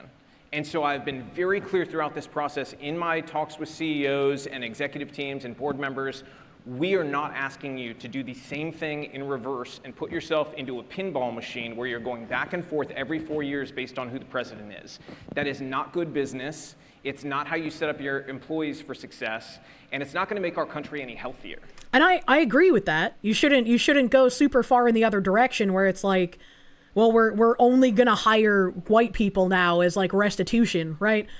It should be hiring based on meritocracy, based on who is most fit for the job, without taking into account any kind of race or gender or what the fuck ever. The problem is that we have swung way too far in one direction, and when people go to the company and say, hey, we want you to just not take into account these things, even if we do damage in the short term, the acolytes have embedded themselves so far in the company that it's like, well, as long as we just kind of shift things a little bit, the public consciousness will forget about it, and then 10 years from now, we'll have made massive gains once again. It's a problem when there's one group of people that's like, we want everything to be fair, and we want everything to make sense, and the other group is like, yeah, nah, fuck you specifically, actually. They're not trying to be understanding, and they're not trying to come together and make things for actually everyone, which is inherently the problem. And so my argument has been, let's take things back to neutral, corporate neutrality. People can have their lives outside of work where they want to get on very much wish we social could, media yes. or be a part of an activism campaign or whatever it might be. But at work, let's have that be a place where people don't have to worry about yes. That's the way it should be. Go and tear apart the person that they sit next to in the cubicle right next door, right? And so I think that if you look at just the results, I mean, you talked about the incivility numbers in the workplace and how political divides is driving a lot of the incivility. I mean, it's right in front of our face. These policies have been a failure, and even if you believe in them for whatever reason it might still be, if you look at what's happening... You think nationality and sex should be items that can be assessed and discriminated against? You don't want to be forced to hire a 90-pound woman to lay concrete pavers. Well, this is where it comes into play, where it's like, can you do the job, right? If you are having to have standards lowered for you to get the job, you don't belong in that job. And we've seen standards get lowered across the board in areas to get people into jobs that they have no business being in, simply because companies or the military want to meet quotas so that they look better. Happening in front of you, and you look outside the bubble that you have insulated yourself in, this is not healthy for our country, it's not healthy for people. And if we want to be what our founders intended, there's a reason that E pluribus unum is in almost every... Helen Razor, thank you for the raid. Welcome, Raiders. We're watching the SHRM conference from last month. I think it was like October 27th, 28th, something like that. Founding document. And even though our founders didn't all, have the same ideology, they all were able to at least agree on that. And it was that essentially we come from many different things, but we're intended to be one. Right? And if we're going to be that in the workplace, or aspire to be, we've got to get rid of these artificial divisions. Yep. And so if you have somebody in your office, you guys talked about there might be this black female working that feels like she's getting looked at like she's the DEI hire. I want to really deconstruct that. The reason that that is happening is not because people in the workplace are explicitly racist and they just see a black person and think, oh, they're not qualified. Correct. It's because the system told them we are going to hire unqualified people on the basis of race. Yes, correct. And we're not going to look at merit in bad DEI programs. And when you call it out, when you're saying the system is inherently biased, the system encourages hiring people based on immutable characteristics that shouldn't be taken into account instead of whether they can do the job or not, you are the one who is called racist. You are the one who should lose your job for pointing out how fucked the system is. And that shouldn't be the way things work. And because people saw that from the system saying explicitly, hey, at colleges, we're going to lower the admission, the test scoring that we're going to accept into medical schools, that happened at UCLA. This happened in many different facets across many different industries. So when people see that, that's where they make that leap to saying, oh, maybe this person's not qualified. It's not because they're black. It's because the system said this is the case. And I'm saying this as somebody, my own children would benefit from DEI because they can go into college. I've got 4 kids, and they can check the box and say Latino. And up until the Supreme Court ruling recently, When I had to apply for financial aid for college, my dad looked at me and he was like, why couldn't you be part Hispanic? I was like, well, Dad, you should have fucked a Hispanic woman. I don't know what to tell you. that would have given them an advantage getting into any school. And I'm honest enough to tell people that. I would have told them absolutely, that gives you an advantage, but I also would have told them don't do it. Because I want my kids to know that whatever they have in life, they earned. My family came here with nothing. And I still believe in the American dream. Maybe I'm crazy, maybe I'm naive, but look at me in Van, okay? I'm Latino, my mom came here not speaking English, they had no money. I was able to become a success, build from the ground up, here in America, probably the only place that could have happened. Van is an extremely successful black man here in America. I don't know his full story, but I know you're from Tennessee. And you can do this here, right? We can all together do incredible things. And I think if we eliminate the division, we're going to be in a much healthier place. So before I would not be surprised if there are people out there who are deep in the DEI Kool-Aid who would have been like, well, of course someone like Robbie Starbuck is very successful. His name is white passing, he's white passing, so yeah, of course he was able to succeed in the system. He doesn't have the kind of hurdles that we do, that would not surprise me. Before you go there, I got to now push you. You've said, you started with most DEI, and then you said all DEI. Yeah. Are you suggesting that there's no good DEI? Call it what we can debate terms, because I've told everyone, it used to be diversity, then it was diversity and inclusion, then it was diversity, equity, inclusion, then it was diversity, equity, inclusion, accessibility, then they had to be, so I've seen it for 30 years. So everyone talks about George Floyd, I remember Rodney King. I've seen this movie, but. The Rodney King riots where black people dragged innocent white truck driver out of his truck and beat him half to death, the Rodney King riots where roof Koreans became an embedded part of American society and a meme for decades to come, those Rodney King riots, man. Are you saying that there is no such thing as good DE&I? Again, call it what you want. No, because it has equity inherently baked in, and equity is a Marxist concept. Yes. I believe in equality. I believe that we need to treat people equally, and I'm glad that you called it what it is. We need to hire people on the basis of merit. I think you should not look at people's skin color. I will say this, because it's very important. I'm not pretending you don't see skin color, because that's just stupid. Okay, everybody sees skin color, okay? But gender. The law. Why did he have to sneak in the and gender? Should be what guides us. And the law should not see skin color in any facet. Agreed. In a criminal side, and not when it comes to hiring and employment. It should be something that we can all trust we're going to be treated equally and fairly. And that has been my argument from the very beginning, is that DEI instituted a system that flies in the face of our civil rights laws. And he's entirely correct. All of it is just communist gobbledygook that works on a Marxist framework. You cannot have a fair and equal society that treats people meritocratically and also have a DEI framework. They are inherently oppositional. Because if you look across corporate America, what did we have? We had internship programs that were only for black people, only for Latinos. It left out Asians, left out whites, left out other ethnic groups. And it focused in management training only for blacks and Latinos. Saw this across corporate America. Some of the company executives didn't even know this was happening. When we went to some of the major banks, they had no clue that they had programs explicitly for one race. Robbie, quick question for you, because I don't want to get us. If that E were equality versus equity, would you have a problem with DE? What if we change DEI back to equality instead of equity? You know, we're still going to do the same exact work, but we're going to change the terminology back to what we had it at previously. Would that get you on board with our work, Robbie? Holy fuck, I pray this man understands the subversion. Please, Robbie, don't let me down, brother. Yeah. Well, so here's the secondary issue, is you have to agree on definitions, right? Because the reason DEI was even implemented in the first place is because diversity and inclusion sound nice. Yes. I'm the first one to admit that. They sound nice. Yes. Right?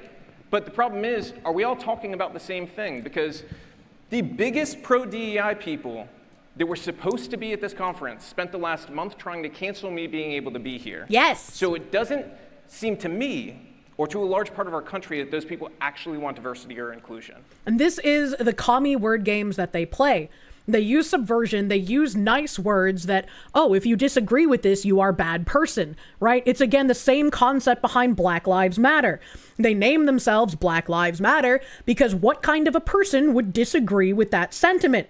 You cannot disagree with the organization and with what they were pushing, which are Marxist ideals, without being called a racist, without people trying to say, you don't care about black lives. And that was the point of All Lives Matter. People were saying, no, everyone's life should matter. Everyone should be equal. And because they were rallying against something that sounded good, like Black Lives Matter, they were able to say, no, you guys are using All Lives Matter as a white supremacist, racist dog whistle. You're trying to say that black lives don't matter. But that's not what was happening. That's not what people were saying. And again, you can see the same exact rhetoric when people were putting up flyers saying, it's okay to be white. It's okay to be white is what it is what it says. It should be okay to be white. You shouldn't be demonized for having white skin. You shouldn't be called a monster or have sins of the father because you are white. It is okay to be white. But everyone came out and said that this is a white supremacist dog whistle. This is an attack on minorities. This is dangerous rhetoric on college campuses because they are used to the subversive language of Black Lives Matter doesn't really mean Black Lives Matter. Therefore, when you counter it, you're countering the inherent ideals we're trying to push forward, and we must call you a bad person for disagreeing with good language. It'll take more than one sidestep to convince me wrong. I'm very glad that he said this. This is a very good thing that he said here. Okay. I'm sitting here saying, I want to hear everybody.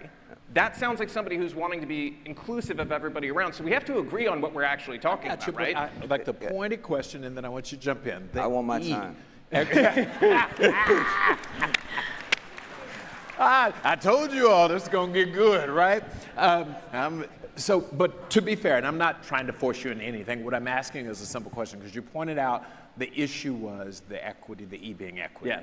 If, solve for how we institute the D, the E, the I, but if the E were focused on equality, which is an American concept, right? It's like he didn't even hear what Robbie said. He's just trying to get Robbie to agree to equality, because again, if you disagree with equality, you are a bad person. The way they use equality and the way everyone else knows definitionally what equality is inherently different. And you can see this again by looking at Wikipedia. Wikipedia has changed definitions for things like racism. Wikipedia has changed pages like cultural Marxism in order to try and paint it as some like conspiracy theory.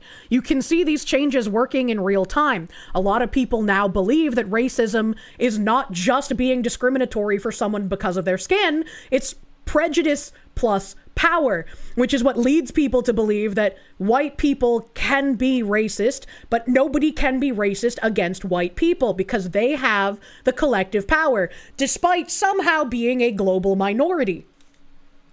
Yeah, it's a very American concept. Okay, so we have some agreement that we're not saying DEI, all DEI is bad. Well, the phrase is poisoned at this point, and I think everybody has to kind of admit that. So, Yes. like, eliminate the phrase. In practice, do I believe that workplaces, everybody should treat each other fairly, be nice to one another, and do I think everybody should be hired on the basis of merit? And if your workplace happens to be majority minority or majority white, like, is that a problem? It No, shouldn't I don't be, no. really care what the workforce looks like. Exactly. Actually, in practice, to tell you the truth, so before I talked about politics and everything, I owned a big production company in LA. We had over a dozen directors. I directed people like Natalie Portman, Snoop Dogg, I want my time. You're gonna get it, I promise. I don't think Robbie interrupted the CNN guy when he was talking for a hot minute either. What is this? What are you complaining about, man? You're waiting for him to say the exact words. The phrase is poisoned. Unfortunately, the DEI acolytes do know the phrase is poisoned, right? That's why Bridge has been informing companies to change the language. Internet Zen Master, thank you. As wary of Starbuck as you are, it should be noted that companies like Condé Nast have started purging the DEI activist-y types from their ranks and going toward the neutral he wants. Corpos are starting to play it both ways. I will believe it when I see it. Condé Nast is still on the board of directors for Bridge. They are still part of the obfuscate the language, do the DEI work without people noticing. And when Bridge was formed, part of Bridge's framework was to get rid of DEI departments. The game was always meant to be played that DEI, like noticeable DEI departments, noticeable DEI positions in a company were supposed to get cut. Were supposed to go away. Because those people in the DEI departments or those DEI acolytes and DEI positions are supposed to just integrate into the rest of the company and work seen unseen.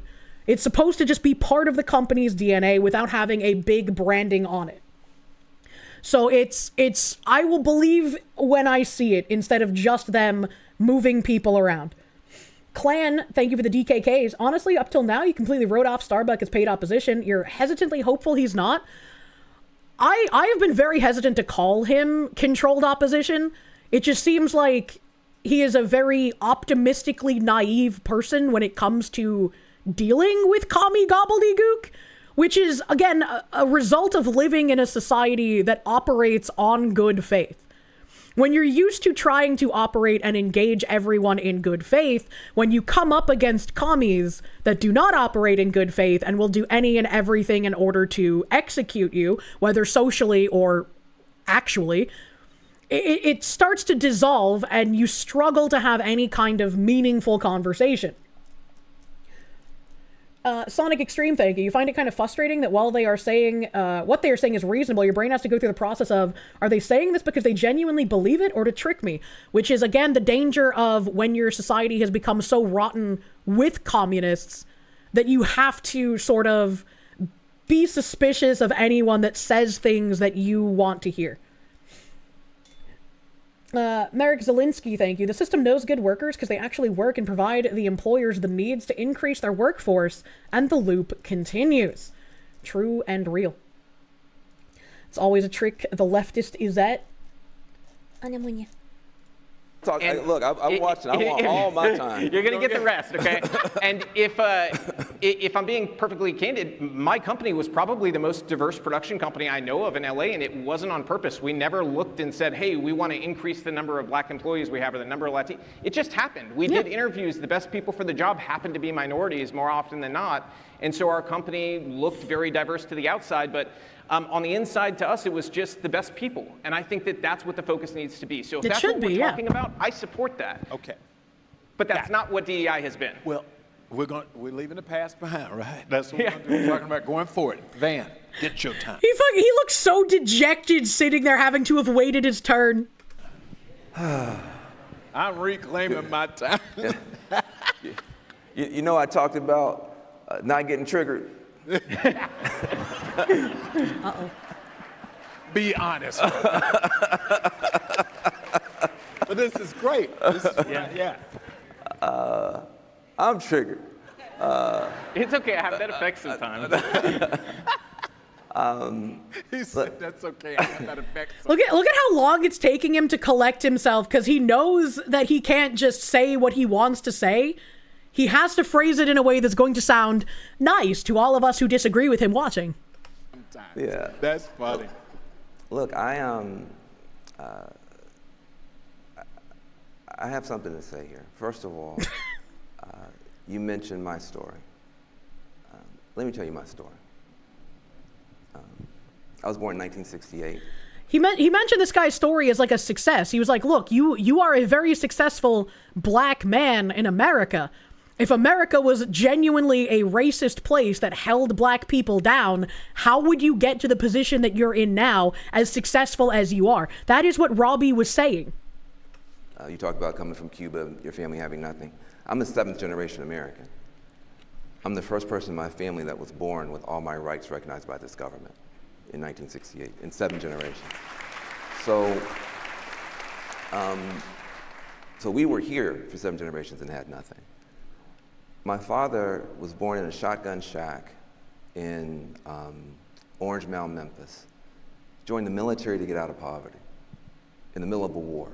Everybody was trying to get out of the war, out of the military. My dad went in so he could get out of poverty. Put himself through college. I feel like that's the story of a lot of people, or a lot of men in that age bracket, right? Like, a lot of dudes were like, if I go into the military, if I go do this very dangerous thing, I'm going to be able to better provide for my family if I survive it. A black college called Lane College in Jackson, Tennessee, because he couldn't go to white colleges. He married the college president's daughter, my mother, because my dad had her like that. My dad was that dude. He was like, how are you talking about how oppressive it is when you're saying that your dad married the college president's daughter? I feel like that flies in the face of like what you're trying to present. Like you. Doesn't this prove Robbie's point? It does. They put he then, once he got out, he put my Uncle Milton, his little brother, through college. He put a cousin through college. So he was successful enough and had enough money to put multiple people in your family through college to make sure that they were also successful, which is, once again, sharing generational wealth, which is something the left doesn't want people to be able to do. Everybody in my family who got out of poverty on this bridge called my father's back, because he had to make up for 7 generations of not having here. But that wasn't enough. When he became a principal, when he got out of school and he wanted to be an educator, in my county they would only let him be an assistant principal, because when they merged the schools after segregation, the black principals had to become assistant principals. The NAACP had to come and sue my home county for my father to be able to become a principal. They gave him then the crappiest school in the county. Seems a little weird. He turned it into the best school in the state. My father, Willie Jones. I love him. I miss him every day. When he died, the picture that they put of him on the funeral program was him standing in front of Yale Law School the day I graduated with his hands in the air. How did I get to Yale Law School? I got to Yale Law School because there was an affirmative action program at the state college. So you weren't qualified to get into Yale, but you got in because affirmative action took your skin color into consideration. Very, very interesting thing to admit there. University of Tennessee at Martin, to help kids like me who, even though our parents were great and had done great, we didn't Even though your parents were great and were very wealthy and were able to put multiple people in your family through college, you had all of this nepotistic wealth and you still benefited from a racist program that gave you an advantage getting into a college because of your skin color. The tutoring and the other things that were available, we were still trying to find our way. And so when you say that anybody can come here and do anything, it's true.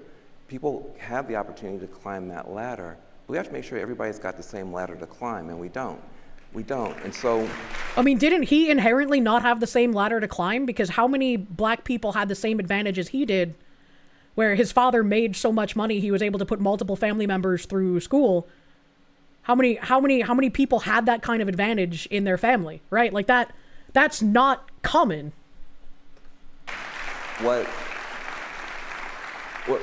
Where the story, I think you start your story at a particular location. You're getting a vigorous spanking because you've been a bad girl. Don't spank him! Marmalade, thank you. You got into Yale because you took a spot from a more qualified applicant. This dude just hates that he cannot say he got there on his own merit. That's all this is. Imagine, man.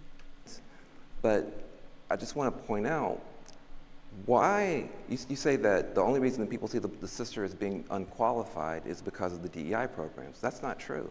People have found excuses to see black people as inferior and women inferior for a very, very long time. So I don't think you can just blame these programs. I just want to say one more thing to you. I've listened to a lot of your interviews, and one of the things you say is all we have to do is kind of go back to before these. Yeah, in the past, you can say that women or minorities were seen as inferior by the government, and that was a bad thing. But that doesn't mean that we should see them as superior now and give them certain advantages not to be enjoyed by other people, right? As a woman, I don't want to be given a job because I have a vagina. I want to be given a job because the people hiring me think that I can actually do it, think that I am competent to do the work necessary to be an asset to their company, right? And so, like, treating prior racism or sexism with new age sexism or racism is not the way to go about things, right? And I think that's a false equivalency when we have decades of evidence of colleges or workplaces lowering standards, and the military, lowering standards to let in people who shouldn't be getting those positions simply because of immutable characteristics. Experiments. And just enforce existing civil rights laws. Because we weren't doing it. We weren't enforcing it. Well, hold on. There's a reason for that. Because when you said that, I said, you know what, actually, I kind of like that at first. When you said, hey, let's just go back to enforcing existing civil rights laws, I said, that sounds good to me. Then I looked into it. And here's what I found. What that meant was waiting for someone to file a complaint. Not looking at the workforce and trying to figure out how to access all the talent and take positive steps to make sure everybody. Enforcing current civil rights laws would be waiting for someone to make a complaint. This is saying, it sounds like he's saying that the discrimination is inherent and systemic, and thus you can't wait for someone to make a complaint. You have to target this discrimination before it's allowed to happen, which is what DEI claims to do. It's discrimination by another name. Everybody can do well. Stand back and wait for the complaint. Here's a problem with that. It's scary to complain. Somebody's got to raise their hand and say, this whole workplace is sexist. They're immediately going to be put in a box. Their career is over. This whole workplace is racist. They're going to be put in a box. They got to find a lawyer. It's going to take years for the EOC complaint to come back. It's a decade out of their life, and they may lose. So what was happening was people weren't saying anything. So the triggering mechanism to do what you want us to do, which is to enforce existing laws, the triggering mechanism was incredibly destructive for the individual. So some people, and frankly, if you were in a situation, you've probably done the same thing, say, why are we going to wait for the government to tell us what to do? Let's come up with some positive ways to expand that. I mean, yeah, I'm not a big fan of the government, but also I'm not a big fan of DEI. You can't say that discrimination exists before you know it exists, unless we must counter it before it crops up. If it happens, like, yeah, it might be obnoxious, it might be annoying, but you should file a complaint. And it's like, if your workforce is inherently discriminatory, if you're a woman working at a place that's sexist, and you want to file a complaint because it's sexist, why would you want to continue working there if they're going to other you? Why would you want to continue in that job? Would you not want to find a different job, work somewhere else that actually would appreciate your talents, while also suing that other employer into the fucking ground if they were actually discriminatory, right? Like, minority discrimination report. Yeah, you can't restrict people's actions until they've done something illegal. DEI is a cult, and unconscious bias is an article of faith. He's shilled his AI company multiple times, and from reading stuff in like Amazon and Bridge white pages, we know that they've been trying to use AI to counter unconscious bias. They've been trying to include unconscious bias training in AI that will help their employees be less biased without even thinking about it. It's a very, I guess, weird thing to put into practice. Where are you supposed to find another job? I mean, I guess it depends on what you're doing. You bring up a good point. What if your company is the only company that does what it does? That is a good point. But it's like, I look at it from the point of view of like, I don't want to be somewhere where everyone around me would hate me, right? I wouldn't want to go somewhere and impose on other people who have a visceral hatred of me, because then I would be in basic imminent danger the entire time. And forcing people who hate me to try and like me is an effort in futility. It wouldn't make any sense to me. if your company is the only company that that does what it does, and everyone there hates you specifically because of your gender or your skin color, that would be a much larger problem that would most likely blow up into a national news story. If you're so specialized that you can't get employment anywhere but one place, you are too specialized. You telling HR about someone joking about Kirk's death wasn't hard and just ignored because you didn't want to push it to the point of really being an issue. You would have been fine with mention of like, let's be civil around here, but that never happened. That's the thing you have to kind of push, you know? Congratulations, you just described literally all retail jobs ever. There was already a study that showed AI values white lives the lowest. I mean, I wouldn't be surprised, but I haven't seen the study. Ryan, thank you. The reason, I mean, you don't know. Marek Zelinsky, thank you for the euro. Racist, sexist, blow that dog whistle again. Suburban Hermit, thank you. The problem is not the complaint, it is the protections and the proper investigation of the complaint. Due process works in a high-trust society. Loki saying, don't snitch, spit on him. And also, like, people screaming about due process has sort of mangled our system as well. Like, when we look at how many activist judges there are, when we look at how many activist DAs, when we look at how corrupt the entire system is, the system no longer works on fair trials and due process and treating everyone equally. It takes into account all of these biases because it's seen as the correct biases to have. When you have criminals getting out 20, 30, 40, 70 fucking times because, oh, we can't do anything to these people or else we'll be seen as racist or sexist or discriminating against somebody who is differently abled, you get to this point where, like, your society no longer has a lawful system. Your society no longer protects its citizens. It works for and protects the criminals. It's gotten ridiculous. The alternative to due process is absolutism. Elon Musk talked about calling out Google AI for saying misgendering is worse than nuclear war and portraying the founding fathers as diverse women. What the fuck? Pool of talent. Let's go look at the black colleges, the tribal colleges. Let's go to Appalachia. Look at every college. Yes, but they weren't doing that. Yeah. And so what happened is they started trying to expand that talent pool to get more people in. People got there, they weren't sticking and staying. So they started to come up with programs to try to help people. Now listen, some of the stuff, to your point, went too far. But I'm going to tell you right now, a lot of people in this room are the people who were trying to fix that problem. For you to say these people are communists, as you sometimes said, or they don't believe in merit, as you've sometimes said. They are, and they don't.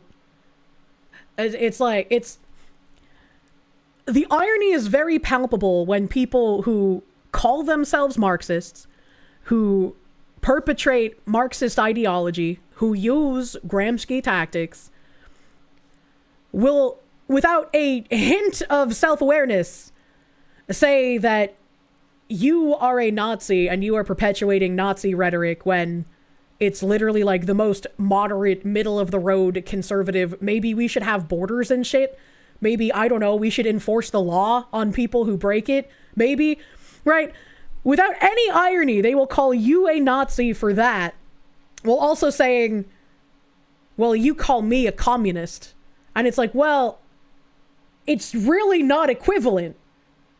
You actually doing communist things is not equivalent to someone being a moderate asking to enforce laws. He never called them communists. He called equity a communist subversion. That doesn't mean the people supporting it are explicitly communist. It means they're a mark of communism, likely without realizing it. Also, that's a very good point.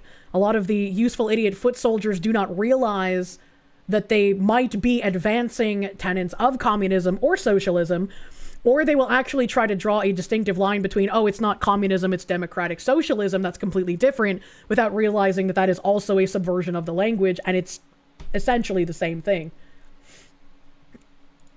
I think misunderstands these people. I don't see any communists here. I don't see anybody who doesn't believe in merit here. I see people who are trying to solve real problems. And we need to come together to try to figure out how to solve them better than we did in the past. I don't know where I called anybody here communist. I will say, statistically, there's probably one or two in here. You said Marxist on this stage. Oh, once again, like Vaush said, you can be advancing the communist ideology as a useful idiot.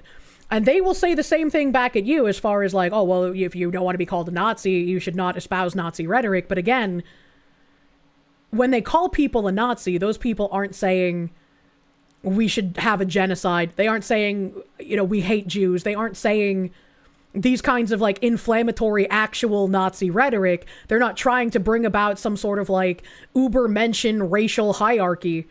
It's literally like, yeah, we should have fucking laws and shit, maybe, you know, like.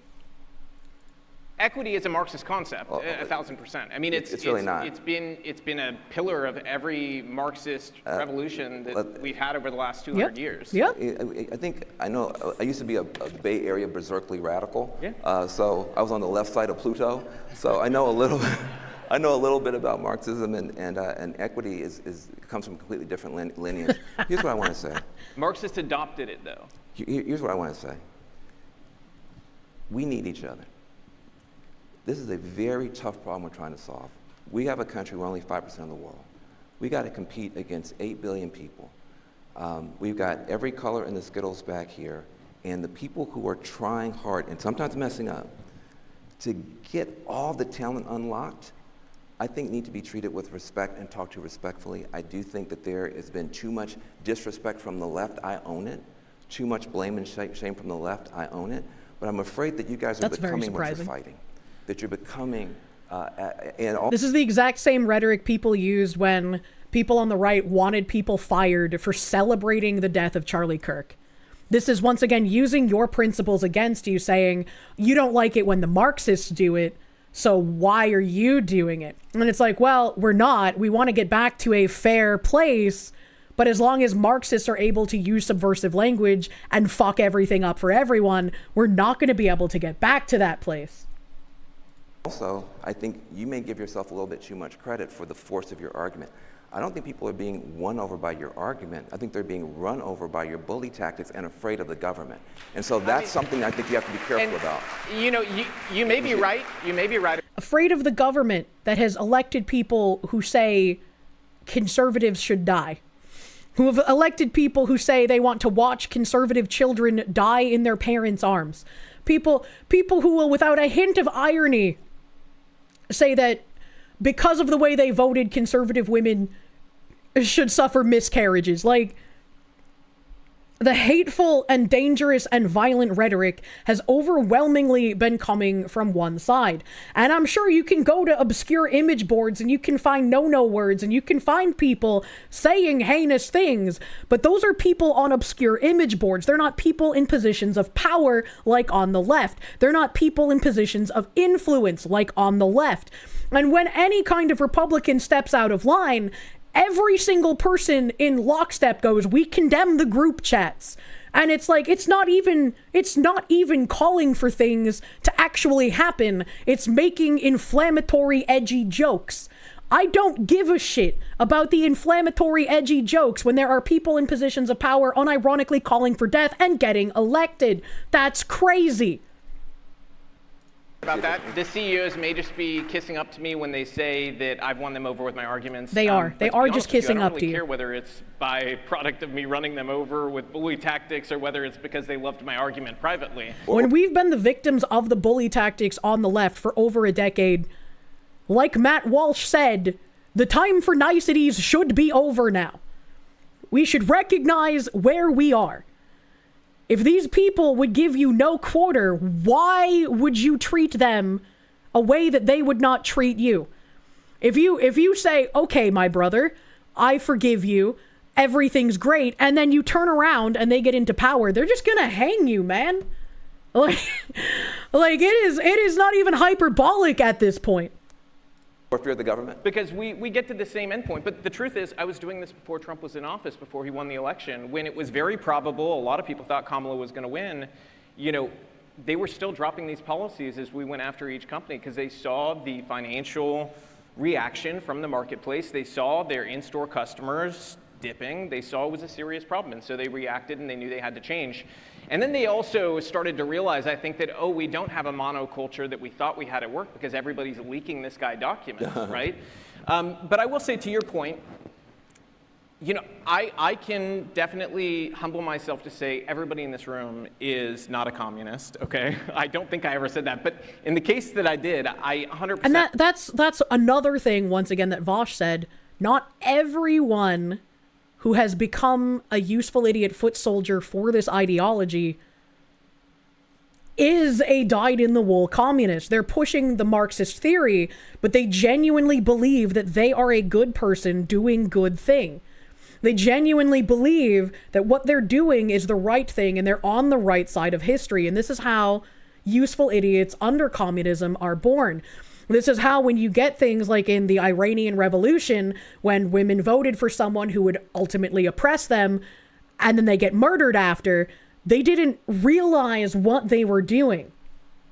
Your motto to live by is change and do unto others as they would do unto you. Yeah, that's the propaganda. They didn't drop the DEI. Absolutely, unfortunately. Ollie Wally, thank you. Home safe about DEI. Sir, give me your coat. Why, you ask? Because I may be cold later, so you have to prepare me for that eventuality for no reason. It's a really insidious thing when you think about it, unfortunately. Time is a flat circle, true. And do not believe you guys are all communists. And I do think I'd like to revisit the first question you asked me about. I think it was the second question. You said, what is something somebody on the other side has said that made you kind of rethink, right?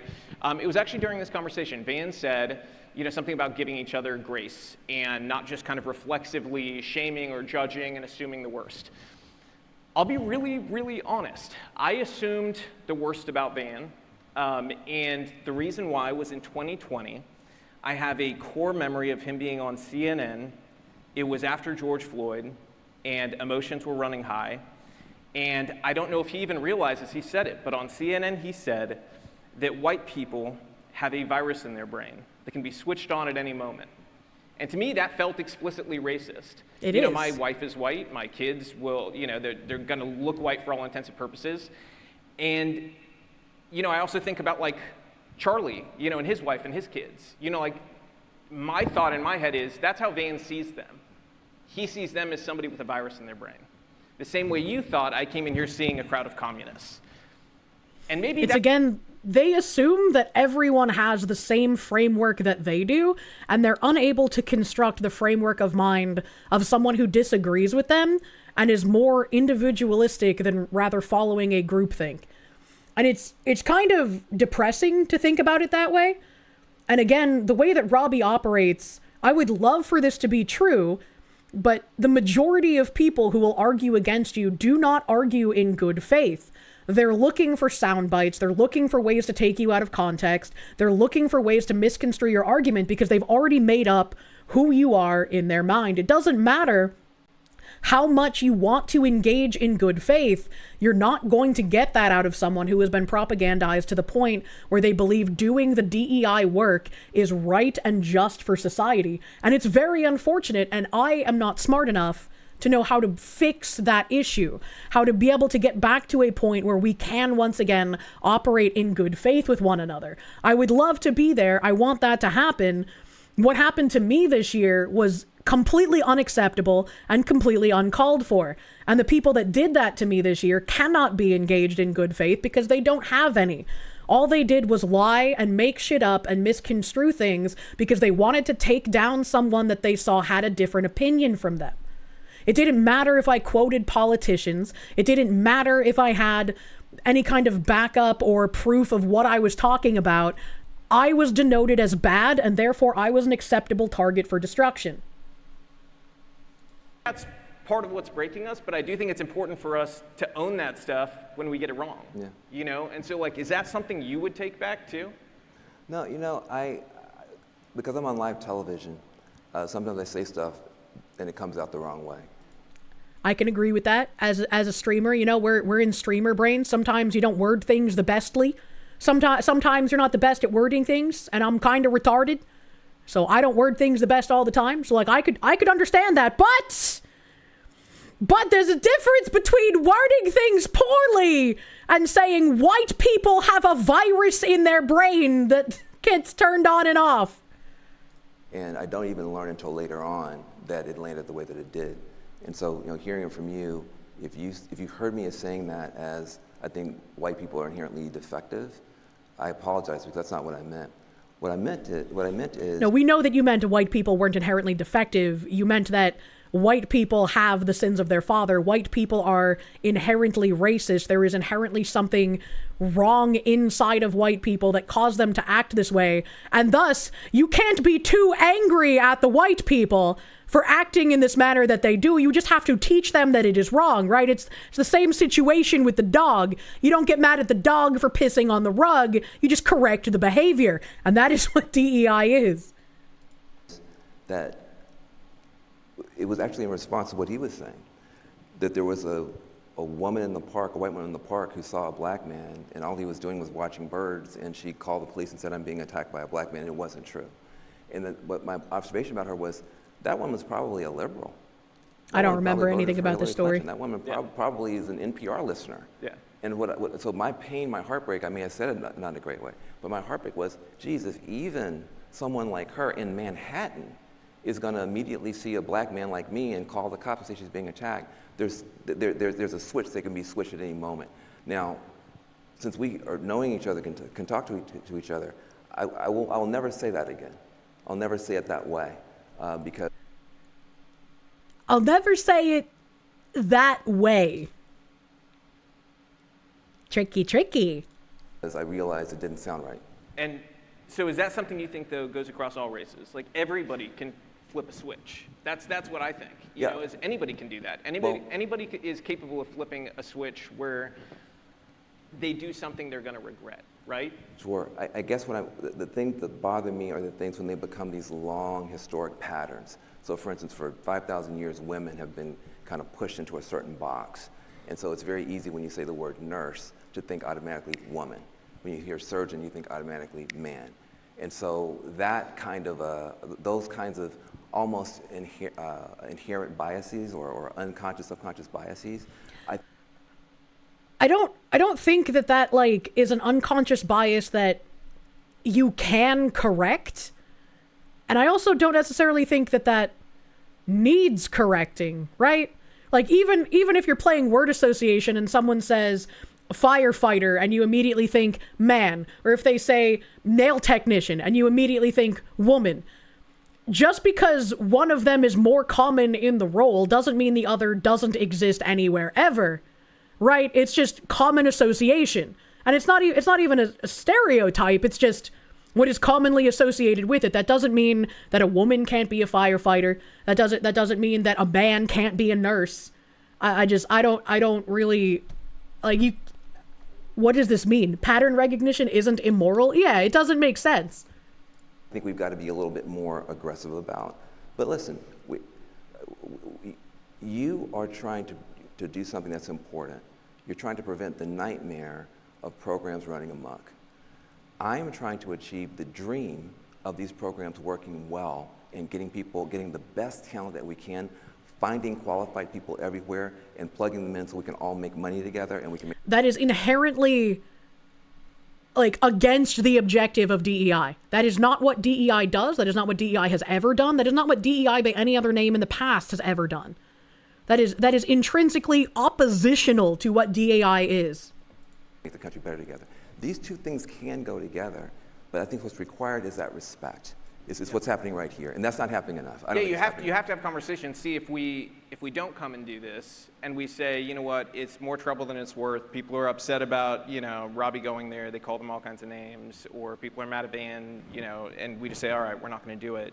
You don't understand things about each other, because that's been my long-held view on you. Is like, he says sensible things sometimes, where he'll sort of veer away from the far left and acknowledge that something is wrong, but that moment never left me. It was always in my head, in the back of my head. And anytime I saw you, that's always what popped up, is that you said that. And so inherently, I thought that was a deeply held belief. Well, listen, every time I hear about you, it's you saying things that are mean about people that are working hard. And so I think Robbie Starbuck pointing out reality is mean. Oh. I think this is what we need. We need to be able to talk to each other and understand each other better. But this point that you're making is a point, I think, this is happening across the workplace in ways you may not be aware. Yeah. So for instance, right now, you say when you see Van Jones, I said a lot of things that you probably agree with, but the thing that stands out for you was that one thing I said that was very offensive. That creates a bias. There are people who had an experience where they, saw a crime that was committed. It was committed by a black person. And now every time they see a black person, they have to get over that bias. And so if you can recognize that one incident or one data point can skew, this is why we need these programs to begin to help us, because we're human. And because humans do have these overreactions to single data points. Yeah, I think... Does that make sense? I think I mean, this kind of goes back to the stories that I've told, especially when we talked about that one Niji Sanji VTuber being racist towards white people. And like the way I grew up, when I was a child, because of the people I grew up around, my mom lived in very poor, overly like Puerto Rican neighborhoods. I grew up watching these people constantly fighting, constantly attacking each other, shooting each other, passing out drunk in the middle of the road, treating their children very poorly. That one family that lived above me, where the daughter was prostituting herself and the father beat her cat to death in the street as a punishment, right? Like, I grew up seeing these things, and because it was isolated in a bubble as a child, I became very racist towards Puerto Rican people. Understandably, because that was what I grew up around and that is what I saw those people doing. As you get older and you get more mature, you realize that was a bubble. You realize you can't apply that to every single person. You realize that those people in that bubble were very bad, but not everyone is like that. And thinking that everyone is like those people in the bubble is where you become too isolationist and too stereotyping of people. And maybe you should. It's like you can always have, like, some sort of like edge, right? But you shouldn't just assume that everyone acts like that. And that was what I was talking about when that Niji Sanji VTuber was being incredibly racist to white people. It's like, well, maybe he grew up in a place where he experienced people acting very poorly, and so he got a very poor view. But unfortunately, unlike me, he never grew out of that, and he carried on that racism and hatred into his adult years. And that's where the issue begins, is where you don't learn that not everyone acts that way if you have this one kind of point. But pattern recognition is still important. DEI is a bubble-making factory. It is. It is a bubble-making factory. The only thing these people deserve at this point is to face the wall. Is the takeaway that poor people tend to be bad characters? Everyone hates the rich, but do you have the strength to hate the poor? He would never extend that same grace towards you. He never would. He absolutely never would. Not in a million years would that same grace ever be extended to me. And that's why having conversations with these people is futile. Because they mark you as bad person, and you are forever bad person. It doesn't matter what you actually say or what you actually think or what your actual experiences are. You are just marked as bad person. Judge people like us a little differently than I judge other people, because we talk a lot, and so I feel like I try to use my words carefully, and I generally think the same thing about people like you who, and I don't say this about everybody on the left. I say you're very smart. And I don't always say that about people on the left, and I actually mean it. You're very, you're There's very... a compliment in there somewhere. No, it is. No, because I mean, if I'm being perfectly honest, I think most of the people that ran the woke stuff are not incredibly smart. I think that's why things went so far. I think that everything was feelings based. I thought you were going to talk about not saying mean things. No, so we're going to get there. We're going to get there. We're going to get there. We're going to get there. But no, I'm going to reclaim my time too. So hurry up. No, I think you're. Internet Zen Master, thank you. Pattern recognition is not immoral. This idea that HR needs to micromanage everyone because some can't grow beyond their pattern recognition is insane. I agree. Pattern recognition is not immoral. Obviously, if you have a pattern recognition, it's there for a reason, right? Like you've experienced stuff enough times to know, like, maybe something here is a little weird, right?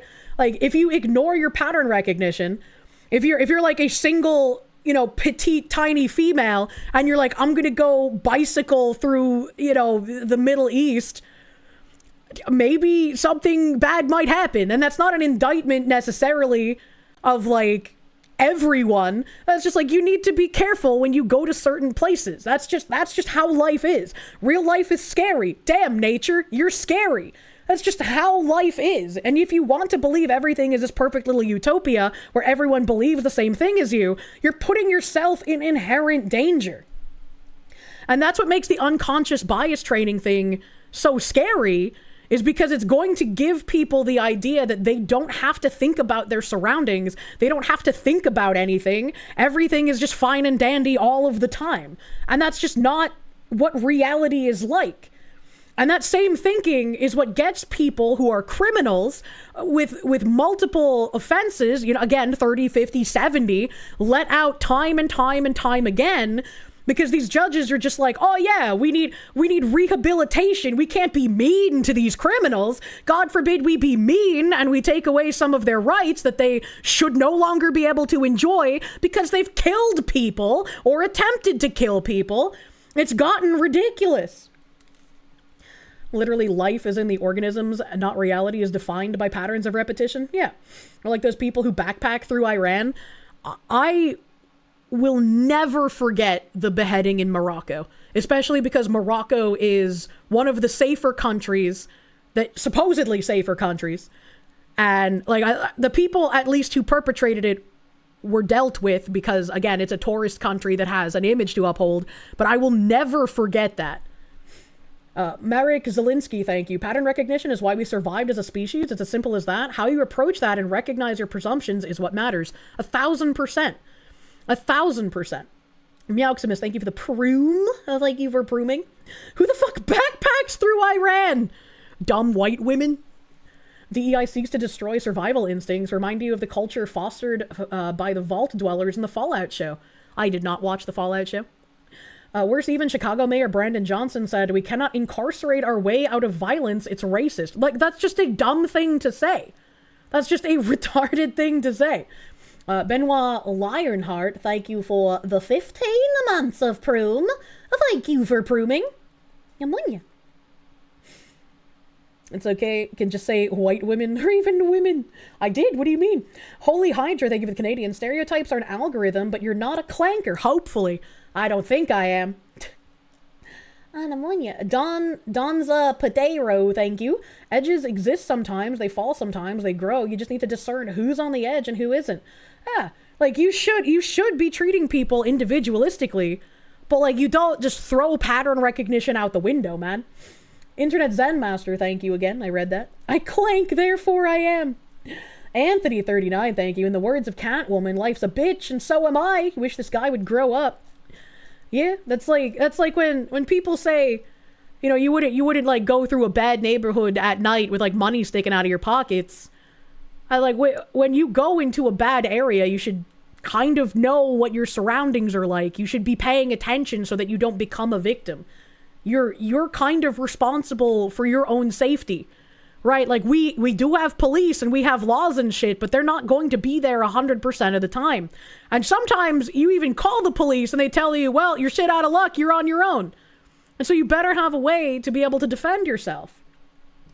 Stella Cross, thank you. Good thing we have El Salvador as proof of jailing all the criminals works. And as Asmongold said, if you can just actually jail the 1 to 3% most violent criminals, the majority of crime will go down because it's a very small amount of people that are doing the most violent crime. But for some reason, we've decided to just let them go 1,000,000 times instead of doing anything about it.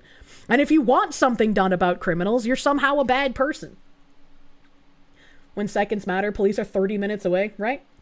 Holy Hydra, thank you again. I read that. Emotions are the worst advisor there is. I'm going to let Robbie finish this statement, but we're definitely going to have to watch this another time.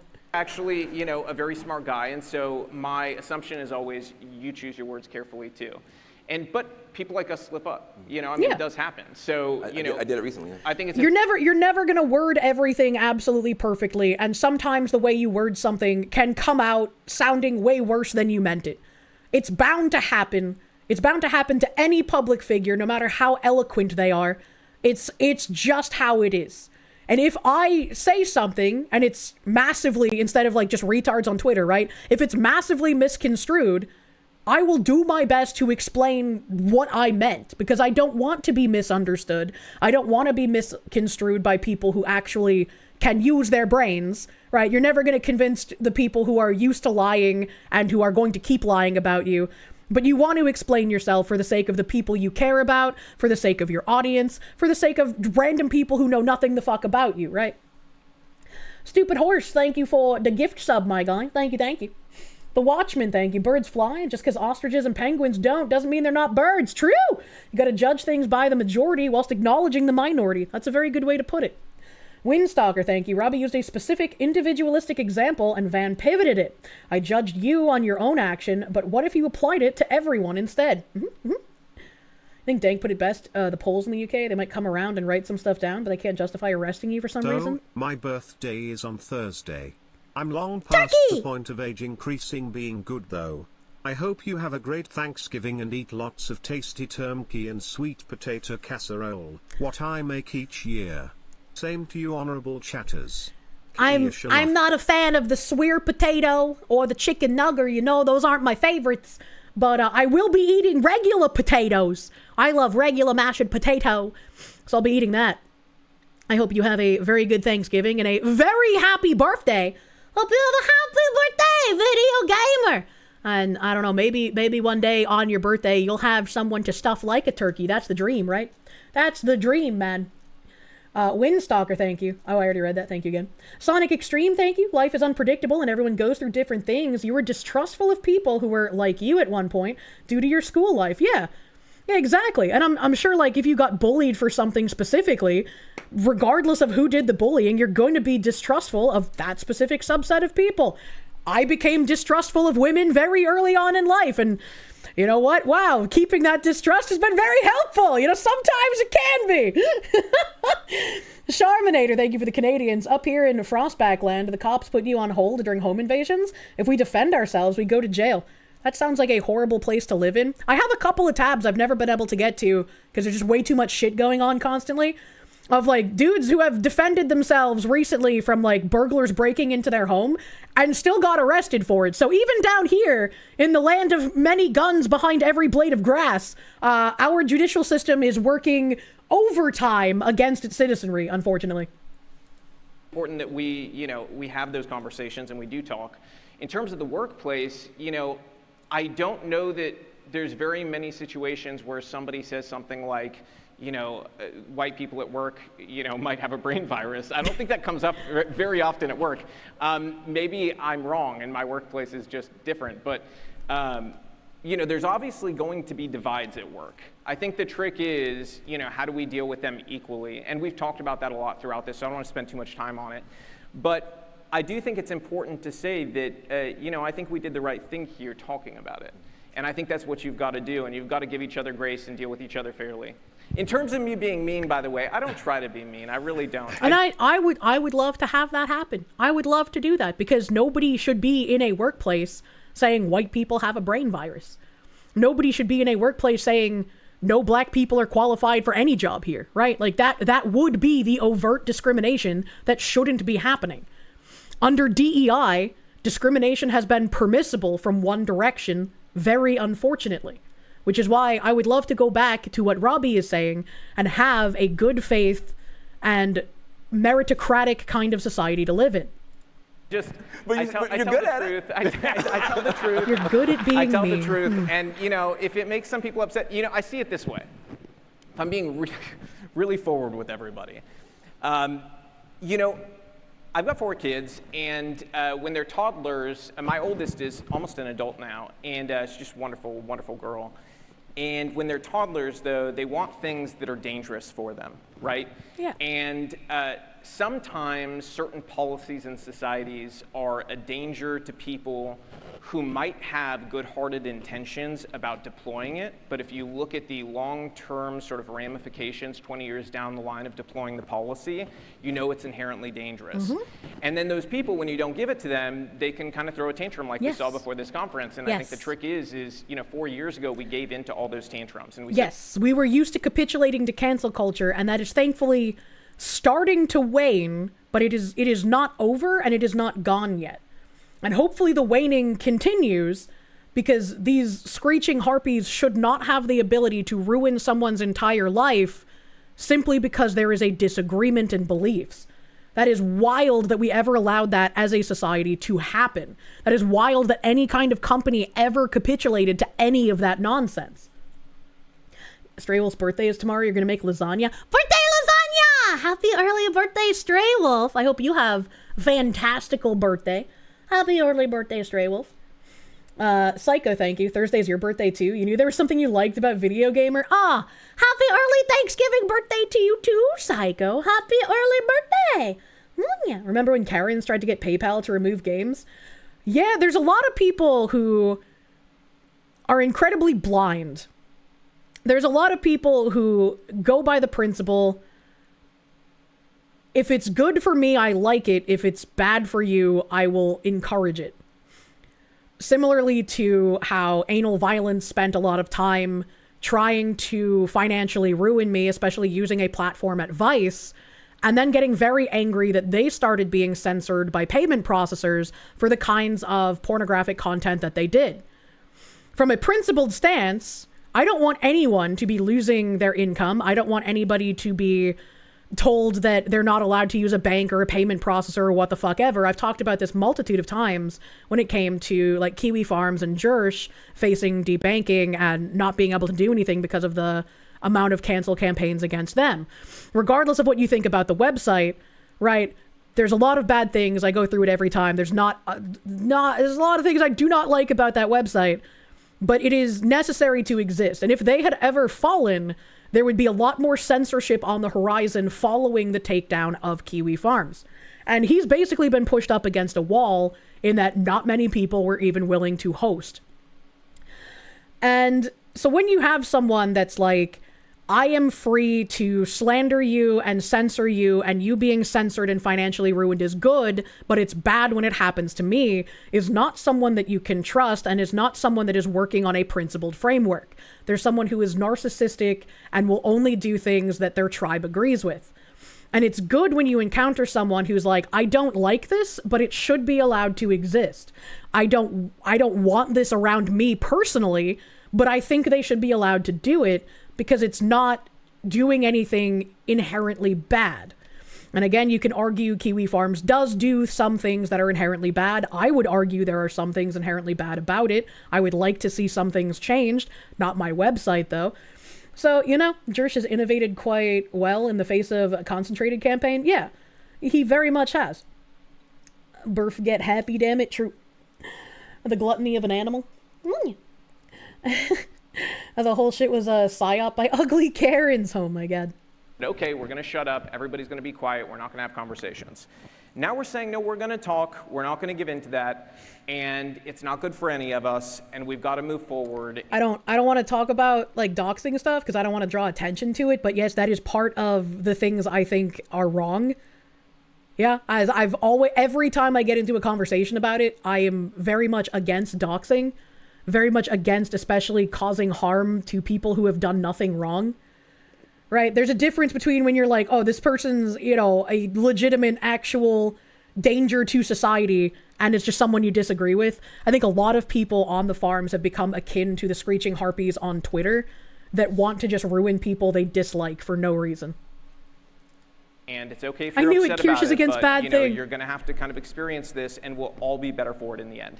And so, yeah, I get that some people are going to think that things I've said are mean and everything, but I do think if you push this out 10 years, I think most people will be able to see that at the core of my arguments has been something incredibly reasonable and a desire to get to a place that is healthy for everybody, not to, you know, force my political opinions into corporate America, because that's not healthy either.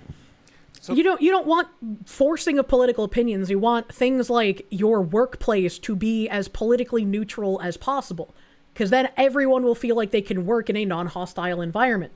It's like saying police are necessary while acknowledging that many police departments have corruption problems. Yeah, exactly. That's a good way to phrase it. That's a good way to phrase it. Like, I've got one final question for you all, but I think to sort of summarize, All right, if he's got one final question, that means this portion is over, which means this is a good stopping point. Also, that's crazy. He says one final question, and there's still literally an hour left. How do you spend an hour on one final question? That's my question. That's my question. What's going on here? Police flavored comment redacted to prevent an illegal raid. A better person than most because Kiwi Farms has some genuine psychos on there. I mean, they do, but there are also genuinely good people on the farms. I've used the farms for many years for like in the moment news updates. The forums was one of the best places to go if you wanted information on a lot of breaking news stories that news networks wouldn't cover fairly. They would redact information. They wouldn't put out information on some of the, like, mass shooters. It was one of the best places to go for that kind of information. And just because there are some psychopaths that use the website for really bad things that I disagree with, that I wish Josh would crack down on, it's not my website, and I don't want to condemn the entire website because of a subset of people that are just fucking crazy. There are still good things there. There's still good news. There are still people who are autistic archivers who I've used them as resources for a lot of things throughout the years, because otherwise that information would just be lost to fucking time. Whether it be about a content creator who's implicated in something and arrested, or it being a public figure who's done a lot of bad shit that I can trace back to things that I've been talking about in Bridge. Having these like autistic archival trails is incredibly important, especially when you get to look at public figures like Taylor Lorenz, who's able to get archives of shit of her taken down. So it's very good to have it there for certain purposes, while still acknowledging that, yes, psychopaths do exist and do things I don't like. It's a handy research tool filled with roaches. It's been a while since the last Bridge section. It's always mind-numbing. It's always mind-numbing to talk about Bridge, and I mean, this was 2.5 fucking hours, so I'm impressed I even managed to get halfway through it, let's be real. And bless the slur landmine riddled website. Whenever we pull it up here, it's like a multi-tab drifting with the guardrails off, yeah? Sometimes it do be hard to use it because of the amount of slurs used. And like, you know, I'm not going to complain about the slurs. But it's kind of, I don't want my VODs to get taken down, but I also like giving credit where credit is due, right? One of the biggest things was like how many streamers would use the Kiwi Farms as an archival resource, but then wouldn't give any sort of mention to the website, because if you mention the website, you're again considered bad person because there are bad people on that website. So I like giving credit where credit is due, and I like being able to say like, yeah, I did get my information from here. This is where I've looked at stuff, because I think that's important, especially if they've spent a ton of time being archival autist, you know? Bless the is that poster for not using slurs. True and real. I'm on ya. You don't think Jersh cares or even supports some of the doxing stuff? I wouldn't know, right? Like, I don't know the guy. I just know that in a perfect world, I wouldn't want that there. But again, not my website. I can only say I dislike that. I wish it wouldn't happen. There are things wrong with the site. And I would hope that anybody listening to me mounting any kind of defense for the farms would understand I'm not defending 100% of what they do there, because that's just wild. And I've been very upset at some of the things that have happened in recent years on that website, because there are people who have gotten ruthlessly attacked that don't deserve any of it. But people are fucking crazy. I think overall, he's just really tired. I mean, I wouldn't blame him. A breath of fresh air. Thank you for what you do. Munya, and happy Turkey Day. Hell yeah. Like I say, we need to get all the Bridge info up the chain. Thanks for keeping us informed. It's really hard to condense a lot of the Bridge stuff, because again, when you deal with subversive language, you know, how do you get people to believe like, oh yeah, we know this person's lying, even though it sounds like he's agreeing with us. And keep slurring. You touched the like, but thank you for touching my like button. They used to require evidence for claims. Now you have to sift through lies to get to the truth. It's very tiresome to do that. I agree. Mr. Woolly Shambler. Thank you again, Fox Lady, for the company. Hope your day is better now. Pretty Foxy needs a himbo for post-show massages. Oh, fuck, I do, man. Ah, fuck, I do. Merrick Zelinsky, thank you. I think being a normal human would be something we would all want. Unfortunately, it's the age of the internet we're living in. Let's just be normal. True. Which is normal, man.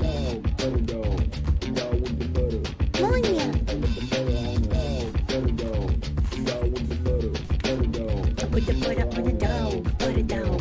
Dough with the butter, put it dough. Put the butter on the dough, put it dough. Before you go a buttered doggo. Also, the youngin in Kick Chat thinks you're a cat. What? Early happy Thanksgiving, Foxu and chatters. Munya. I'm not a cat. I'm a Foxu. But a Foxu is a spicy cat, according to Asmund. Bandalore, thank you for buttering my doggo. Thank you. Paradoxical Madness, thank you. Hope you and chat have a happy Thanksgiving. Hell yeah. Hamster Thor, thank you. How do you not like sweet potatoes? Tangy mash, orange sweet potato with butter and brown sugar.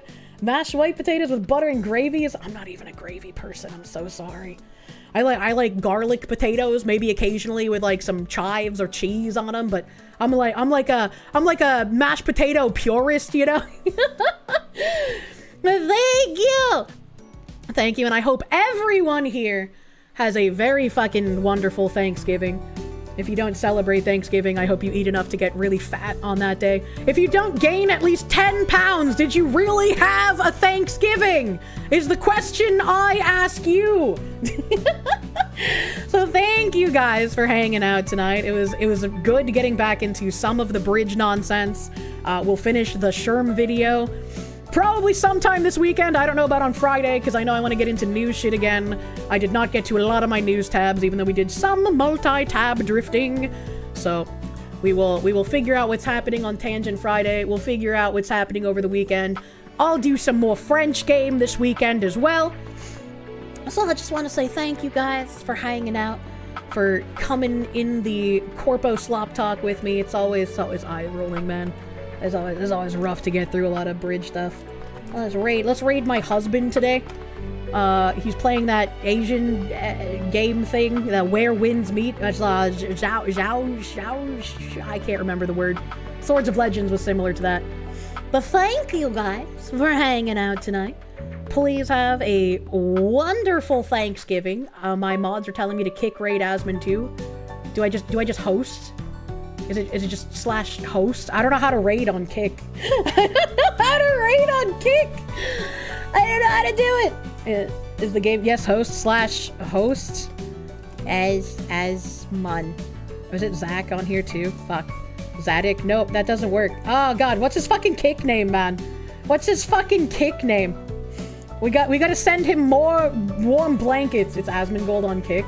I'm probably not even following him on Kick because I just forget to follow people. /host, that fucking guy, alright? Alright, so hopefully Kick chatters and Twitch chatters will be sent respectively. This thing is gonna time me out and we're gonna be talking and scurrying, and I hope you guys have a great Thanksgiving and a great rest of your night. Bye-bye! Bye-bye.